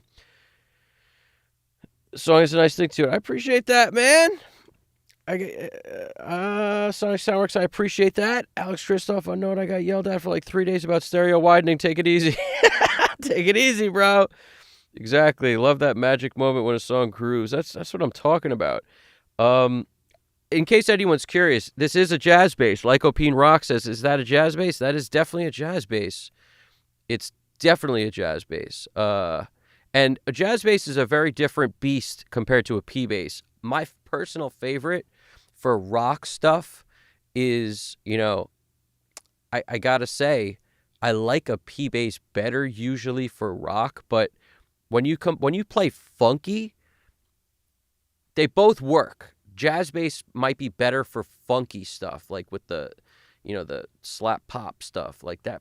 The jazz bass is a brightness to it that's really nice, whereas the P bass cuts through rock mixes like no other. So it's just like anything else. There's these specialties, and a Rickenbacker sounds ridiculously amazing also, especially if you use a pick. So it's just like every bass is different. You could use your fingers on a Ricky too. You could Ricky up with the fingers, but I love the flavor of a Rickenbacker. If I had to pick my favorite bass flavor, I'd probably pick Rick's. But when it comes to mixing, a P bass is really useful in a rock mix, man. It just cuts. It's just something. It's like a 57. It just works. Something about it is just, you would think it's too like nasally or whatever, but it's perfect, But I've learned how to EQ jazz basses fairly well just because of this, it's all a matter of opinion, I guess. But the dude that, was in my band was always rocking a jazz bass. I rock a jazz bass. My other buddy who always plays bass rocks a jazz bass. There's jazz basses all around me at all times. Whereas a P bass is more specialized, I'd say. I think jazz basses are more widely played, especially by people who also play guitar because of the finger spacing and stuff. Like when I was going to buy a bass, I went with a jazz bass because of easier to play coming from guitar. I played a P bass and was like, this feels like a boat. I feel like I'm playing on a freaking aircraft carrier. It just felt crazy. Like, well, what's all this space? Is this where the planes land? It was insane. I was like, why does it feel so big? It felt like a surfboard.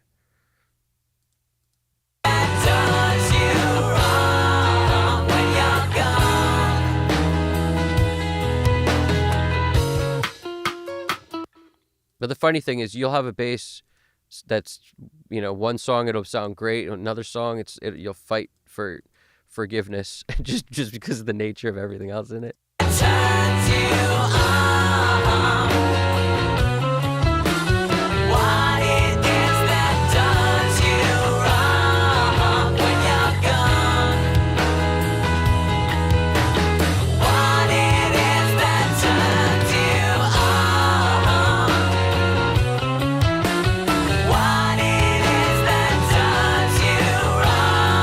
Doing great, Shigyono. You agree with my taste in basses there, Sonic Soundwork? I feel like I need a Rick in my life. If I had to buy one, I'd grab a Rick. Because it's just something about its growl that's different than every other bass's growl. It doesn't sound like anything else to me, And, I like Stingrays and stuff the least. There's something, about like active sounding. I don't know if the Rick has active pickups. Probably not. I would think because I like it. And I think the basses I like don't have active pickups for the most part, if I'm not mistaken. Something about the Stingray that's weird to me. It sounds like too aggressive. Too, not aggressive. I don't know. It's very like, Flea sounds awesome playing his Ernie Ball basses. They sound great. But it's just, it's different. It's different. What did Flea play in Blood Sugar Sex Magic? Like, he played a jazz, I bet. Probably. What did he play on that album? Curious.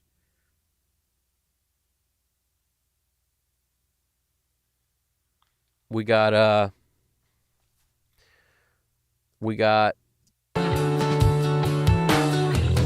it is that turns you on? What it is that does you wrong? See, this is my bass low end fader. So if I did want to lower the bass, I could probably get away with like a dB less. I don't want to take it down much because I like how it's filling up my speakers now in the room and everything. On the Bluetooth, the headphones, it fills it up nice. But if the benefit of having multiple mics and featuring low end on one is if I bring this one down, it's really the low end theory, Tribe Called Quest low end theory, what is a what is a what right there. What it is that turns you on? What it is that does you wrong when you're gone? What it is that turns you on? What it is that does you wrong when you're gone?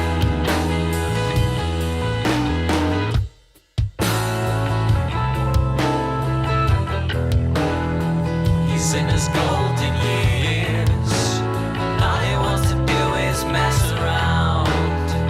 He's in his golden years. All he wants to do is mess around. He's in his golden years. All he wants to do is mess around. He's in his golden years. All he wants to do is mess around. He's in his golden years. All he wants to do is mess around. He's in his golden years. What it is that What it is that What it is that What it What it I don't know what I'm hearing there. Maybe it's just all in my head, but it's sounding better off. What it is that turns you on? What it is that turns you on? Also, sometimes I don't like a sidechain high-pass filter on the compressor. Don't ask me why. Sometimes I just don't like it. I'm part of that crew of people who really thinks that it's not always necessary to run a sidechain high-pass filter on your low end in today's day and age of music. I said it. I'll be the first to say it. I say it. What it Especially when you like bass super hot like I do. It's just, suck it in. Tuck it in, tuck it in, tuck it in. If you're into tenor Ramblin', make an expert move or else you'll win. And then begin to see what you're doing to me. This MTV is not for free. You see what I'm saying? What it is that turns you on? As opposed to now, listen to the suck in. What it is that turns you on? It's like, tuck in your shirt, buddy. Tuck in your shirt. There's company around, It's like, quit with that flailing shirt out there. That's how it feels. It's like sucking that gut. Like hers before and now. What it is that turns you on? What it is that does you wrong? Let's make sure my speakers don't tell me different. My mains. Let's hit the main. Like hers before and now. What it is that turns you on? What it is that does you wrong when you're gone? Like hers before and now.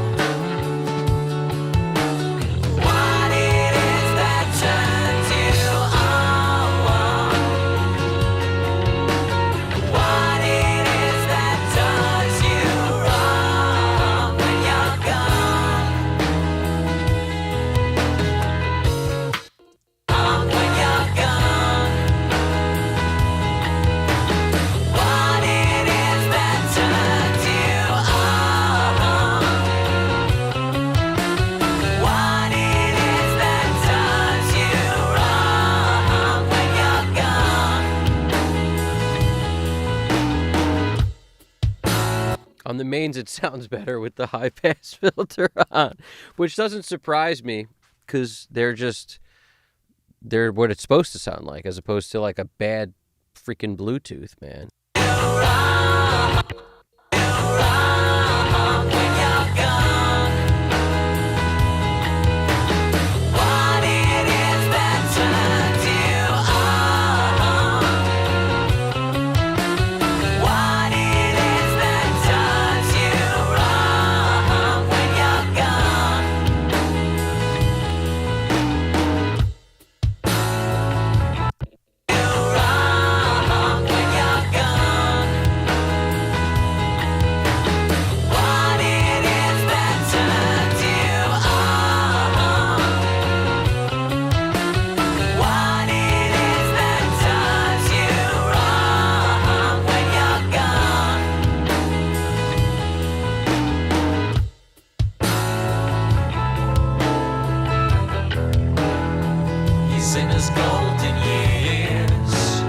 I might leave it on. I might just leave it on. It's just a little more love down there, man. Just all the only way to describe it. There's a little more loving down there. Do. Yep, the bass and kick fitting together nicely. Thank you, Lycopene. It's I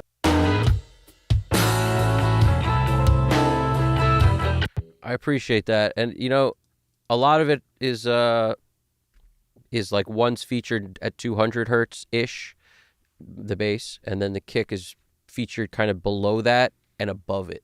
So there's not a whole lot of kick living at 200 to mess us all up, really.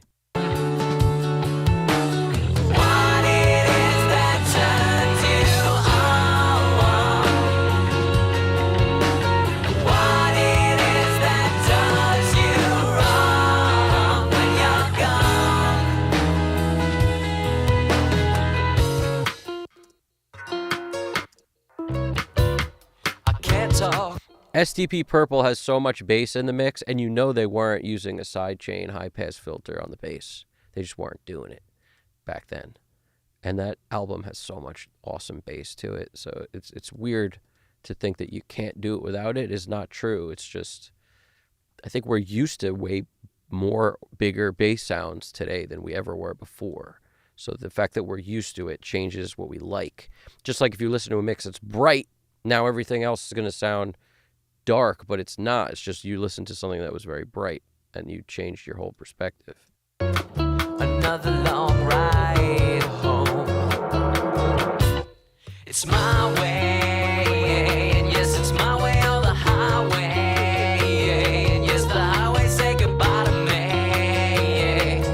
I don't think I've ever power trailed like this before. Never power trailed like this before. Now, what it is that turns you on? What it is that does you wrong when you're gone? What it is that turns you on? What it is that does you wrong when you're gone?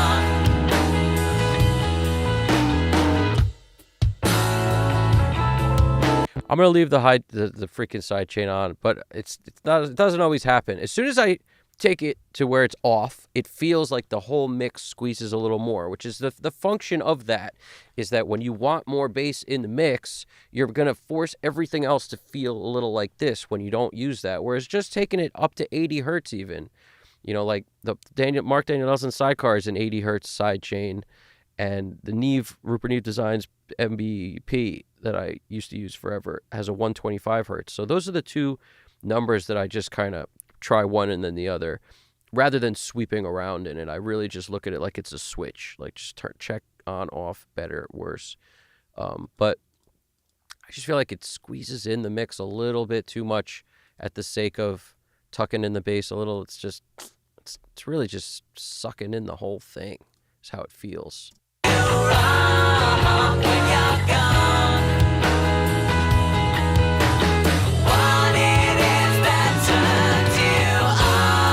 Whereas this feels so good in here and it's so good on the monitors that, I think it's the way to go.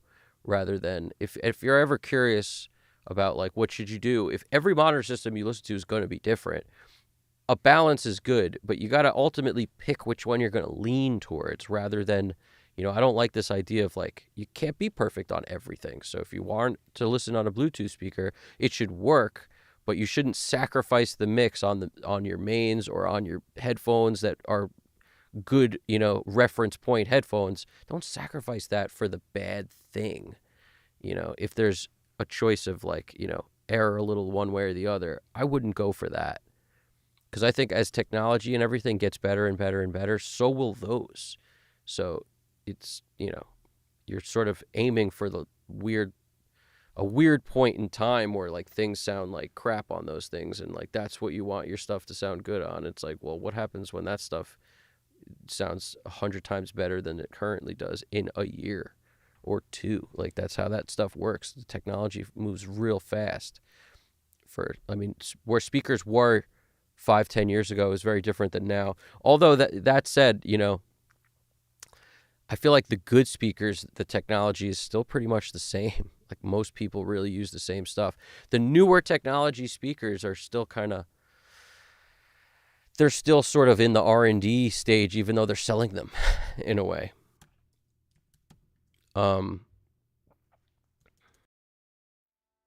It's arguably premature to sell some of the stuff they're selling in terms of speakers, but all good. I'm gonna print one of these, and we're gonna, do the thing I always do, which is on a fresh day, do my check, and then just one time through and make a tweak or two if necessary, and call it a day. That's it. But right now we're done. It's feeling good. I'm liking the way it feels. We're there, guys. Once you get there, you're there. That's the truth. You don't know you're going to be there till you're there, and then when it's there, it's like, oh, finally. It feels like a song to me. Hooray.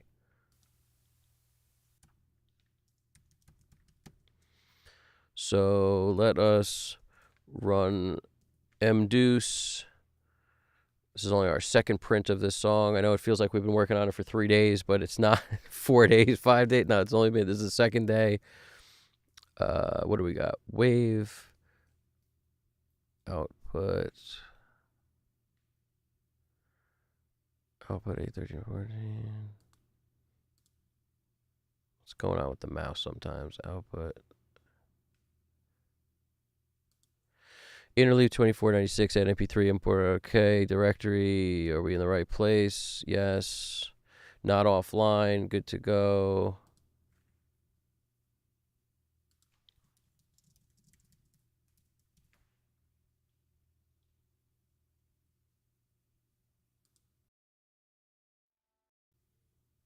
All right, I'm about to turn the mic off, and then we're going to do it. The dishes are done, man. Bro, that's a freaking awesome reference right there. Anybody know what that's from? Hit the like button. Throw it in there. Lycopene Rock is throwing down the good old school dialogue. The dishes are done, man. What's that from? The bass and kick are fitting together nicely. Aircraft carrier skaters. Dude, that's what it is. I agree with your taste of it, too. Yeah, honestly, we should have a bass. We should have a bass off in our Discord. Bass off. Where we just, just direct bass sound into a compressor. And different flavors of bass. And then if you hook me up with wave files, I'll put it in a video of some kind. I don't know exactly what yet, but it'll just be like, every bass doesn't work in every song. And then I'll, we'll just, the different tones of bass next to each other is cool. I've seen videos like that where people just, in a short will just give you 10 seconds of like 6 different bass sounds. That's probably a better way to do it, but everything matters. The whole chain matters. So your P bass through a different chain could be worse than a jazz bass through a different chain in a given song, depending on the notes being played, like how they're being played. Are you digging in? Are you playing kind of, leaving it kind of light on the little light on the fingers so that more resonance happens? You don't bottom out the string. There's so many ways to it. Are you using flat wounds, round wounds? There's a lot to it. Pick, no pick. So anyway, we're gonna do this, then wrap up. Let's do this, wrap up, bada bing. And we'll do any closing statements, comments, all that in the chat. Anybody's got anything, throw it in there. Let's wrap this up. Starting point right here, ending point right there. And how long's the song? 4 minutes and 50. It's almost 5 minutes on the dot, but it's not. It's 4 minutes 56. Boom. Okay.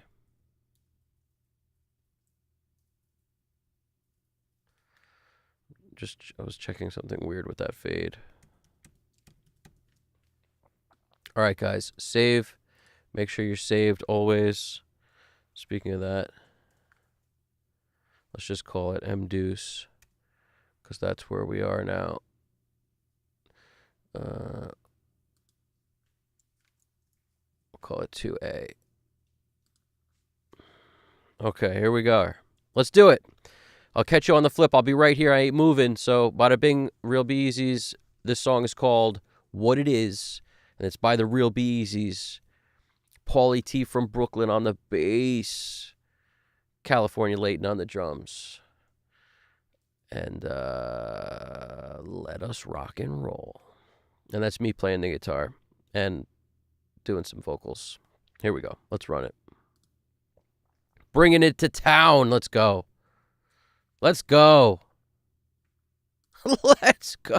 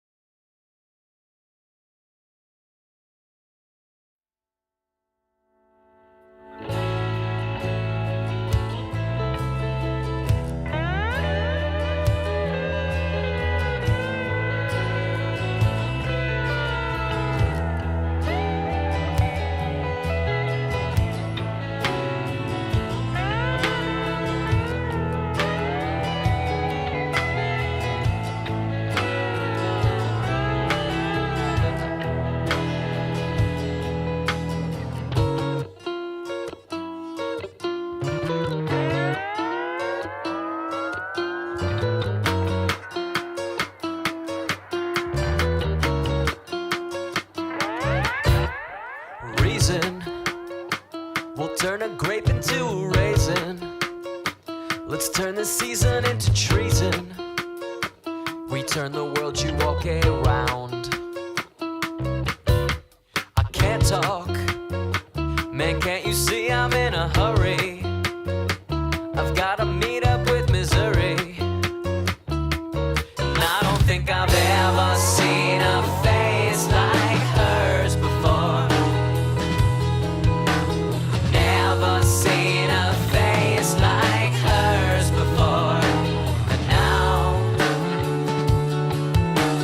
what it is that turns you on?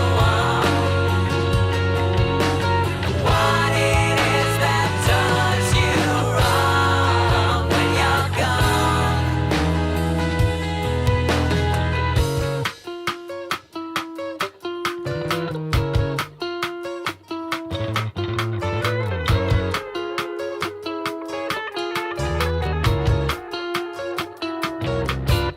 stick up another cure for all your hiccups, another trailer on the pickup, another long ride home.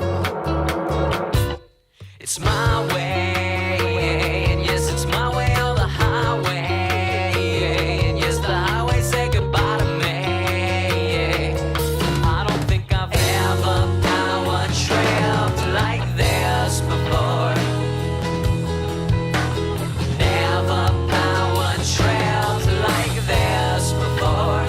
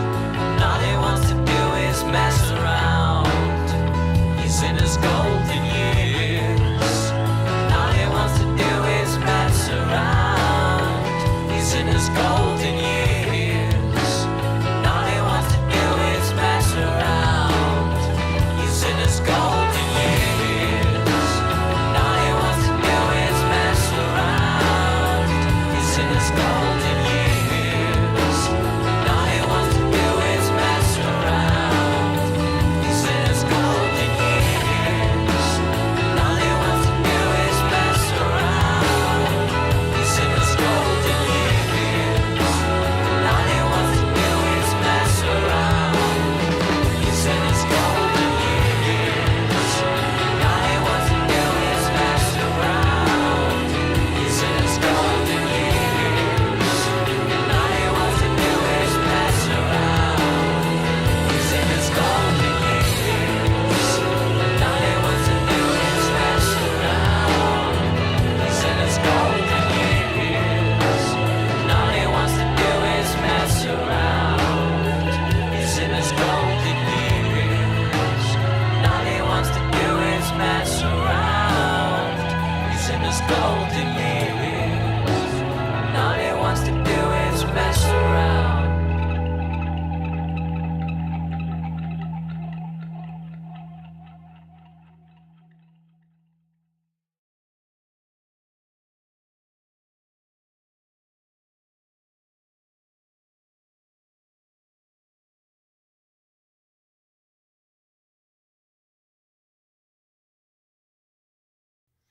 We've done it!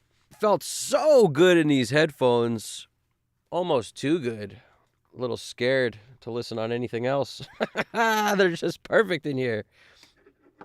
But yeah, we shall find out with a fresh set of ears and a fresh listen on a fresh day.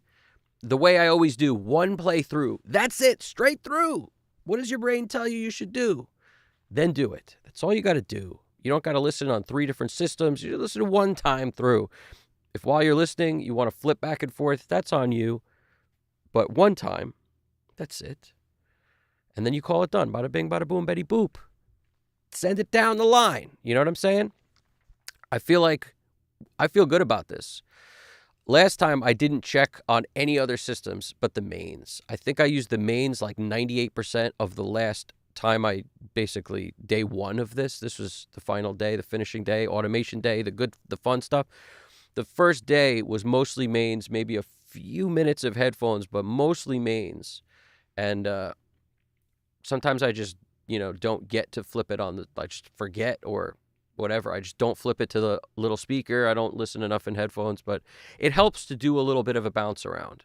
By the time the mix is over, for me, it's usually somewhere in the neighborhood of like 80% mains, 15%, headphones, 5% Bluetooth, something like that. Could be skewed a little 70, 20, 10, something like that. Mostly mains, little bit on the little stuff. That's just how I like to do it. And my mains are not super close to me. They're the right distance, which is not on my desk. I feel like, if you have near fields, they're really good for right on the desk, but the speakers I have are, they're a little big for near fields. I feel like they give me the better picture of what's really there when they're a little further away. That's how, when I tested them up close, I ultimately moved them as pretty much far. Not 20 feet, but I've never measured them, so I don't really know. But they're not on the desk. They're not they're not meter bridge. You know what I'm saying? So some people like that style. For me, everything was a little too in my face when it was like that. I needed a little more air between the speakers and me. But when I used NS10s, I liked them right up on the meter bridge. I don't think you could really use those far back. They wouldn't sound right. So it's just interesting. There's a whole bunch of stuff here, guys. There's a whole bunch.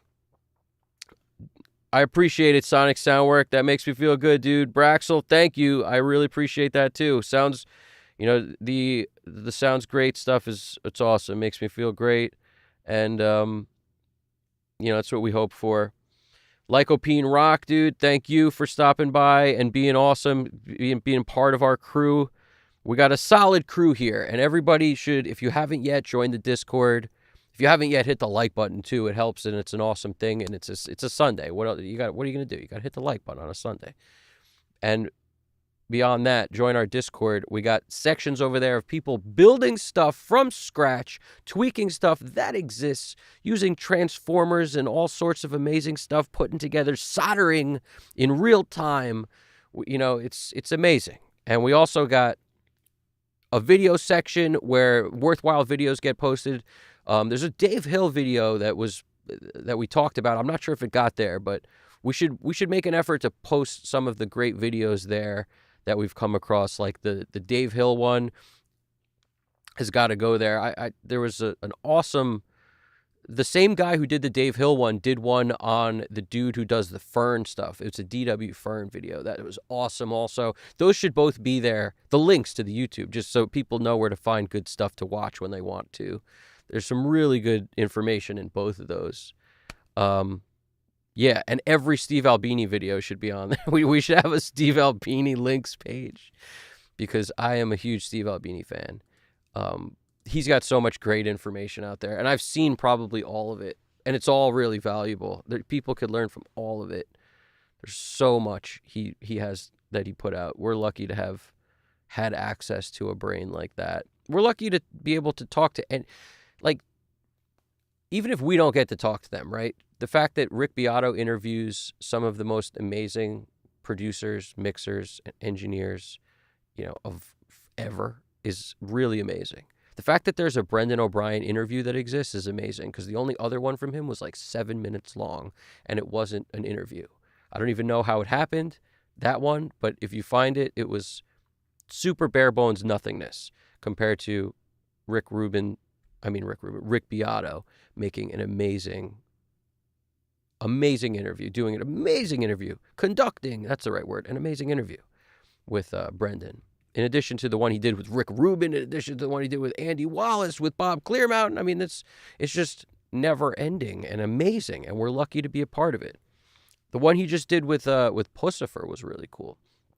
I watch all of them, so I think there's a lot to be gained, stuff to learn constantly. I love Dave Hill also. Fun fact, I was almost going to get the 192 head. The head Quantum 192 was like, it was a converter that I was thinking about, but at the time, they were all completely back ordered. Like, it was after Dave had passed, unfortunately, and there was very little or no stock on most of the stuff until they sorted it all out, I think, and it was just not gettable. So I didn't, but, I ultimately was considering it at one point. So there's a lot of cool Dave Hill stuff. Also, the Crane song, Avocet is the most noted probably monitor controller ever. And, that's also Dave Hill. And it had the same DAC in it, the Quantum DAC. The updated version of it had the same DAC in it. He makes a lot of cool stuff. All his stuff, his compressors, just everything was. I feel like that dude was such a brain.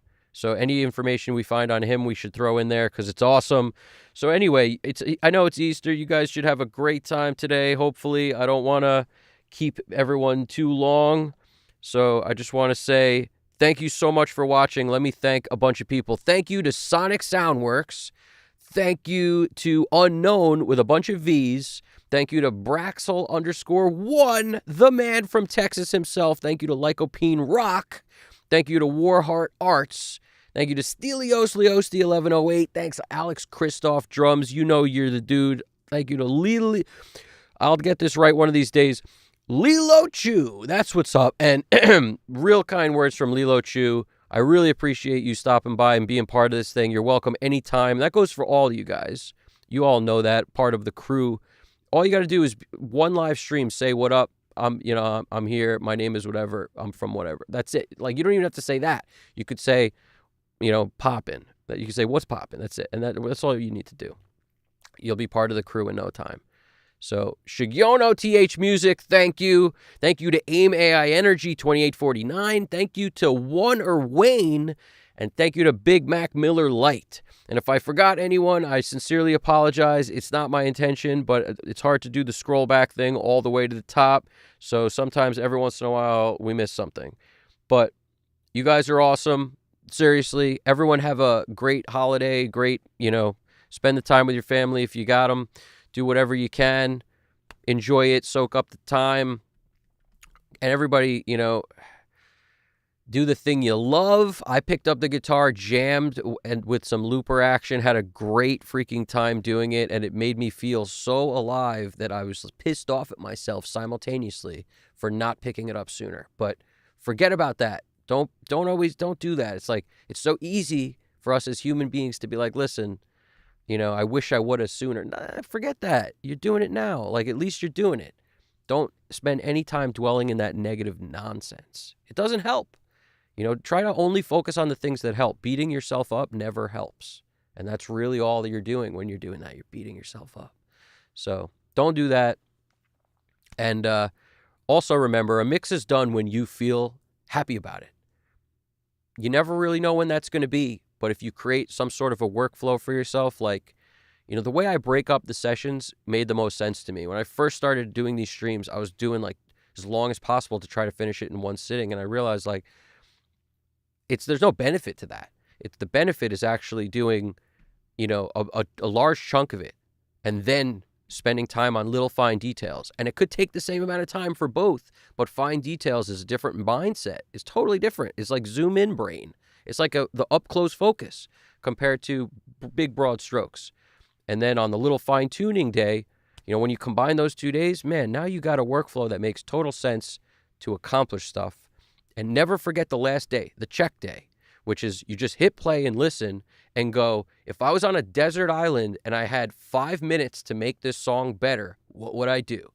And ultimately, you just attack it from listening once. You attack, like aggressively attack whatever you thought was the problem. Go with your gut, not second guess. Don't pass it off to 17 people. In my opinion, it's not helpful to do it because everyone's going to have their own opinion, so it doesn't actually really help. What you want is for you to internalize what you think. And then later you can reflect on what you thought and what the result was and how you can make a change. When you start going with what other people think and stuff, it's really difficult. It's different to like get lessons, which I offer, by the way. That's different. That's totally different. When you're making a mix and you're not trying to basically go drag this out for 10 years. You're trying to make a mix and be done. You are the one who has to be satisfied. Nobody else, you. So once you're satisfied, you can move on. Now, the way I think about this, when there's a client involved, of course they have to be satisfied too. However, it's first most important that you satisfy yourself, then they hear it. They don't hear it before you're satisfied. You got to be satisfied first.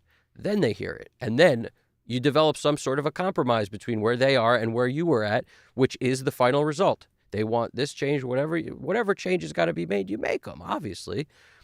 You want the client to be happy, but you can't make them happy until you are first satisfied. That's why anytime anybody says to you, like, can I hear it, like, before it's done, blah, blah, blah, what's that going to tell you? What's that going to tell you? There's going to be a picture painted soon, and right now it's half painted. Tell me if you like it. It's retarded. It doesn't make any sense. It makes absolutely zero sense. So, anyway, you guys got this. I hope everyone is doing well, having a great weekend, and continue to do so, all right? Thank you, guys. This is Evan Jaffe, Custom Cut Studio. Hit the like button, subscribe, comment. I appreciate it. Any video ideas, let me know. And join our Discord. Throw a link to the Discord in there right now. I'm going to Discord you guys up. I just dropped it in the chat. So that's what's up. There you go. And I just want to, before I go, I'm just going to read this real quick. If you make a forum on Discord, you can use tags to post and stuff so it can be easily found and organized. Tried it this week and works great. That sounds good, dude. Sonic Soundworks, that's a good tip right there. Yup, you have a great day too, man. He's wishing everyone a great day. It's fun hanging. Engineers, man, engineering is awesome, especially when you're around other engineers. So start a session next time I do. Be part of this thing. And, whether you're working or just hanging, either way, we appreciate you being here. Thanks for watching. Our Discord link just got dropped in the chat, and what Sonic Soundworks ended with is a great way to end. Trust your guts and finish a mix and move on. It's such a good way to look at it. You'll develop better instincts. You could always ask opinions later, but it's almost more important to do that once you know what you would have done. Then it doesn't hurt to do that if you have the skin for it. Some people don't. So you got to know who you are. And if you're someone it's going to ruin your confidence, then don't do that. Just They're going to tell you anyway. You can't avoid some of them, but don't go looking for the problems if you can't handle it. Some people can handle it, of course. If you know you're good, you can handle it. If you're worried you might not, and this and that, you're shaking confidence, then it's better off to just go with your own gut and let the chips fall where they may. All right? 20 years from now, you may really love what you did. It was about a moment in time. You captured it. Everyone can do this. Everyone can make a mix they're happy with, and one that they can look back on and say, man, I did that. Of course, you'll be better later in life if you keep doing it, but you'll have something to be proud of still. So that's how things work. You're never going to be the best you're ever going to be until whenever that is. So keep working every day. You'll get closer. Keep having fun. This is supposed to be fun after all. Making music is this magical thing. Nobody knows why it makes emotions pull at us, and it's amazing. Embrace it. Evan Jaffe, Custom Cut Studios. Keep in mind, you guys got this. I'll talk to you guys soon. You guys got this. Have a good weekend. Happy holidays. Take it easy.